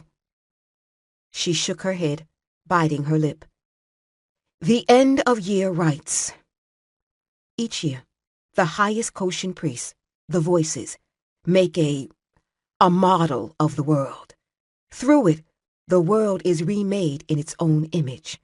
The culmination takes place at the rainy season equinox, and the sand that was used to make the model is collected and dispersed to wind and water, which strengthens the bonds that hold everything together. Rian looked at the tower. Everything? The utter stillness of the air in that chamber, so different from the wind-cooled passages in the rest of the place, the raised lip of stone around the center portion of the room, made sense now. That design, that was the model. Was, yes, the black storm-looking thing. It comes back all by itself. She nodded grimly. What I want to know is how it got there in the first place. The Celestial One hobbled out of the covered walk and over to them, raising his hand to shade his eyes against the glare. He said, That was why I wanted your advice. How did this happen? Mescal demanded again. On the 20th night of the rite, Master Igarin fell suddenly ill. He looked at Rian and added, The rite must end on a certain day, and delay can't be allowed. So if one of the Voices can't continue, someone must take his place. A young priest called Viran, who was training to be elevated to Voice, took over the duty, while the others present carried the sick man out to the court and summoned healers. Viran was alone in the chamber for perhaps a quarter hour, no more. When the others came back to return to their task, it was as you see it. This was 11 days ago. He shook his head. I should have obeyed my first impulse and written to you earlier. If I had, you would have been here in time. Viran. Mescal muttered to herself. He's a new one. Where is he now? What explanation does he give? He is in the care of the healers, under watch. He is ill himself now, and can tell us nothing of how this happened. Maskel's expression was dubious, as well it might be. Ignoring the fact that he probably shouldn't be cross-questioning the Celestial One, Rian asked sharply, "What happened to the other priest, the one he replaced?" "He is dead. Poison. There was no sign of it." The old man's face was wry. "The convenience of his indisposition had occurred to us." Maskel grabbed handfuls of her hair again and paced rapidly up and down the court. The Celestial One watched her hopefully, which worried Rian more than anything. The old man really had no idea what had happened to their right, and no idea how to fix it. Maskel stopped and said finally, "The disruption that forms every day. It's the same size as the first one that Varan made. Yes, there's more there than one person could do in a quarter hour." The Celestial One winced. "We realize that." Rian asked, "How is the rite made?" Since no one had bitten his head off for asking questions, he didn't intend to stop. Preoccupied, Maskel answered, "You drop the sand from your palm and then guide it into place with your breath, using a small wooden tube to make it more accurate. It's not as hard as it sounds. Anyone who was clever with his hands could learn to do it." She looked at the Celestial One. "But what are you doing about it?" "The highest masters remove the offending section of the pattern, while the others continue with the undamaged section. They thought they had established the boundaries of the affected area." The Celestial One regarded her steadily from under his heavy gray brows. "But they have not been entirely successful. Sometimes the spot changes its position to avoid them." Rian looked from one to the other. "I take it they can't just stop," he thought, "or sweep it up and start over. If it was that simple, then surely they would have done it already. And if it really worked as they thought it did, if that was really the world in there, spread out on the floor in colored sand with that disruption, that dark design of fire and storm and yawning void in it, taking it apart." Uneasily, Maskel said, "I'm not sure that's a good idea." The Celestial One looked away. "I was afraid you would say that." Chapter 6. The clouds had returned, and a light rain had begun by the time they left the Marais. Crossing back over the causeway, Maskel still wasn't quite sure how things stood between her and the Celestial One, if he was really serious about expecting her to stay here and help him. She thought he had hoped, somehow, that she would look at that thing that was forming out of the sand in the year right and tell him how to fix it. Fond hope, she thought sourly. But she didn't suppose he had really believed that she would solve his problem so easily. As she and Rian reached the end of the causeway, she realized she had forgotten to ask the Celestial One for money. Well, he had said he would send someone to the post house with word for her tonight. She would ask then. She stopped at the end of the causeway and took a deep breath of the warm, damp air. Darker clouds now streaked the gray sky, and the foot traffic had increased as people hurried to finish their errands before the rain turned heavy. More awnings and cheap oil paper water shades had sprouted over the little market, while puddles formed in the paving. She looked at Rian, who was standing with hands on his hips, surveying the passers-by at the base of the steps with a disgruntled air that was increased by the rain soaking his hair and sticking the thin fabric of his shirt to his chest. They exchanged a look. He said, "The rite. It really remakes the world." She nodded, gathering her sodden robes around her, At the edge of the market, there was an open-sided wooden building where water steamed in copper pots over braziers and a rough stone oven smelled strongly of sweetbread. Having breakfast with Barami that morning had awakened a craving for real tea, not what passed for it in the provinces or among the Ariadne, and she led the way under its shelter. Maskell went to the back, away from the other customers, and sat down on the damp matting that covered the pavement. Rian took a place where he could watch her back and the approach from the market. The Kusharit didn't believe in eating out in public streets and avoided it whenever possible. Except for the woman preparing the food and the boy helping her, the few other customers under the shelter were foreigners. They stared curiously at the old nun and the young Sitanese until Rian unhooked the Ceres scabbard from his belt and laid it within easy reach, then gazed meaningfully at them. That made them shuffle nervously and go back to their food and conversations. The boy brought them tea in brown clay cups and a banana leaf full of little buns rolled in palm sugar. Maskell gave him the last silver bit she had. She watched Rian taste the tea and wince. Kusharit tea was an acquired taste. "I don't know how to explain the rite without using ritual language," she began slowly. I could see it was making a map. Rian frowned, rolling one of the buns around in the scattered sugar. But I could also see that's not all it is. The symbols are the reality.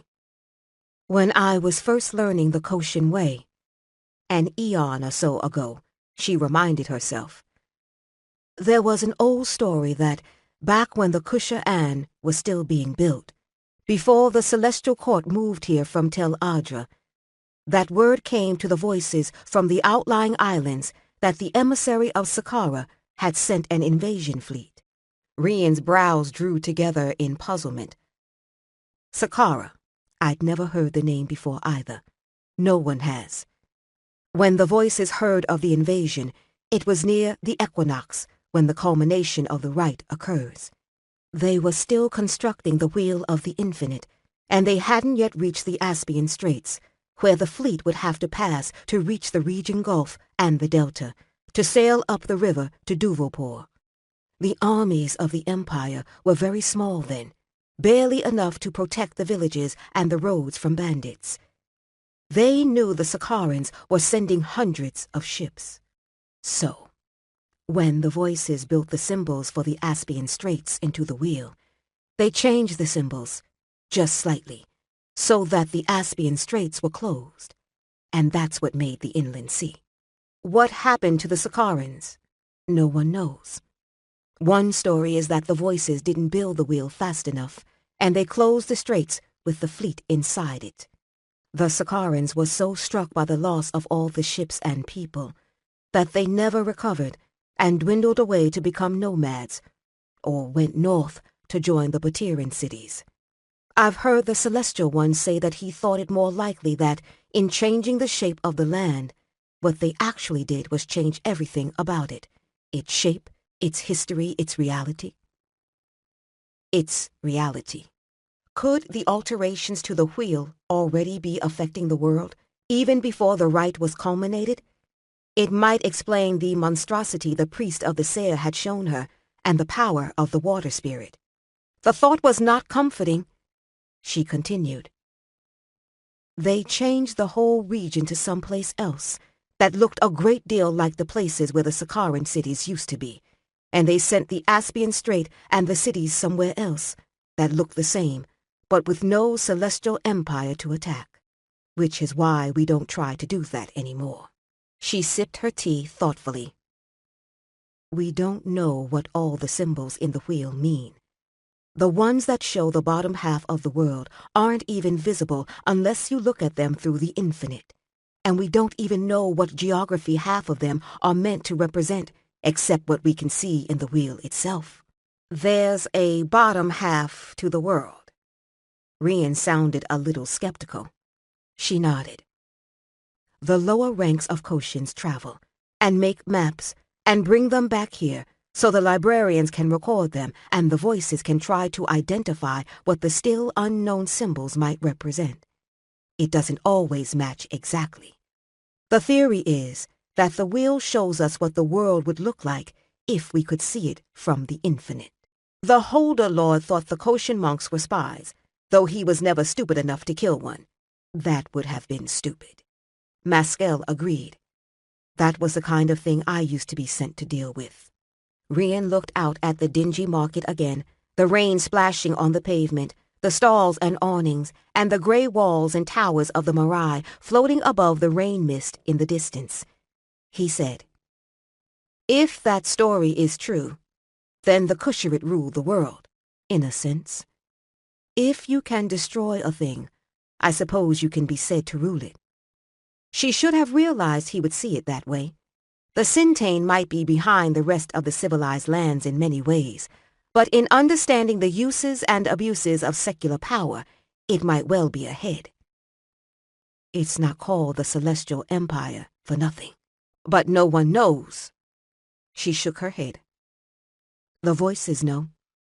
That's the last part of the elevation to voice, the revelation of what the right is actually capable of.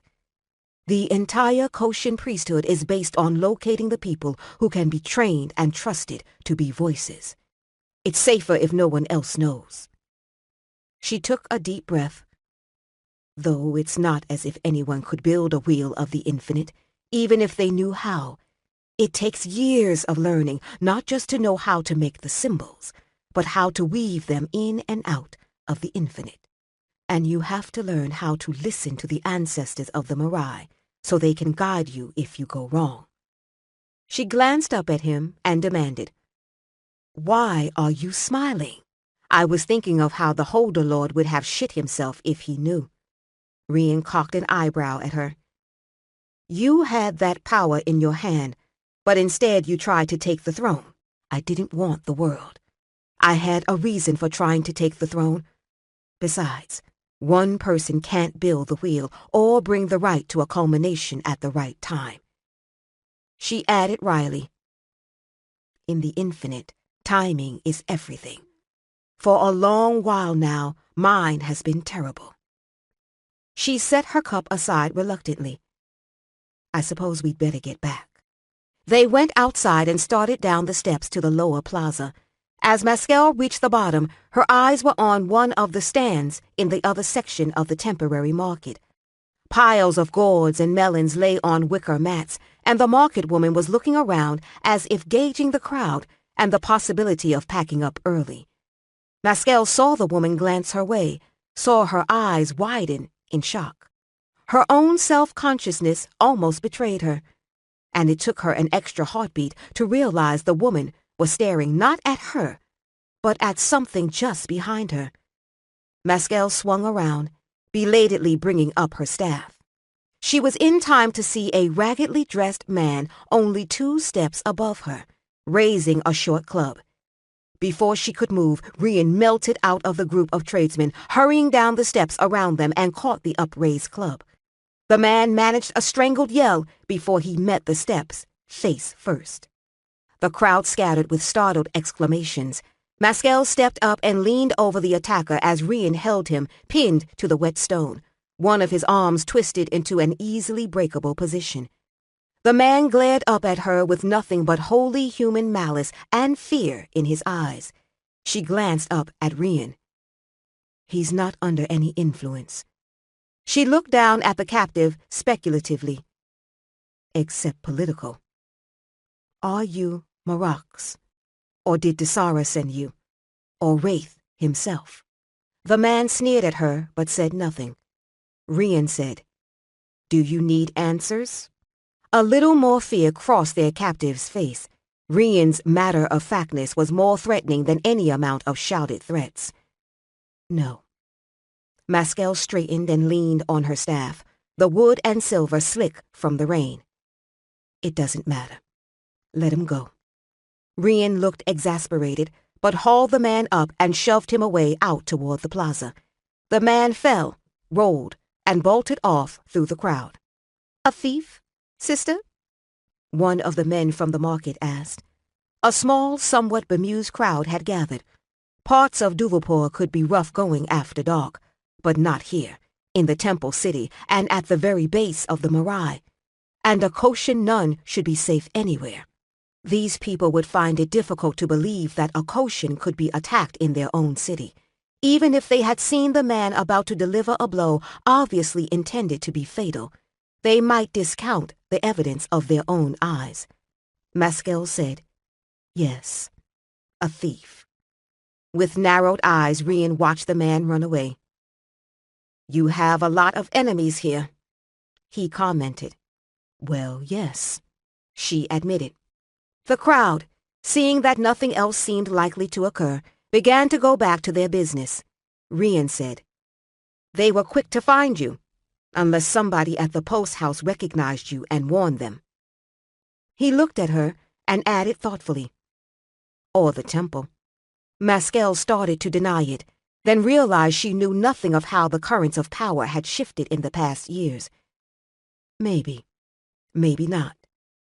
Did you see where he came from?" "He was clumsy. I saw him as soon as we got to the causeway. He was waiting on the other side of the wall between the grassy court and the moat." Maskell nodded to herself.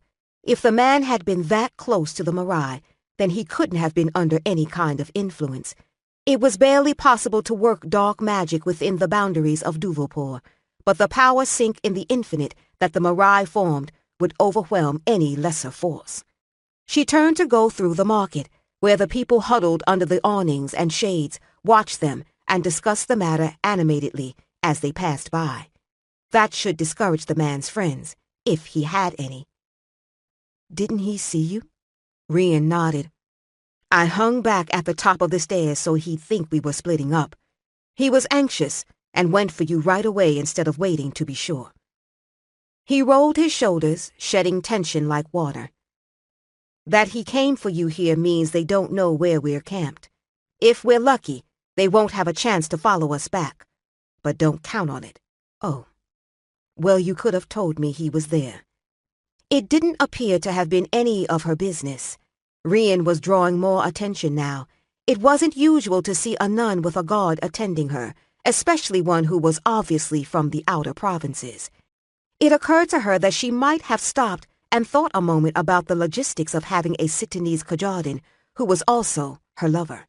She hadn't asked for the guard, but she had wanted the lover. Or maybe she had just wanted a friend.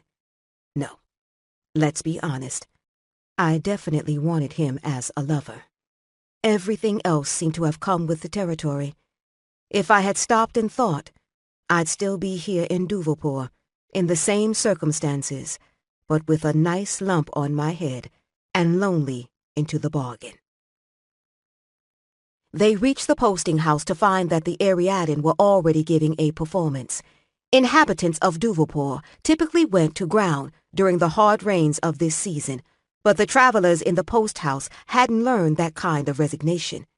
Walking up on their camp, Maskell saw the wagons had been arranged in a semicircle, and they had taken the giant oilcloth that could be draped on posts to form a mountain backdrop and stretched it from the top of Rastim's wagon to Firak's. Under this shelter, a small group of travelers and their children crouched on the muddy ground, watching Gaudik, Therasa, and Duria doing an abbreviated version of an Ariadne comedy play. Lamps hanging from the wagons made it an almost cheerful scene. Rastim was sitting on the tailboard of his wagon, watching the performance with a self-satisfied expression. As Maskell made her way over to him, he said, low-voiced, "This is a good place for theater. We only passed the word within the compound, and look how many people came, even with the rain." Maskell sat next to him. It wasn't dry, but the oilcloth deflected the worst of it. "That's good, because the rain isn't going to stop any time soon." Rian, leaning against the wagon and surveying the camp, muttered darkly to himself in Sitanese. Rastim gave him an annoyed look. On the makeshift stage, Gaudik was making an elaborate pantomime of pretending to sneak up on Therasa, who was doing the same to Duria. The audience laughed appreciatively. Rastim asked, "How do we approach the chief priest about—" He lowered his voice cautiously. "The curse." Gizar had been quiet since the Ilsat Kio and wouldn't have any opportunity to make trouble within the city boundary. Maskel had been planning to draft Rastim and maybe Firak to help haul the cursed puppet to the Marai tomorrow to get the Ariadne's problem taken care of. She started to say this, but caught sight of indigo silk, visible even through the drizzle and mist, coming in through the gate of the post compound. It was a large palanquin. Rian had seen it too, and gave her a worried glance. She said, "No. Blue means it's from the temples." As the palanquin approached, they could see it was attended by temple guards on horseback and a number of priests, all clutching oilcloth parasols. The traders and travelers who hadn't ventured out of their wagons for the entertainment peered out now as the palanquin passed. The play stumbled to a halt as the Ariadne caught sight of it and their audience turned to watch. The temple guards spread out, forming a loose barrier between the camp and the rest of the compound. Beside her, Rian stirred purposefully, and Maskel leaned over to take his arm and pull him toward her. He came reluctantly, and she felt rather like a handler hauling on the harness of a 200-pound hunting cat and hoping it chose to pay attention. He settled against her, watching the guards warily. The curtains of the palanquin stirred, and the priests gathered around it, 2 of them helping the occupant out. It was the Celestial One. He shook the priests off, leaned on his staff, and picked his way through the mud to the oilcloth shelter. The awestruck audience shifted to make room for him. Undoubtedly, many of these people, newly come to Duvalpur, did not know just who the old man was, but it was obvious from his attendance and method of arrival that he was important. Carefully, the Celestial One made to sit down, one of the younger priests hurrying forward to whisk a rattan mat under him before his robes touched the mud. The old man settled himself comfortably, then gestured to the actors. "Continue." After a moment, the Ariadne rose to the occasion. Duria stammered her next line, and the play continued. "Who is that?" Rastim whispered. "The chief priest," Maskel told him. Rastim stared at her in horror. "This play isn't fit for him," he whispered tensely. "He won't care." Rastim moaned, then subsided into a choked silence. After a time, when the temple guards did nothing but stoically sit their horses in the rain, and the other priests huddled uncomfortably under the edge of the oilcloth, Rian settled against her a little, and she felt some of the tension in him uncoil. He said, "Does he do this often?" "No," Maskel said. She saw Rastim was listening alertly too. The Celestial One was watching the play with polite attention, though he hadn't reacted to anything the actors said or did. He was probably deep in meditation and had no idea what was happening on the makeshift stage. It's uncomfortable for him to go too far from the temples and the connecting canals. She hesitated, not knowing how to explain without using the Koshin words that neither man would understand. Here in Kushat, the symbol is almost the same as the reality, and the temples are very powerful symbols. The Celestial One is a symbol too, and after being a part of that for so long, it's not easy to be just a man again. Rastim scratched his chin thoughtfully.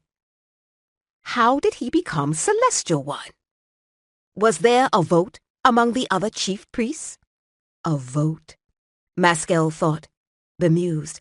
The Ariadne were a strange people. He died. Rastim and Rian both stared at her. Died? Rastim repeated. To become the Celestial One, you have to become so close to the infinite, so at one with it, that you can merge with it and return at will. One morning he died, and later, when they were preparing him for his funeral, he sat up and asked for tea. She smiled wryly. There are probably at least 1 or 2 other Koshins in the city who can do it, and some very advanced penitents hiding out in the jungle. They just aren't careless enough to let someone see them and force them to take on the duties of Celestial One. She could feel Rian and Rastim exchanging a look behind her back, their enmity temporarily forgotten. Then Rian asked, "How do you become voice of the adversary?" Rastim stirred uneasily, nervous of what her answer might be. Maskell said only, "That's a long story." Abandoning the death issue and returning to the earlier topic of conversation, Rastim said slowly, "So, the chief priest stays in the city." "Always in the city. Usually in one of the temples. It's easier for him to travel on the canals than on the streets." After a moment, Rian said, "You're part of that too, aren't you? The temples and the boundaries. Is it the same for you when you leave it?" The question was too perceptive by far. She ran a hand through his hair as a poor attempt at distraction and said, "Not anymore." Rian was still watching her, brows drawn together. Rastim said worriedly, "Then why is he here?" Maskell saw the gates of the compound opening again, and her eyes narrowed. "That's an easier question. Look." She nodded toward them. There were 3 more men on horseback there, dressed in the lacquered iron breastplates and crested helmets of the palace guard. They saw the Celestial One's palanquin and the temple guards and stopped in the gate. One of them leaned down to question the compound's attendant, who shrugged elaborately. One of the temple guards spotted them and turned his horse toward them, so the interlopers would be sure to know they had been noticed. "Are they here to arrest us?" Rastim asked nervously. Maskell shook her head. "They can't. Not unless they catch us stealing or killing someone. I imagine they were sent to ask us, me, politely to leave." After a moment, the palace guards turned their mounts and left, the attendant swinging the gate closed behind them. Maskell said, "The Celestial One never travels in state. He came here like this so he could be seen here, to make it plain to certain people that we, have his protection." Rian was still looking grimly toward the gate. "Whoever sent them won't go against the Celestial One?" He looked at her again. "Not even for something they want very badly?" Maskell started to reply, and for an instant thought she heard the whisper of the ancestors across the outer edge of her consciousness. She hesitated, but if they had really spoken to her, their message had passed too swiftly for her to understand. She said no. No, they wouldn't. Not for any reason. Her mouth quirked at the irony of it, but she told herself it was surely true. Not even for me. After the play, the audience hurried back to their wagons, through the rain that now fell more lightly, but from a steadily darkening sky. The Celestial One stayed planted on his mat, looking around at his hosts with a beneficent smile. Their purpose accomplished, he sent away the temple guards and the priests, with instructions to bring the palanquin back in time to return him to the Morai for the next meditation ring. When the Ariadan realized that the old man meant to spend the rest of the evening with them, they panicked. Rastim, quietly hysterical, practically dragged Maskell behind his wagon to ask what they could possibly serve their guests for dinner. The same thing old Molly was planning on serving everyone else. "Oh, I meant to tell you, don't buy anything from the post house. There's a market right across." "We found the market, but he's a... The little man gestured helplessly, speechless for once. "The Koshans are ascetics, Rastim, and he's over 100 years old. There's not much he can eat anymore. Some melon or taro will do just fine." Rastim calmed slightly, peering cautiously around the wagon to where the old man sat. Kilia's daughter, ordinarily wary of strangers, crouched next to him, showing off her wooden dolls. The Celestial One was studying them with grave attention, and the little girl looked about to climb into his lap. Rastim said, "The highest personage who ever came to our theater in Ariad was the protector of Orad Del. All right?" Maskell had never understood the Ariad's hierarchy. "It's a good thing the Celestial One came tonight, anyway. Whatever the reason, I need to ask him for money." Rastim stared at her, aghast. It took some time for the compound to settle down after all the excitement, but eventually the other inhabitants retired to their own wagons and makeshift shelters, and smoke from braziers and cooking fires mingled with the rain and the mist. The Ariadne hauled out all their mats and some rugs to cover the muddy ground around the fire, and the Celestial One sat down to dinner with them. Old Molly had been to the market, and relatively fresh melon and some pawpaws were added to the usual baked taro and rice. As Maskel had predicted, the Celestial One found nothing unusual in the plainness of the fare, and ate very little of anything. Maskel finally managed to interpret Rastim's winking and brow furrowing, and realized he wanted her to bring up the subject of Gizar. Obligingly, she turned to the Celestial One and said, "My friends have a little problem. One of their puppets is under a curse." "Ah." The old man nodded, as if this was a problem commonly brought to his attention. "In Corvaland, by a magister named Akavir." "Corvaland," the Celestial One said, in a tone of mild exasperation. "They are very unwise in their use of power in Corvaland." "And no sense of humor," Gardic muttered from over by one of the wagons. "It was very active before we arrived in the city." Maskel shrugged. "One lunar cycle in the outer gallery of the Mirai, while you're present for the rite, should take care of it." The Ariadne were all leaning forward in breathless suspense. The Celestial One nodded. "Bring it tomorrow, and I will have it placed there." There were some gasps of excitement, and Rastim buried his face in his hands in pure relief.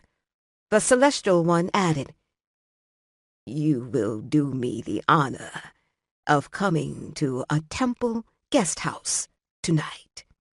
All the Ariadne now looked at Maskel. Rian, sitting at the edge of the firelight, shifted uneasily. Maskel eyed him thoughtfully. She said, "All of us?"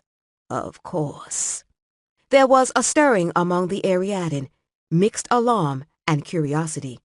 Rastim rolled his eyes with weary resignation. Maskel shook her head. "We've been traveling all day, and we're not going to move again tonight. We'll come to the guest house, but tomorrow." The Celestial One raised his gray brows, frowning slightly. "Tomorrow." They eyed each other a moment. Then the Celestial One sighed. "Very well. But I will leave some of the guards here to make sure you are undisturbed."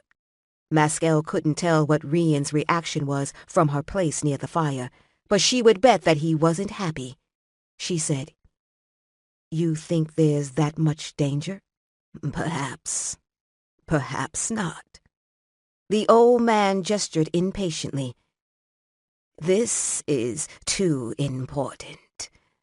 I don't want any unresolved situations from the past to interrupt the progress of the year rite." Considering how the year rite is progressing, interrupting it could be the best thing. Maskel thought grimly. All right. Later that night, the palanquin and its attendants returned for the Celestial One. The priest departed with it, but the temple guards remained, one in the shelter near the post-house gate, and 5 others scattered through the Ariadne's encampment. Rastim pulled Maskel aside and asked anxiously, "What is this place we're going to?" "A temple guest house. They're for Koshians traveling in from the provinces, or anyone who comes to speak to the Celestial One and doesn't have anywhere else to stay." Rastim still looked worried. It finally dawned on Maskel why. "They won't expect us to pay for the use of it." "Oh, that's all right then." Rastim looked relieved. "Can we give performances there?" "Probably. The court should be big enough." Rastim returned to the others to take them the good news, and Maskel retired into her wagon to let them talk it out amongst themselves. The camp settled down gradually. After a time, the wagon board trembled and creaked, and Rian hauled open a shutter and climbed in, muttering under his breath. Maskel steadied the swinging cage lamp. She was sitting on the faded blankets covering the bunk and had shed her wet clothes, wrapping herself in the last dry robe she had. It was from Maiden, neither white nor Koshin blue, but red with black embroidery on the collar and cuffs. The night had grown cooler as the rain grew harder, and she was glad for the robe's warmth. She asked, "What were you doing out there?" "I was making sure they'd let us leave," he said. He sprawled on the floor of the wagon, dripping muddy water onto the worn boards. "They're here to protect us," Maskel said earnestly, though she couldn't quite keep her lips from twitching with amusement. Rian consulted the ceiling for a moment, apparently asking it for patience. "They will keep out any uninvited guests," she pointed out more reasonably. He sat back on his hands, looking sour. She eyed him thoughtfully. "You're getting mud everywhere." "There is already mud everywhere. There is nowhere, from the region pillars to the Gulf of May, that is not covered with mud." "There's no mud in this bed, and there's not going to be." That worked. Later, when Rian's clothes were a damp pile on the floor, and he was stretched out next to her in the narrow bunk, she stroked his back and came to terms with the fact that she was not going to send him away. It was selfish of her, perhaps. Not perhaps.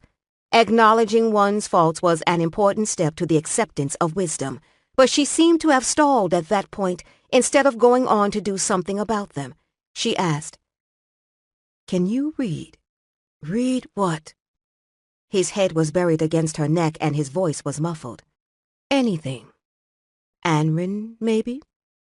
It was the written form of Kusharit, the everyday language of the Celestial Empire, which just about everyone but the half-wild people of the Deep Forest tribes learned to read and write, either from their village priests or the traveling penitents.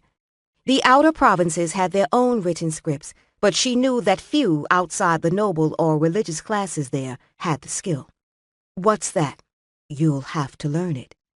If they stayed long in Duvalpur, and it looked as if they would, he would need to know. "You're being overconfident again," a warning voice whispered.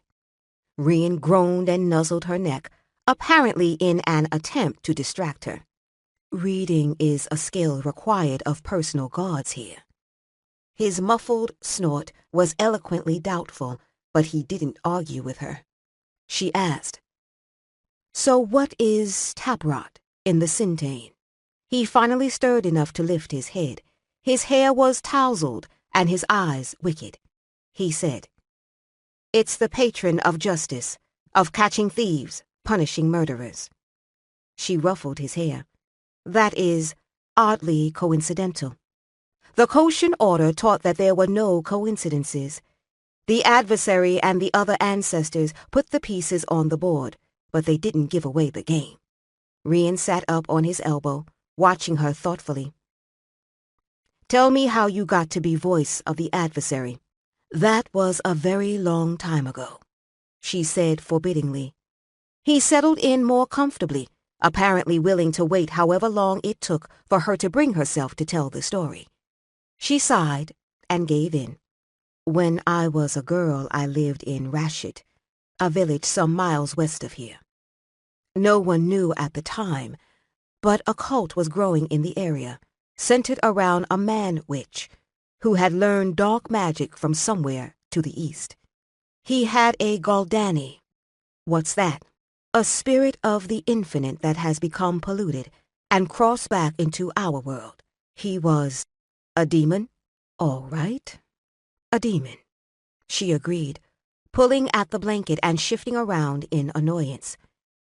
The witch was keeping it by sending his followers out to attack travelers on the Eastern Road and anyone else who was out after dark. It fed on hearts and kidneys. The memory was unexpectedly fresh, her first experience with violent death. She shook her head and went on. No one knew why this was happening. There were just all these mutilated bodies found in the ditches and the rice fields. The governor had called for extra troops to patrol, but it took time to get them, and people were starting to panic. Then the adversary spoke to me for the first time. Rian was silent a moment, watching her. "What did he tell you?" She smiled. "He doesn't always speak in words. It's difficult to explain, exactly. And you have to remember, he's not really a he. He's a spirit, a force. Spirits don't have language. They can't speak like we do. They don't even think like we do.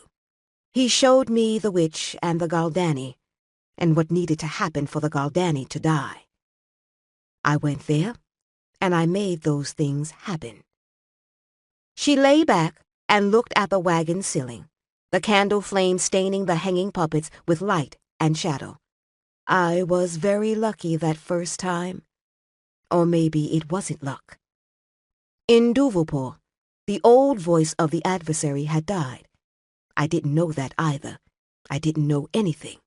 But in searching for the new voice, the ancestors sent the celestial one and the other priests to Rashid. And there they found me. And a lot of dead cultists." Rian drew his fingers through her tumbled braids. "That's how the voice of the adversary is chosen. The old one dies, and the adversary picks a new one? Yes. We all agreed later that it would have been better to choose a Koshin who had come up through the ranks in the ordinary way. When I did my service as a penitent, I was not exactly in a humble frame of mind. But what—" Rian started to say. No more questions. Talking about it had brought everything back to her, more vividly than she had thought possible. She leaned forward and stopped his mouth with hers, and for once he obeyed her and proceeded to distract her from any serious thoughts.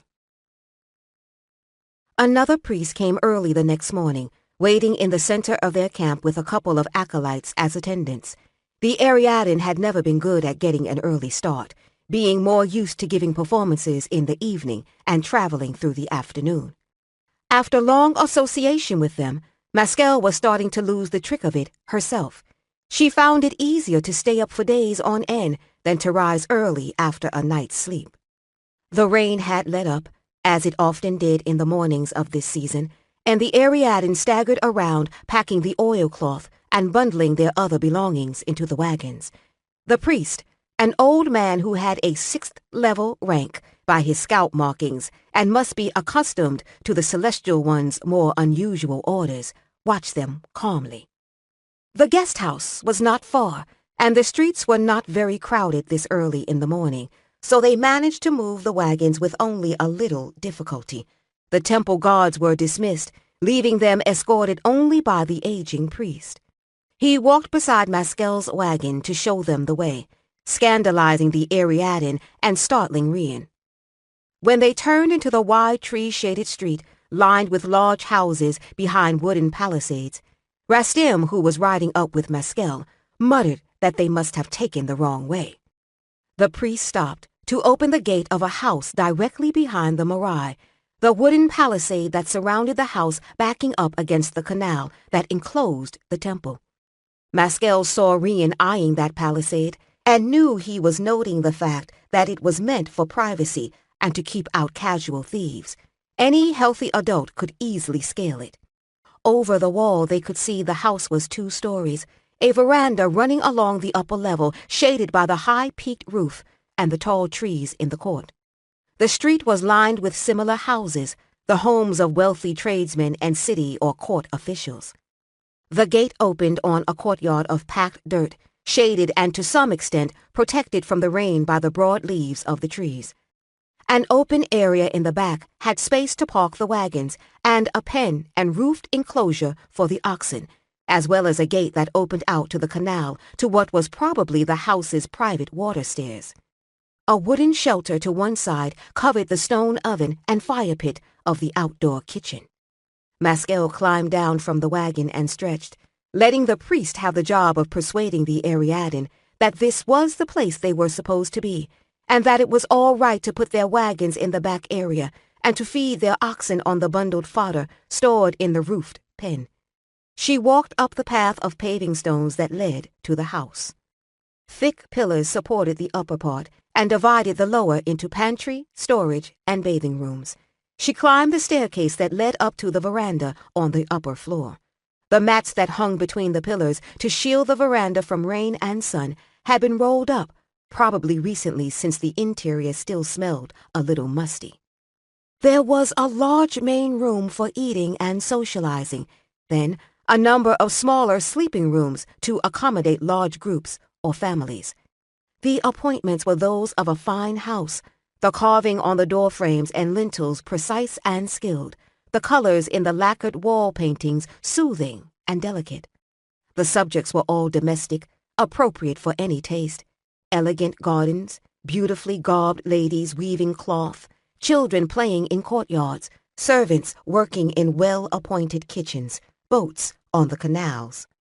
Bronze lampstands which shed light over the mats and rugs, and low tables in the main room, and the other rooms all contained large sleeping cushions rolled up for storage, with piles of extra cotton blankets and small wooden chests to hold clothes and belongings. It felt very odd to walk these rooms, even though she could sense that this was a place of temporary abode only, no one's permanent home. It had been a very long time since she had been in a house like this. 7 years. She was in the main room, looking out over the court when Rian came up the stairs. He said, "Rastim wants to know how many other travelers are staying here with us." She smiled. "Tell him 40 or 50. Rian came further into the room, looking around with wary approval. "This is a guest house?" he asked. "Yes," she said slowly. The different temples all have several, which he already knew from their conversation last night. "There's a carving of the adversary's demon face above the door." Maskell sighed. She didn't see what he was getting at. "That's just one aspect of the adversary, and it's not a demon face. Most buildings have that carved somewhere, for luck." That the adversary's mark was so prominent on this house's pediment was perhaps the reason it had been chosen for them. "So this wasn't your house?" "What? No." Now she knew what he meant. She turned away. "My house burned down." Firak's son, Tai, came bounding up the steps, then stopped in the doorway to gaze around in awe. Recovering, he saw Maskell and said, "That old man is here again." That, she supposed, means the Celestial One. She went out to the veranda and down the stairs, Rian behind her. The water gate stood open to a view of the canal and the back facade of the Marais. A passenger boat was docked at the base of the steps. It was a wide, flat-bottomed craft sheltered with a white awning and hung with white silk side panels. The breeze played the tiny bells in the fringes. Several boys, acolytes or servants, it was hard to tell the difference when they all wore grubby breechclouts, leaped down from the boat and began to roll up the panels. Maskell went down the steps into the thick, damp warmth rising off the canal. The Celestial One was sitting in the boat, clutching his staff. She leaned on one of the support poles for the awning and said, "I don't suppose you're here to help us greet the sunrise." "I came to bring you to the Marais. There is much to do," the old man said, glaring at her. Maskell didn't recall agreeing to spend the day staring hopelessly at the ruined rite, but it was as good a plan as any. She stepped back, nearly trotting on Rian, who was standing at her elbow. "Rastim, get Gizar. We're going to the Marais." Rastim and Firak ran for Gizar's box, while the other Ariadne jumped for joy, and the Celestial One sighed and rearranged his robes. Maskell leaned on the boat, trying to think constructively. Starting at the beginning would be good. She ducked her head under the awning again. "There's something I want to do first." "What now?" the Celestial One demanded. "I want to see Veran, the one who started all this." The young priest was not in the Marais, but in the hospital attached to the Gila Stele, a smaller temple that stood about 2 streets over from the Marae and formed part of the interconnecting web of canals and temples that concentrated its influence. With some grumbling, the Celestial One had taken Maskel and Rian down the canal to the Gila Stele in his boat, then sent word to Nyari, the priestess in charge of the small temple, to meet and accompany them. He had then taken a nervous Rastim and Firak to the Marae to see to the disposition of Gizar's box. The hospital occupied 3 levels of a long stone building that stood just to the west of the Gila Stele. Koshans had always believed that the free movement of air was almost as essential as the free movement of water for the health of the body, and the hospital's walls were lined with windows, their cloth panels standing out at angles to keep out the rain and the sun's heat, but still allow in the breeze. Nyari met them outside on the lower gallery, near the square fountains on either side of the entrance that brought in drinking water and fed the channels that surrounded the building and aided the healing power of the place. She was a young woman for her office, and Maskel supposed she had still been a nun or a lower rank when Maskel had left the city. Nyari greeted her with a wariness that showed she knew exactly who her visitor was, however.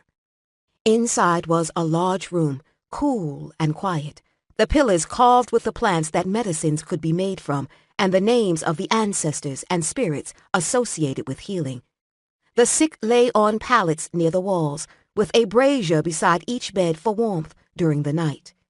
In the area near the entrance, many of the patients were sitting up, talking or playing at dice boards. Others toward the back of the chamber lay quietly, wrapped in blankets, sleeping or silent with pain.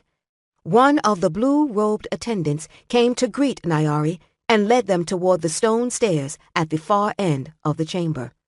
Following their guide, Maskel realized that Rian was looking around as if he doubted his sanity. Finally, she asked, "What is wrong with you? Who is this place for?" She shrugged. "Everyone." There were a few Koshans of various ranks among the sick, but most of the patients were tradesmen from the markets in the area, or people who lived nearby. Some were probably beggars, but since daily bathing was required and clean clothing supplied to those who didn't have their own, it was difficult to tell. "It doesn't even stink," Rian muttered. The place was hardly immaculate. One attendant was collecting dirty crockery, and another was dealing with the soiled bedding of someone who had been messily ill. "I'm beginning to be very glad I never went to the Sintane," Maskel said as she started up the steps. The chief healer waited for them at the top of the stairs. He was an old man, though not nearly so old as the Celestial One. She had known him once, years ago, when he had first been made chief healer here. His expression was grim as he nodded to Nyari. Maskel wasn't sure if the grimness was for her presence or the state of his new patient. The young priest was at the far end of the second level, separated from the other patients by some painted wooden screens. There was an attendant with him, a young monk who squatted patiently beside the pallet. A jug of water and a basin of soaked cloths stood nearby, giving off the scent of ivy bray and saffron and other healing herbs. The brazier was full of coals, and the young priest wrapped in cotton blankets, but he still shivered and tossed his head. His eyes were open and staring, and his breath came quick and hard, as if he was running a desperate race. Maskel knelt beside the bed. Nyari asked the chief healer, "Is there any improvement?" He shook his head. "He seems the same. He is so fevered that he shivers and seems to be cold. But he doesn't have the other symptoms of any of the illnesses that usually cause such fevers. None of the usual remedies for such things seem to help. He speaks, but much of the time we can't understand him, and it is hard to tell if he is even aware of what he says." Maskel looked up at him. "What does he speak of?" The chief healer frowned. "Of being pursued by something, some creature. Also of the year rites. He gestured helplessly. Nightmares are often caused by these fevers. Maskell laid a hand on the young man's forehead. His skin was dry and hot to the touch, as the healer had said. His eyes turned to her, bloodshot and vague. Hair pricked her palm from where it had already begun to grow over his shaven scalp. She felt nothing of the darkness about him, nothing of that restless power that had taken the farm boy's mind and soul and sent him to their camp with death in his hand. But if it was there, it wouldn't stay. It couldn't. Not in this place. But before this, she would have said that it was impossible for such a thing to enter the city at all, let alone the Mirai, or any other temple. And the powers that stalked her hadn't the conscious wit to attack the 100-year rite. Circle a myrrh tree 3 times for luck, she thought. I hope they haven't grown wits. Then she shook her head at herself in exasperation. Not everything is about you. Examine the problem from all the paths. Do you know where you are? She asked the young man softly. His eyes darted aimlessly, then focused on her. He whispered, The Mirai. That's interesting, she thought. Was it delirium or something else? What day is it? The 20th day of the rite. The 100-year rite. Varan tried to sit up suddenly, and Maskell grabbed his shoulders and held him down. The attendant moved to help her, and she shook her head at him. It's coming, the young man whispered. I have to be here. But I shouldn't. It's not my time. It must be a dream. It's not his time. Varan had replaced the voice whose turn it was to work on the rite. I think he's reliving what happened. Perhaps over and over again? We thought so too, but he won't answer questions, Nyari said, sounding weary. The Celestial One tried for hours. Varan tossed his head and muttered, I shouldn't. It's coming. Maskell leaned forward and caught the young man's chin, turning his face toward her, waiting until the bloodshot eyes focused on her. What do you see? He gasped, tried to pull away from her. She said, The adversary commands you to speak. There was a shocked stirring behind her, but she ignored it. This was what the Celestial One had brought her here for. She had no right to invoke the adversary, but in the state Varan was in, she doubted he knew that. The young man's eyes locked on her. His dry, bitten lips tried to form words. Tell us what happened when you were alone in the chamber with the rite. Tell us, and accept the adversary's protection. He opened his mouth, but his voice was a choked exhalation.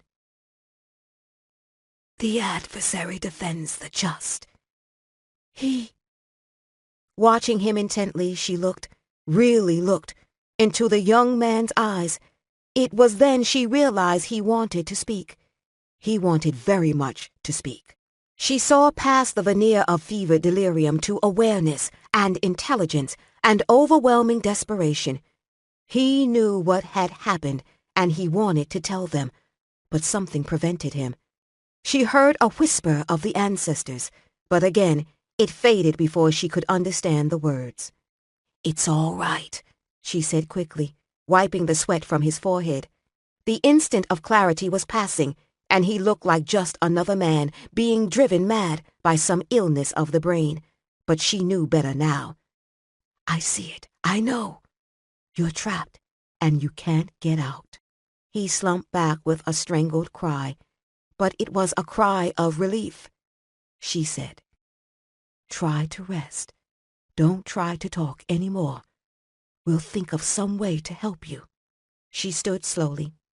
Nyari was watching her, worried and still shocked. The chief healer and the attendant just looked shocked. Maskell said, It's not fever or any natural sickness. It's possession. Possession. The chief healer was incredulous. Here. Maskell said grimly. Use tamarisk, sandalwood, myrrh. I know what to do for possession. The healer interrupted. He looked down at Varan, his face troubled. Are you certain? How? I'm certain, she said. But if I'm wrong, it won't do him any more harm, will it?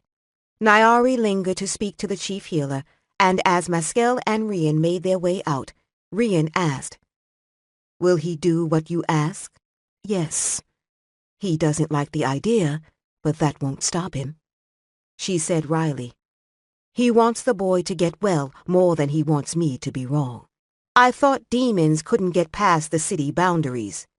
Maskell stopped just outside on the hospital's portico, out of earshot of any of the patients inside.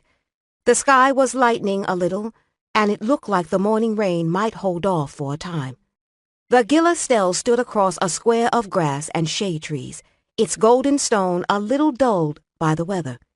It was a small temple compared to the Morai, only about a fourth the size, with 2 stories of galleried courts supporting a 3-level stepped pyramid, and 5 small, elegantly proportioned shrines atop that. Birds called in the trees, and Maskell could hear the bustle of a market just beyond the street wall. They can't. So whatever caused this isn't a demon. She looked at the Gila Stele and the morning mist rising from the canal behind it. The voices who are conducting the rite would like to believe that whatever Varan did to the wheel came out of his madness. I think that's a fond and foolish hope. It's far more likely a deliberate act by something that used Varan like a tool. She started along the path toward the temple. But I'm more used to looking for evil than they are. That's why the Celestial One sent for you, Rian pointed out. That, she thought, is true. She added, and the problem with looking for evil is that you then have to do something about whatever you flush out. There were 2 women coming up the path from the Gila Stele, both dressed in casually draped robes, though the richness of their jewelry marked them as court ladies, and probably high court. Pearls hung in garlands from their belts, gold draped their necks, and banded their arms and ankles. Their hair was elaborately dressed, plaited and wound up in buns, held in place by gold pins. One was very young and very lovely, with high cheekbones and skin so fine it was almost translucent. After a moment, Maskell recognized her as the court lady who had been with the Celestial One when they had arrived at the Morai yesterday. She would have been an extremely beautiful woman, but there was no warmth to her beauty, no spontaneity in her gestures, in her conversation with her companion. The spirit dancers carved on the temples have more life to them, Maskell thought. The second woman was older, gray woven through her hair, her robe more modestly draped. It had been 7 years, and Maskell had managed to stop searching every face she saw for old enemies, so it took her a long moment to recognize the second woman as Disara. Maskell stopped where she was on the path. Disara's eyes passed over her without recognition. She was speaking to the other woman, and foreigners and other strange people were always to be found near the hospitals. There were people sitting under the trees near the far side of the temple, probably the women's attendants and servants. Rian was watching her closely. What's wrong? She shook her head minutely. Disara might not recognize her, with her hair grown out and her face and body hardened by 7 years of travel. She wanted to see if Disara would know her and how the older woman would react. The 2 women reached the portico just as Nyari and the chief healer stepped out of the hospital. There were polite bows and greetings back and forth. Then the chief healer stepped back inside, gesturing the women to follow him. As Disara stepped up to the portico, her eyes met Maskell's. Maskell saw the shocked recognition in Disara's face, saw her expression harden to revulsion and anger an instant later. She swept on into the hospital, leaving the other woman behind. Sounding relieved, Nyari said under her breath, "That went as well as could be expected." Maskell almost smiled. so she wasn't the only one who had been curious about Desara's reaction. Instead of following her companion, the young woman was looking Maskel and Rian over frankly. Since they hadn't been introduced, and no one was making any effort to do so, Maskel stared back at her, hoping she looked as rude as she felt.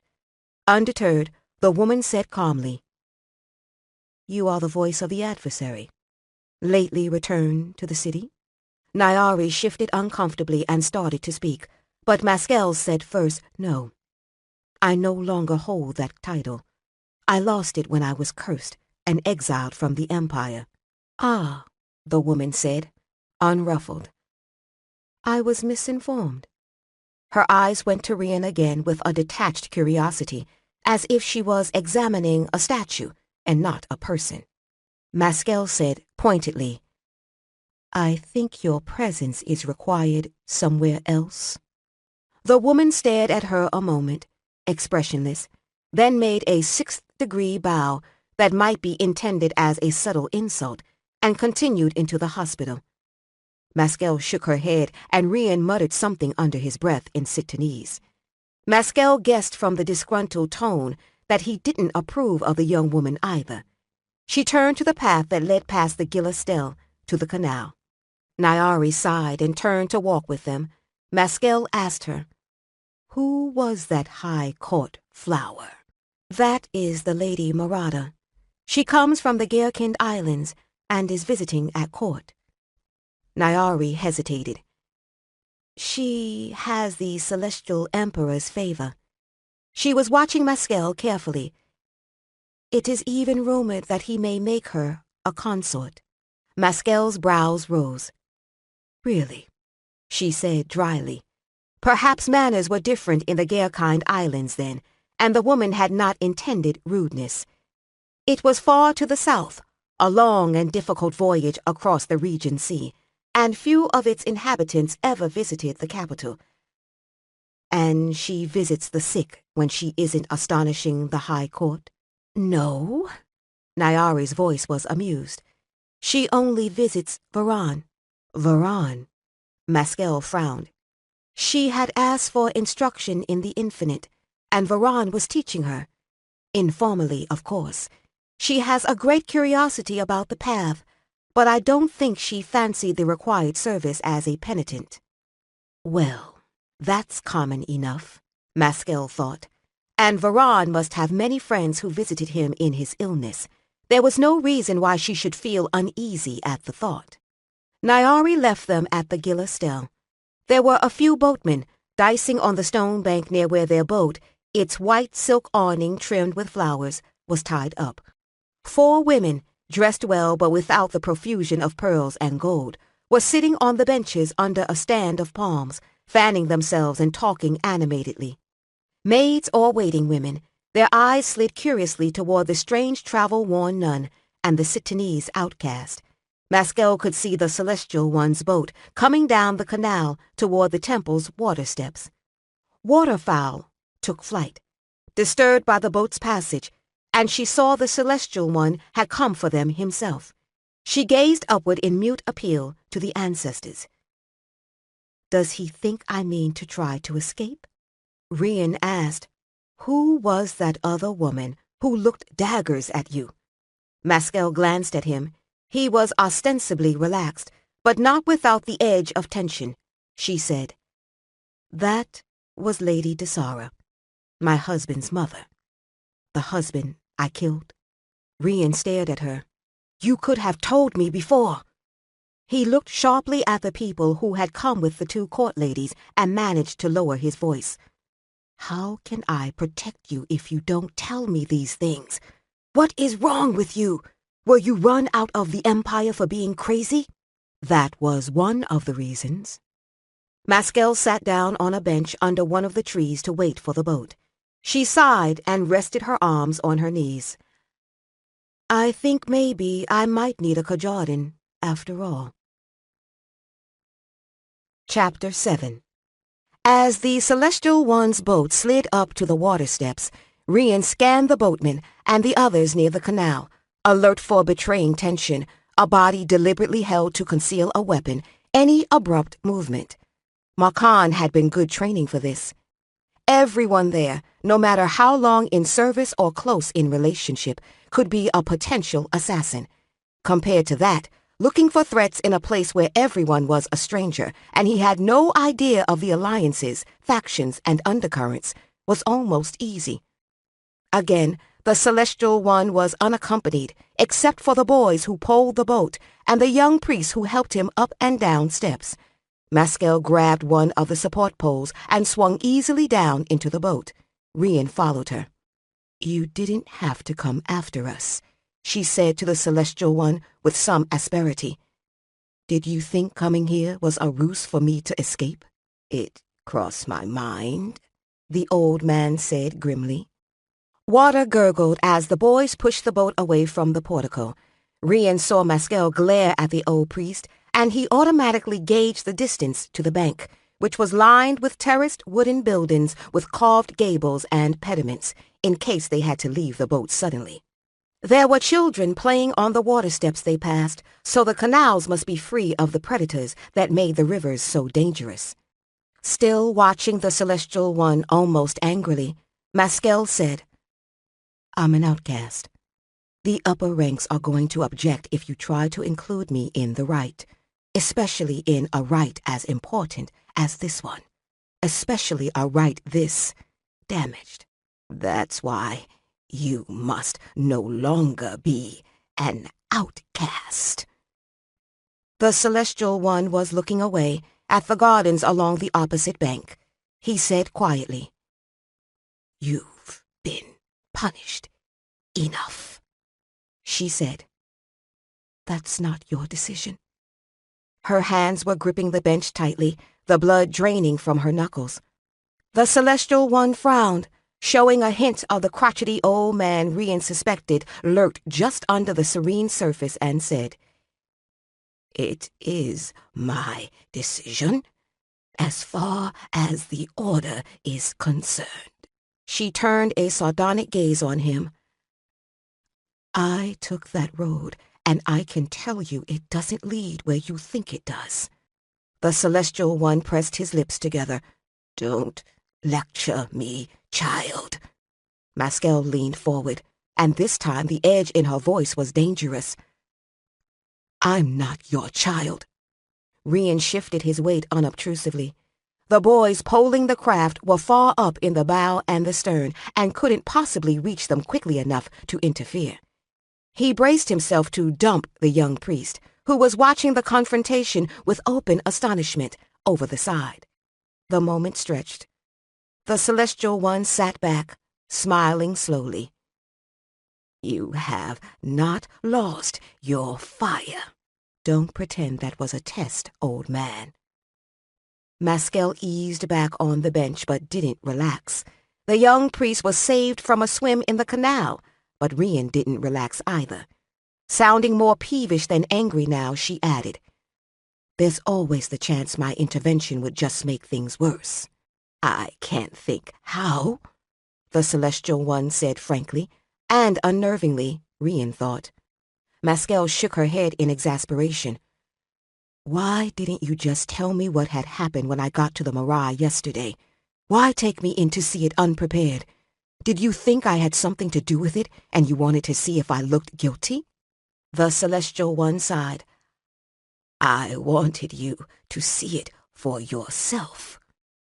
He looked at the far bank, roomy eyes narrowed. "I wanted your conclusions to be untainted by any preconception. I have looked at it so much in these few days since it happened. I no longer trust my own judgment." I must have heard wrong, Rian thought. That sounded almost rational. Maskel must have agreed, because she grumbled. "Why didn't you say so in the first place? You wouldn't have listened to me then. You wanted an argument. Now you've had one. Perhaps you can be content now that you understand my reasons for all this." Maskel just looked at the old man. Rian was a little reassured by the fact that the Celestial One could evidently be a real bastard when he set his mind to it. Maybe the Koshians aren't that strange after all. At the Marai, the Celestial One led them straight to the inner court, where the central tower stood. In the portico around the base of the tower, Maskel paused to tell Rian, "You can't come in this time. We're going to be doing some things that can't be disturbed." As an afterthought, she added, "And arguing. But mostly alterations to the right. You should go home." Rian ran a hand through his hair, frustrated. There were some servants sweeping the court across the way, and a few priests talking in one of the colonnades, but no one was within earshot, and no one was paying more than the ordinary curious attention to them. Who else is in there? Just the voices. A few other priests, probably. She smiled at him, somewhat fondly. Rian swore under his breath. This isn't a game. You know something's trying to kill you, and you have enemies here. He suspected that was a mild estimate of the situation. "Yes, I know," she said, glumly regarding the polished stone under their feet and dragging the toe of her muddy and travel-worn sandal over the edge of the step. "I'll be with the Celestial One." "What's that worth?" "If violence takes place in the Celestial One's sight, the whole order and anyone outside it who follows the path will have to go through a purification ritual. To the priests, shamans, at least the ones in Markand, purification involved fire, iron, and screaming, usually by a non-priest." "Does that involve pain?" Maskel snorted. "No, worse. Fasting, abstinence, complicated meditation rituals. No one wants to go through that, not even to get rid of me." "I'll never understand these people," Rian thought. He looked at the entrance into the tower. He hadn't had a chance to explore it yesterday. "Is this the only way in?" "No, there are a couple of others at the upper levels, I think." At his expression, she shook her head. "Rian, if anyone is going to make trouble, it will be me. Really. I'm the most dangerous person here." Her mouth quirked wryly. "Especially to myself." "That I already figured out," he muttered. There didn't appear to be any other choice. "Fine. If you get killed, don't send your shade crying to me. I promise, on what's left of my honor, not to haunt you."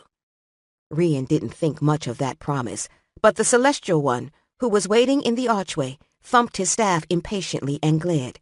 He let out his breath. "All I'm saying is just watch your back." I will. She made shooing motions at him. "I was nursemaiding myself a long time before you came along to do it." She and the Celestial One disappeared inside the tower, and Rian paced the court for a while, trying to judge how safe the temple really was. It wasn't a bad place to wait, all things considered. The clouds had settled in, and a light rain fell off and on, steaming off the smooth gray stones of the court, and dripping from the figures of the ancestors and spirits and hero priests and priestesses of the past, carved into the walls and galleries and columns around him. A variety of people seemed to come and go in the court for various purposes, and few except the Koshians approached the central tower. It gave him time to think about what they had heard at the hospital, about poor spell-maddened Varan and the dead voice Igarin. Something or someone had assuredly poisoned the voice. Rian mortally hated poisoners. It was an indiscriminate weapon, and he had seen too many innocents fall victim to it. The worst time had been when poisoned muskcakes meant for the Holder Lord had accidentally been sent to the rooms of his favorite concubine. The young woman had shared them with all the servants who happened to be with her that afternoon, and it had killed all of them, including an adolescent lamp girl and 2 page boys so young their voices hadn't changed yet. Rian had smelled a poison murder as soon as the Celestial One had spoken of Igarin being so conveniently taken ill. People never took ill at convenient moments, and all these priests seemed to live to vast ages and be as hardy as cart horses. The Celestial One had said there had been no sign of poison, but Rian wondered how much these people really knew of such things. For all their herbs and magic, they didn't seem much interested in killing each other. Rian stopped, watching a group of priests walk along one of the covered colonnades that divided the court, the dark blue of their robes flicking in and out among the gray pillars. He had been shocked to realize that the temple guards the Celestial One had brought with him to the post compound really had been for their protection, that the highest priest in the Celestial Empire apparently went anywhere he pleased, without guards, with only the boys who paddled the boat or the young priests whose main duty seemed to be to help him negotiate steps. It's not the Syntaine, he reminded himself again. That observation was a triumph of the obvious. Maybe no one in the city wanted to kill the old man. It was remotely possible. Maybe Rian had just been too long at Markan, with a lord whom most rational people looked for chances to murder. A young Koshin woman was coming across the court with an armload of some kind of wooden packets. Rian watched her with idle curiosity until it became apparent she was heading directly for him. She stopped a few paces away. Rian didn't know how to read the rank tattoos yet, but hers looked fairly new on her shaven scalp. She cleared her throat, looked up at him uncertainly, and said, "My name is Sister Tiar. I was sent to give you instruction in reading Auran." "Oh, really?" On close observation, he saw that the things she carried were books with wooden covers. Rian shot a glance at the entrance to the Wright's Tower. "Sent by who?" "By..." She hesitated, then finished less confidently. "The one who was the voice of the adversary?" Rian made a non-committal noise. So Maskell had remembered her threat to make him learn to read. He just stood there and stared at the young nun, hoping to scare her away. It didn't work. More determined than she initially appeared, she stepped briskly past him to the shelter of the tower's portico, sat down on the step, and awkwardly deposited her armload of books. She picked one up and opened it, saying brightly, "Shall we begin?"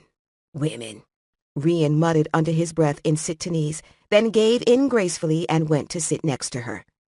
While she was explaining the basics of what she meant to teach him, he listened with half his attention, picking up one of the books and paging through it to look at the drawings.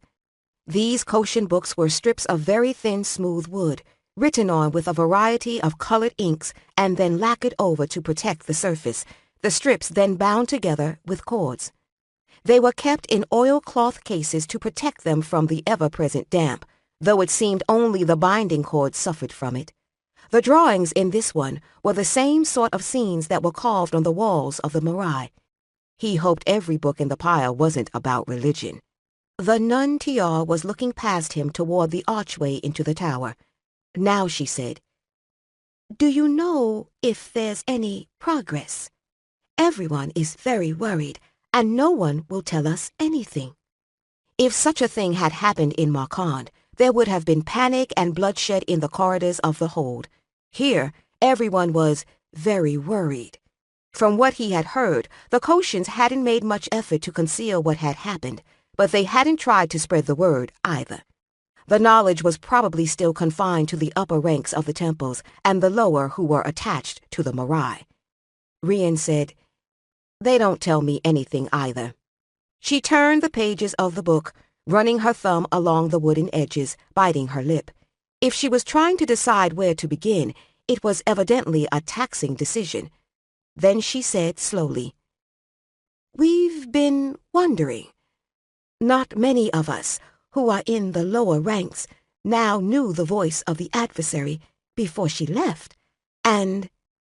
Rian waited unhelpfully. He wasn't sure what she was getting at. She finally looked at him, her face worried, and said in a rush, "Are you with her voluntarily?" He stared at her, surprised. "So what did they think? That I was kidnapped under a spell?" He grinned slowly. "Yes. She's tried to get rid of me a couple of times, but it didn't take." Her cheeks darkened and she looked away, embarrassed. "It's just that there are so many stories about her, and some of the others speculated that she had..." Trap me, Rian finished, fascinated. There were a lot of questions itching at him that he couldn't possibly ask a strange Kusharit woman who was a nun and barely out of girlhood into the bargain. And anyway, she probably had no idea how many men Maskell had had in the past, and if any of them were better to look at than he was. Yes, T.R. said hurriedly, and grabbed another book off the pile at random and launched into the lesson. Rian sat pretend patiently through what the various symbols in the written version of the Kusharit language meant. After T.R. had gotten over her attack of self-consciousness, he asked her, "Do you know Varan?" "Yes." She selected another book, troubled. "I hope he'll be all right. He worked so hard. He would have advanced to the 7th level this year, and many thought that eventually he would be made a voice." So the disaster had ruined Varan's chances for advancement, even if he did recover. It didn't sound like the man had much reason to act against the right on his own. That's why they let him near the right. Yes, there are always a few initiates to the 7th level who are given the opportunity to participate in the right in a minor way. The voices perform the most important parts, but the others are allowed to take their places occasionally to add to their knowledge. She shook her head. Varan was the youngest who had ever been given that honor. Rian leaned back against the pillar, watching T.R. sort through the books. If Maskell was right, then something had gotten to Varan at some point before he had entered the tower to take the dying voice's turn at the right. If Varan was an involuntary participant, then it must have caught him unawares. If he had made some sort of deal with it, then regretted it later, or been betrayed, it might make things more difficult. A guilty man would take steps to cover his trail. He was teaching a lady from the court named Marada? Yes, the foreign lady. T.R. shook her head, as if recalling something she found baffling. He said she was very strange. He thought at first. Well, he thought she was more interested in him than in learning the path. But he told Nasir later that he must have been mistaken. She colored again and added, I imagine I'm not supposed to know that, but things do get around. Varan told the others that it was very hard to understand what Marada meant by the things she said and did. I suppose that's because the people of the Gherkin Islands have very different customs. He thought Marada wanted him, but he was wrong. Rian wondered. Or she tried to seduce him and he refused. Or the young priest had been just as confused as Rian had by that strange, direct way of looking someone over that Marada had. So she really did want to learn? Yes. She came to study with him quite frequently, every day as arranged. He gave the lessons on the terraces outside the library of the Mayad Kio. When was the last lesson? Not long ago. She frowned. Only a day before he became so ill, and all this happened. She gestured back toward the tower. Are you certain? I saw them there, myself. T.R. was not stupid. Rian didn't suppose one could get through all the learning it took to be a Koshin and not have wits. She frowned, watching him carefully, and said, Does that mean something? Rian shrugged. If Marada was a poisoner, he didn't want to see T.R. in the hospital on a pallet next to Varan's. It could, but probably not. He must have seen dozens of people that day. Yes, dozens of people. Family and friends and other Koshins and market vendors and servants, people he had seen every day of his life without coming to harm, and none of them foreign visitors with suspicious manners who had quickly managed to place themselves close to the Celestial Emperor. He pointed to the book. What does that one mean again? The one with the bird's head. By getting half the symbols she had shown him wrong, he managed to distract her back into the lesson. Are you ready to try now? Vigal asked, kneeling awkwardly on the floor, eye level with the right, Maskell knew that no one else but another ninth-level Koshin could have heard the tightly restrained annoyance in the man's tone. It was buried under layers of training, discipline, and meditative calm. Dryly, she said, "Yes, I've just been standing on my head all this time for the joy of delaying you." The guard didn't swear, didn't sigh, and probably didn't even twitch an eyelid. He and the other voices did not want her here, but the Celestial One's word was law where the right was concerned. They had not spoken one word of their disagreement and would not. They were all too far down the path of the infinite to express such petty sentiments.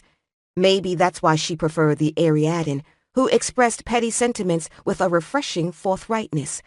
The Sitanese aren't bad at it either, she thought, smiling to herself, remembering Rian's outburst at the Gillistel. She sat up and rubbed her eyes. The many lamps made the chamber even warmer than usual, and the still air felt stale in her lungs. The patterns of the right existed both in this world and the plane of the infinite. Following the design as it wove in and out through here and there made her eyes ache all the way down to her toes. In building the right, all it took was an awareness of the infinite and the right's shape, both in it and this world. Untwisting that complexity was a far greater task than building it in the first place. She said, "It's actually intersecting with the edge of the first mountain. I don't like that." "You don't? I find it delightful that the excrescence is almost touching one of the focal points of the power of Earth," Vigar said, his tone just as arid as hers. Maskell looked up at him, surprised at the show of temper. Smiling, she said, "Really, Vigar, I didn't know you had it in you." The other voices, standing or kneeling around the chamber, all gazed at him in mild shock. There were 14 of them here. With all the confusion, Igarin had not yet been replaced, and though the others had been summoned when the disaster occurred, most were still en route from the temple centers in the rest of the Empire. Vigar smiled sourly. "I take it you concur with our deductions." She sighed. "I agree it's not just a random disruption with dark-colored sand. It's woven in the infinite, just like the rest of the right." The new part was still forming symbols, as if continuing to delineate the landscape as the rest of the right was. But without knowing what the symbols meant, there was no way they could tell what landscape it was. It might be another way of representing the section of the basin below the first mountain and the edge of the Western Sea, which was what should be occupying that area, or it could be something totally unknown. "I don't see anything you haven't already seen." She gestured helplessly. "Whatever it is that makes it rebuild itself after you remove it." She had thought about this all night, and the only reasonable possibility that occurred to her wasn't all that reasonable. Still, it was better than no theory at all. There could be a second wheel of the infinite. Because of what the wheel was, in this world and in the infinite, the two wheels would in effect be the same one. Changes made to one would affect the other. When whoever built it makes their adjustments to the design, we see them reflected here. When you restore the original symbols, their wheel changes to match. They all stared at her. She could sense the disbelief settling over the room like a chill fog. Aurella, the only other female voice who was present, said carefully, "Who could do such a thing?" "Don't ask who," Maskell said, meeting her eyes deliberately. "Ask how. Once we know that, then we'll know who." Aurella's eyes went hooded as she turned over that thought. She and the other voices were considering the idea. That Maskell could tell. But Vigar was the only one who was staring at the wheel instead of at Maskell. She waited, saying nothing, seeing the calculation in his eyes. After a time, he said slowly, "It would have to be situated on a power center, somewhere in Kusha-At." He lifted an ironic brow. "Perhaps the Baran-Dur?" She smiled back. She had to admit it didn't seem likely. The power centers were all carefully mapped, all supporting temples or other places of importance in the infinite. All it would take was an unoccupied room of good size, protected from stray breezes, but there would be too many opportunities for discovery in the temples. Perhaps not, but this entire situation is unlikely. Vhagar's brows drew together as he considered. He shook his head slightly. It seems difficult to believe, but... He turned to the other voices. We will order a search of the major temples. There were no sighs or mutterings of disagreement, but Maskell could tell the others were not convinced. Vhagar ignored the potential conflict and looked to Maskell again. Now that we've addressed the question of how, perhaps we could examine why. What is our opponent attempting to do with this wheel? What is the purpose of these disruptions? For the first time, he had admitted the existence of an opponent and was not trying to pretend that this was some sort of natural occurrence. Maskell met Vhagar's eyes, willing him to understand. You may have to let one of them grow a little, so that we can see what it's trying to make. Vhagar didn't reply, but his mouth twisted ruefully as he looked at the right. Arella said, We had thought perhaps you would recognize the symbols, if this was the creation of a dark power. So that was it. One of my dark powers, you mean? Maskell said, lifting a brow. Now we get to the heart of the matter. This was undoubtedly why the other voices had agreed to her presence here. Unfortunately not. The strange symbols had been laboriously extracted from the rite over the past 3 days. According to Vhagar, there was a group of monks and nuns set to making copies of them onto wooden tablets, which were then taken to the various temple libraries, where other groups searched for clues among the accumulated wisdom of the Koshans and the Celestial Empire. Vhagar looked even more depressed.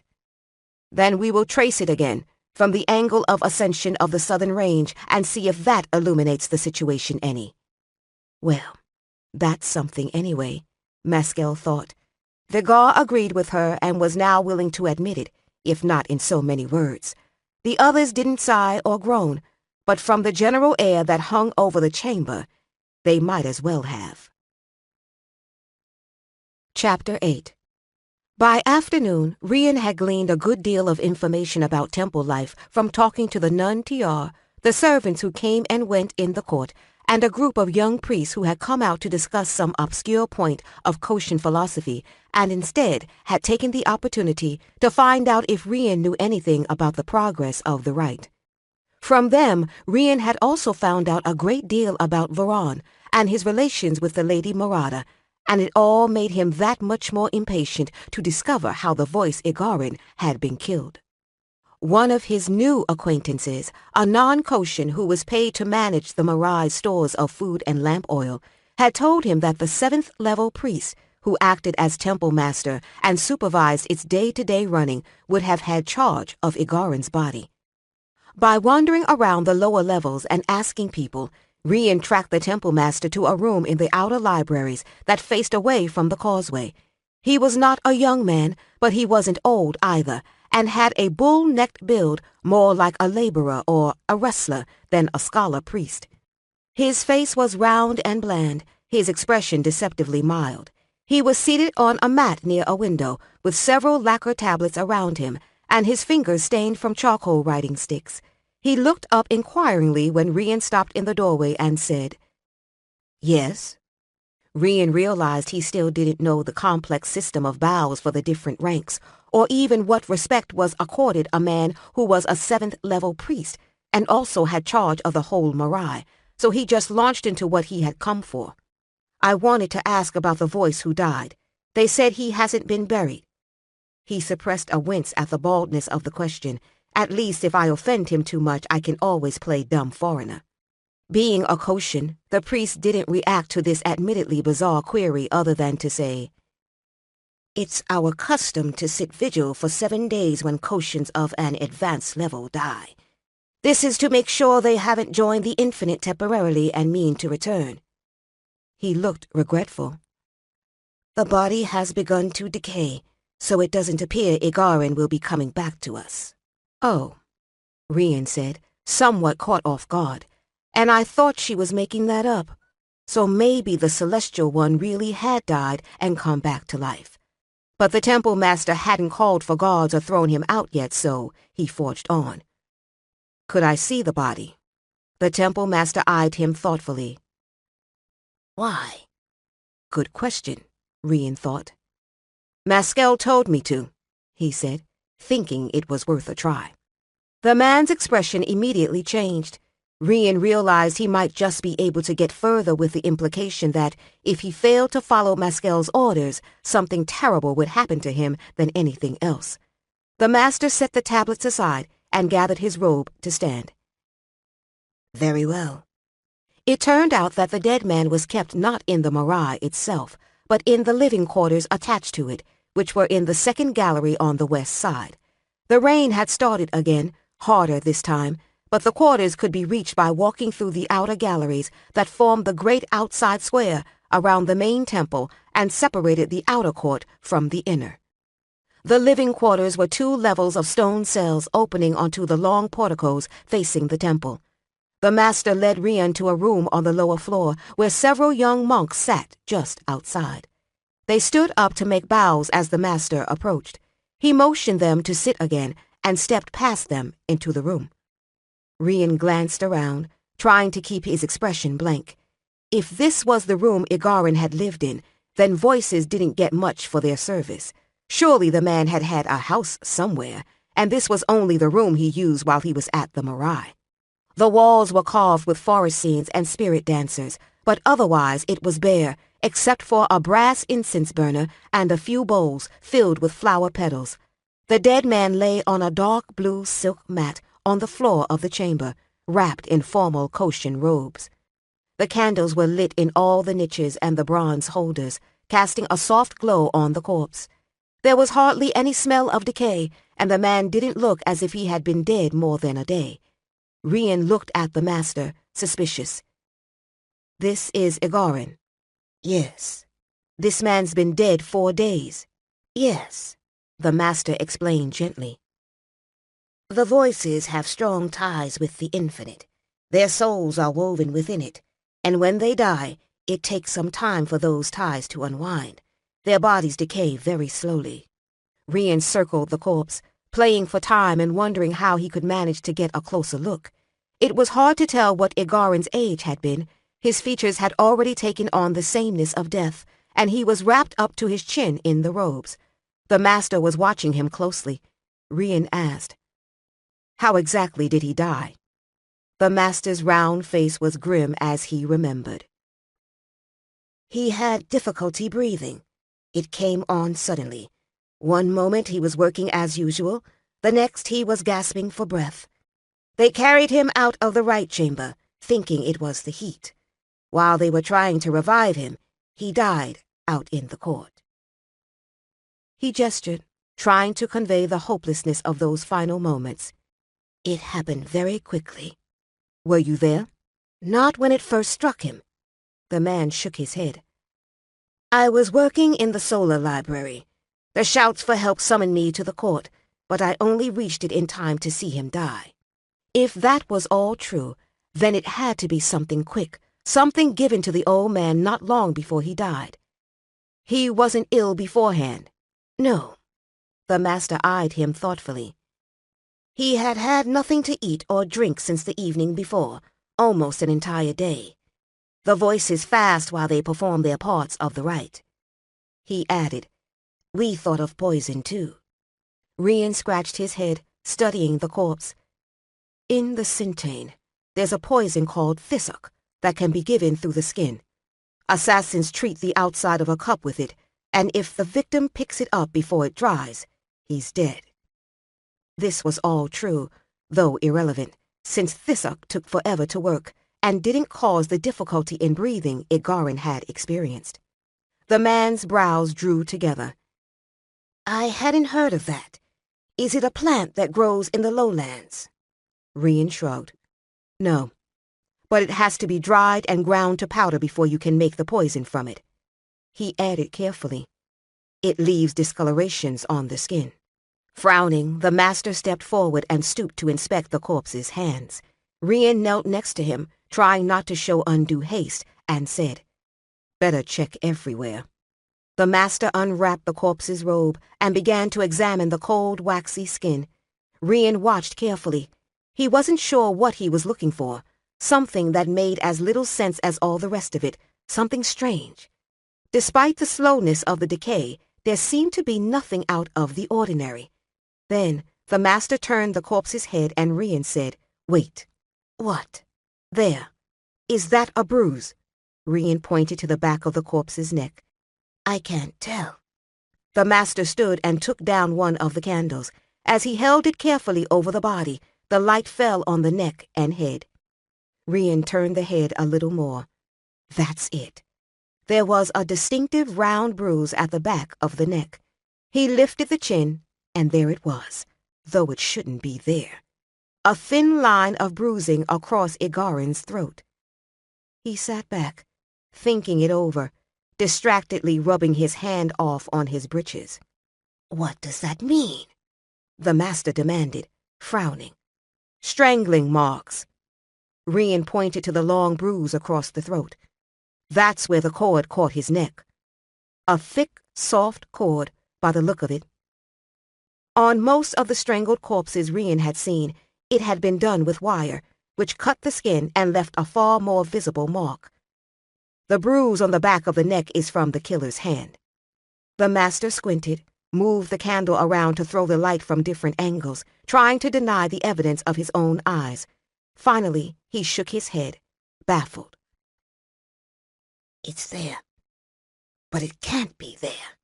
He was struck ill in front of 14 voices of the ancestors and the celestial one.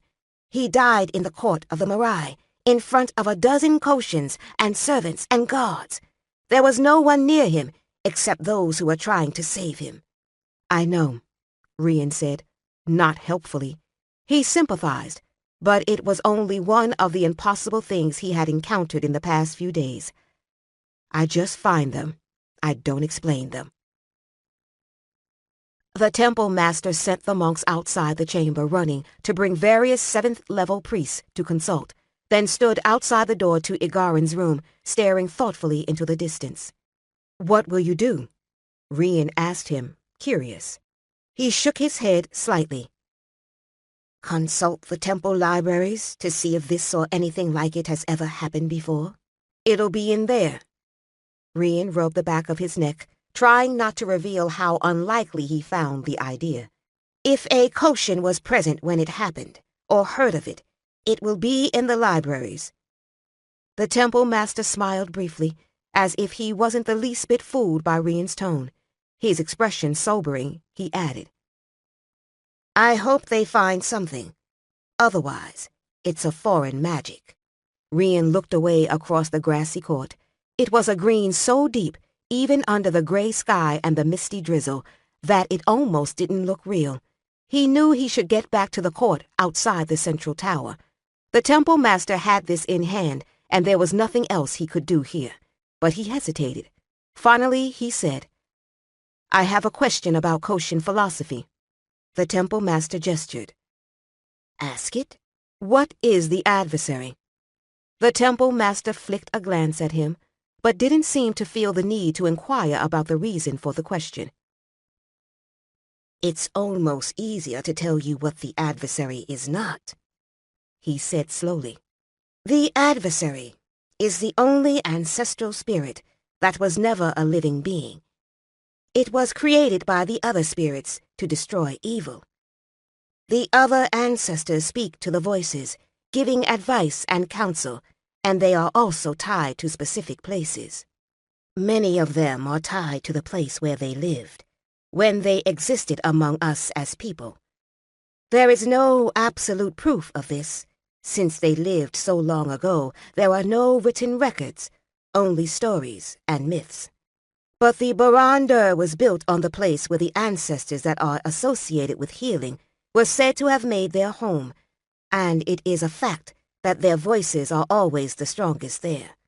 Since the adversary was never a living being, it is personified only in its voice. So the voice of the adversary is not just the adversary's voice, but the adversary itself, or herself. Rian found himself staring at the carving on the nearest pillar, a scene of some human-shaped spirit giving audience to a host of warriors. He was beginning to recognize the subtle differences in the face and the relative size of the figure that marked the way the Kusharit portrayed the ancestors as different from ordinary humans. He said, "So they hear spirit voices in their heads." He glanced at the priest and saw the man was watching him alertly. "And what the spirits say is always true." "Always. But it can be misunderstood. Learning how to understand the meaning of the ancestors' messages is one of the primary reasons for the years of instruction in Koshin philosophy. It is the reason there are Koshins at all." Two blue-robed priests were crossing the court at a hurried pace, probably the first of those summoned by the monks. Rian nodded to the temple master and vaulted the balustrade, landing on the ground below and starting back toward the main temple. Maskell didn't emerge from the tower until very late in the evening. Somewhere behind the clouds, the waning moon would be rising and the stars coming out. The rain had stopped, and the air was heavy and warm and still. The lamps set in niches and hung from the galleries and windows on the upper levels of the court threw stripes of gold on the slick pavement. She stretched, feeling the ache in her shoulders and lower back. This was only a temporary respite. She was going to have to go back in a few hours, when Vigar would make his final decision whether to remove the damage to the right or not. She wasn't looking forward to that. She looked up and saw Rian sitting on the wide balustrade of the side gallery's portico, under the carving of entwined spirit dancers, and started toward him. "Were you here all day?" she demanded. He countered. "I found out some things." "What?" He hopped down from the balustrade, and as they left the central court through the west wind passage, he told her about Marada's visits to Varan and the marks on Igarin's body. "The temple master said he was going to try to find out if anything like this has ever happened before. He thinks it'll be in the libraries somewhere, if it has." They were in the outer gallery by the time he reached the end of the story, and Maskell stopped to look back at the Marai. Lamps lit in the windows and between the pillars outlined the stepped domes and the upper galleries. Her thinking was still fuzzy, half her mind still in the right and the infinite.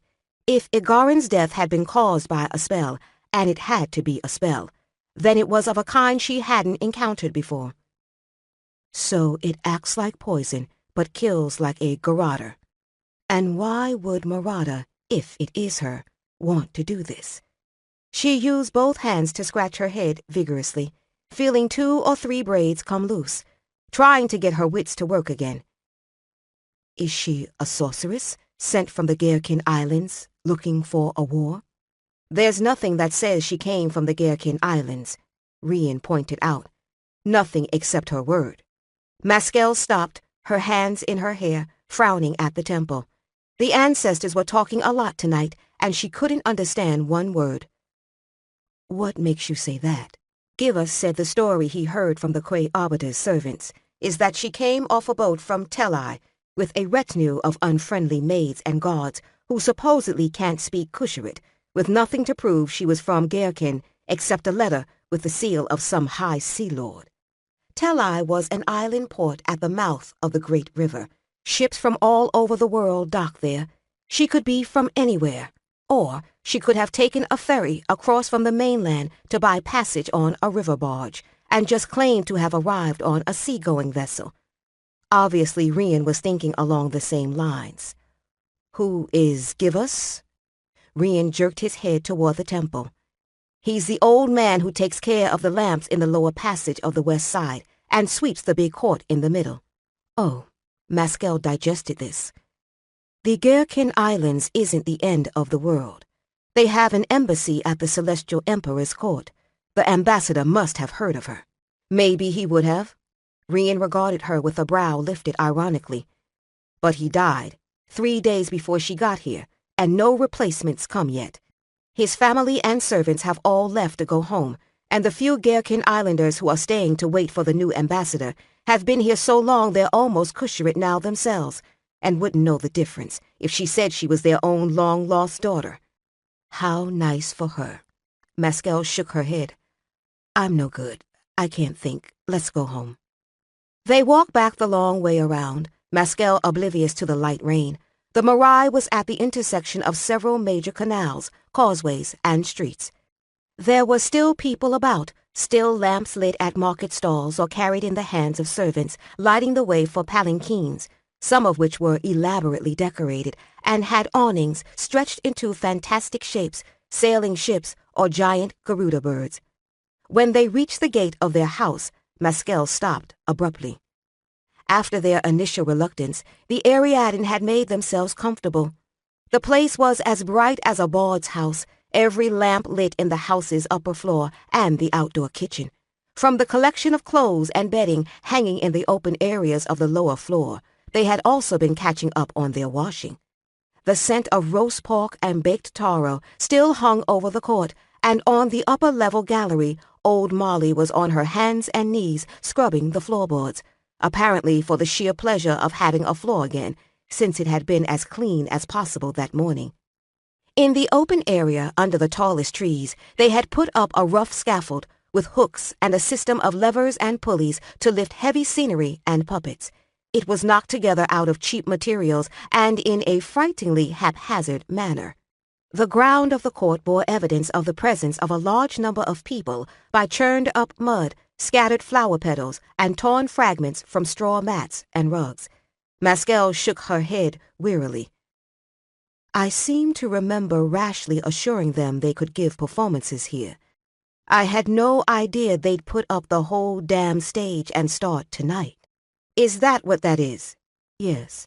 You haven't seen Ariadne Theater before in all its glory? Rian shook his head. I've seen Curati.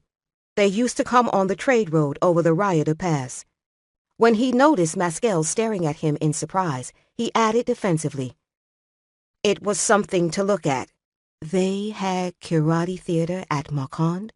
Maskell asked, bemused. She had pictured the place as something like a wild boar pit, only with people. The Holder Lord liked to pretend to understand foreigners, Rian said, as they started up the stairs into the house. And they had Curati Theater in the High Lord's hold at Belladera, so we had to have it too. The main room now looked as if the Ariadne had been living in the house for years. Wooden puppet cases were stacked up just inside, and rugs from the wagons had been strewn across the polished floorboards. Their own lamps and battered crockery were piled on the low table and the lacquered chests. Most of the actors were gathered here, discussing the success of their first production in Duvalpore, with a lot of gesturing, yelling, and rice and palm wine. Rastim stood up to greet them, his steps wobbling a little. Did it go well? Maskell asked him. Rastim gestured happily. It was wonderful. There was a very good crowd, wealthy people and their servants. There's some important officials from the districts outside the city staying in the houses along this street, and they came with their guests. A man even asked us to perform at the festival that's coming up. Maskell stopped. The equinox? Yes. What was the man's name? Rastim thought about it, weaving back and forth slightly. Giram Kisnel something? The Giram Kisnel. Yes, that was it. Rastim beamed. He's going to send his people to make the arrangements tomorrow. He said we should perform in the Grand Plaza in front of the outer court. Is that a theater? Sort of. You'll like it. Lots of room for the stage, Maskell assured him. Rastim turned to give this intelligence to the others, and Maskell and Rian escaped down the passage to the sleeping rooms. Keeping her voice low, she explained. The Giram Kisnel is the warden of the public festivals. It's a post appointed by the High Minister to organize entertainments for the crowds, to keep them under control while the priests are performing the rites. The Grand Square is the plaza in front of the Marais. Rastim has just agreed to make Ariadne Theater a principal part of the entertainments for the largest festival of the year. I hope that's a good thing, Rian muttered. It's what they came for, Maskell said, smiling a little to herself. It doesn't surprise me. They tell the stories very differently from the traditional plays that the Kusharit are used to. I just hope Rastim and the others don't mind performing in front of several thousand people. I don't think they're used to crowds that size. You mean after the festival we could have half the city lining up to get into our cow yard? Well, yes. Maskell found the room where old Molly had brought her things in. Her faded Tianjin blankets had been laid out on the bedpad. I hadn't thought of that. She pulled her muddy sandals off and dropped down onto the cushion. Maybe I should find somewhere else for them to do it. I could get the Celestial One to give them another house. Rian sat behind her and started to rub her shoulders. It was even harder to think with his fingers digging into the tense muscles of her shoulders and neck. But she made herself ask, it would make more sense if we knew why Marada wanted to do this, if she did do this. Why has to be somebody else's job? I just know who.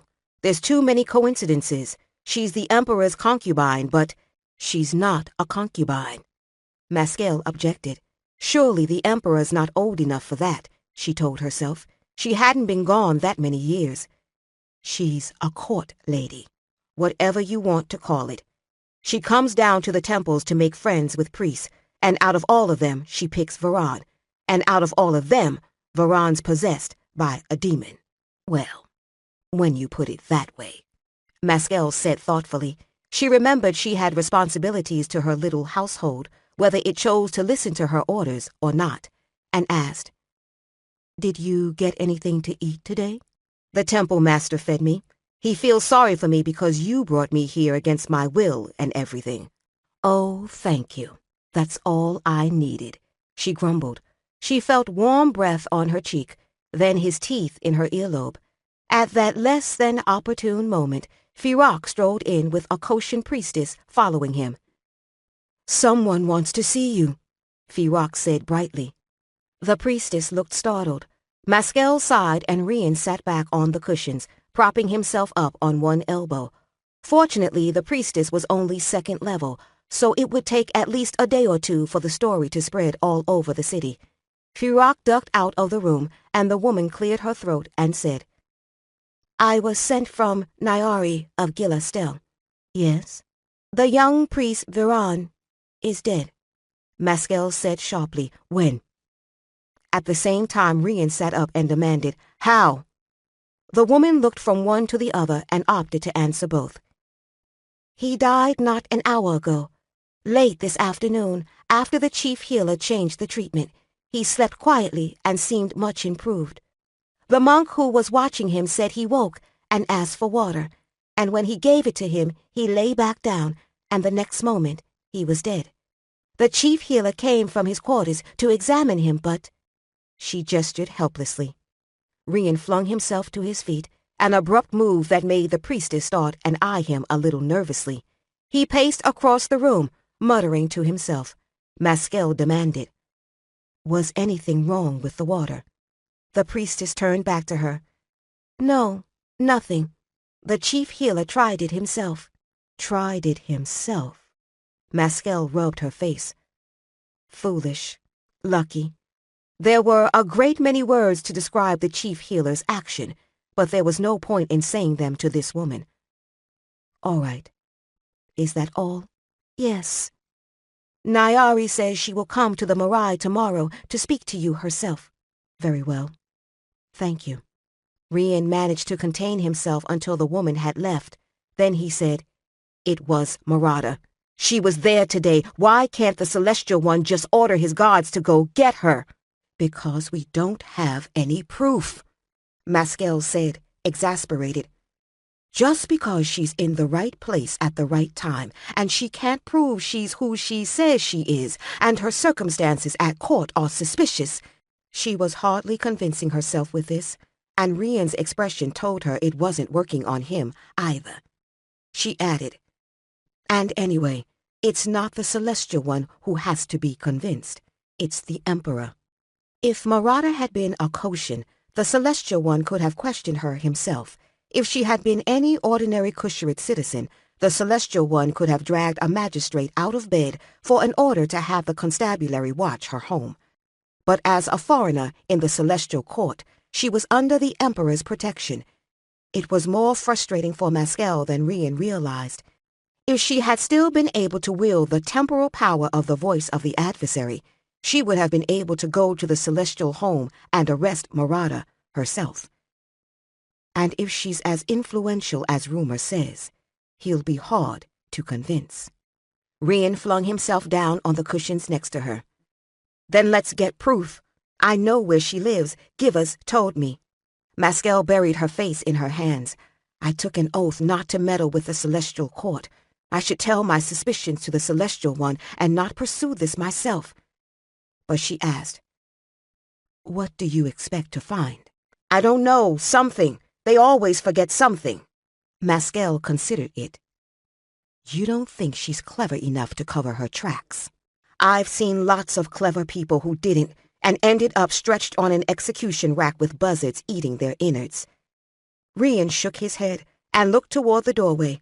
Maskell could read impatience to be out and away in every line of his body.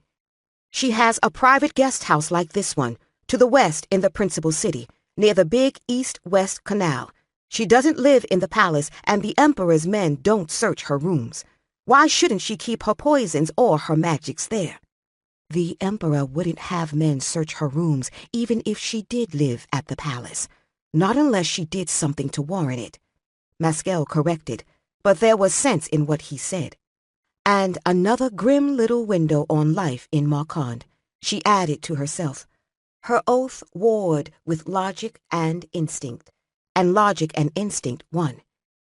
"If we're wrong, then we've caused no trouble and nobody will be hurt. I can't go tonight.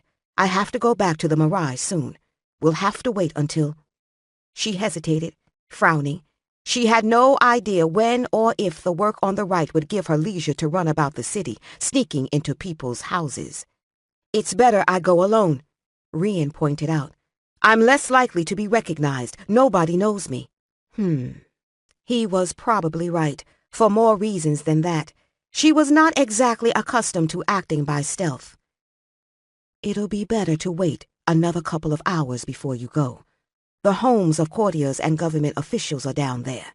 They'll entertain until late at night, and it's not far from the pleasure garden district. If she's there, I can't search the place. As it is, I may have to try a few times before I can get in." "Very well." Maskell gave in, not too ungracefully. He spoke with the confidence of someone who did this every day. "I hope Kajardin isn't also Sitanese for housebreaker." "Just don't get caught."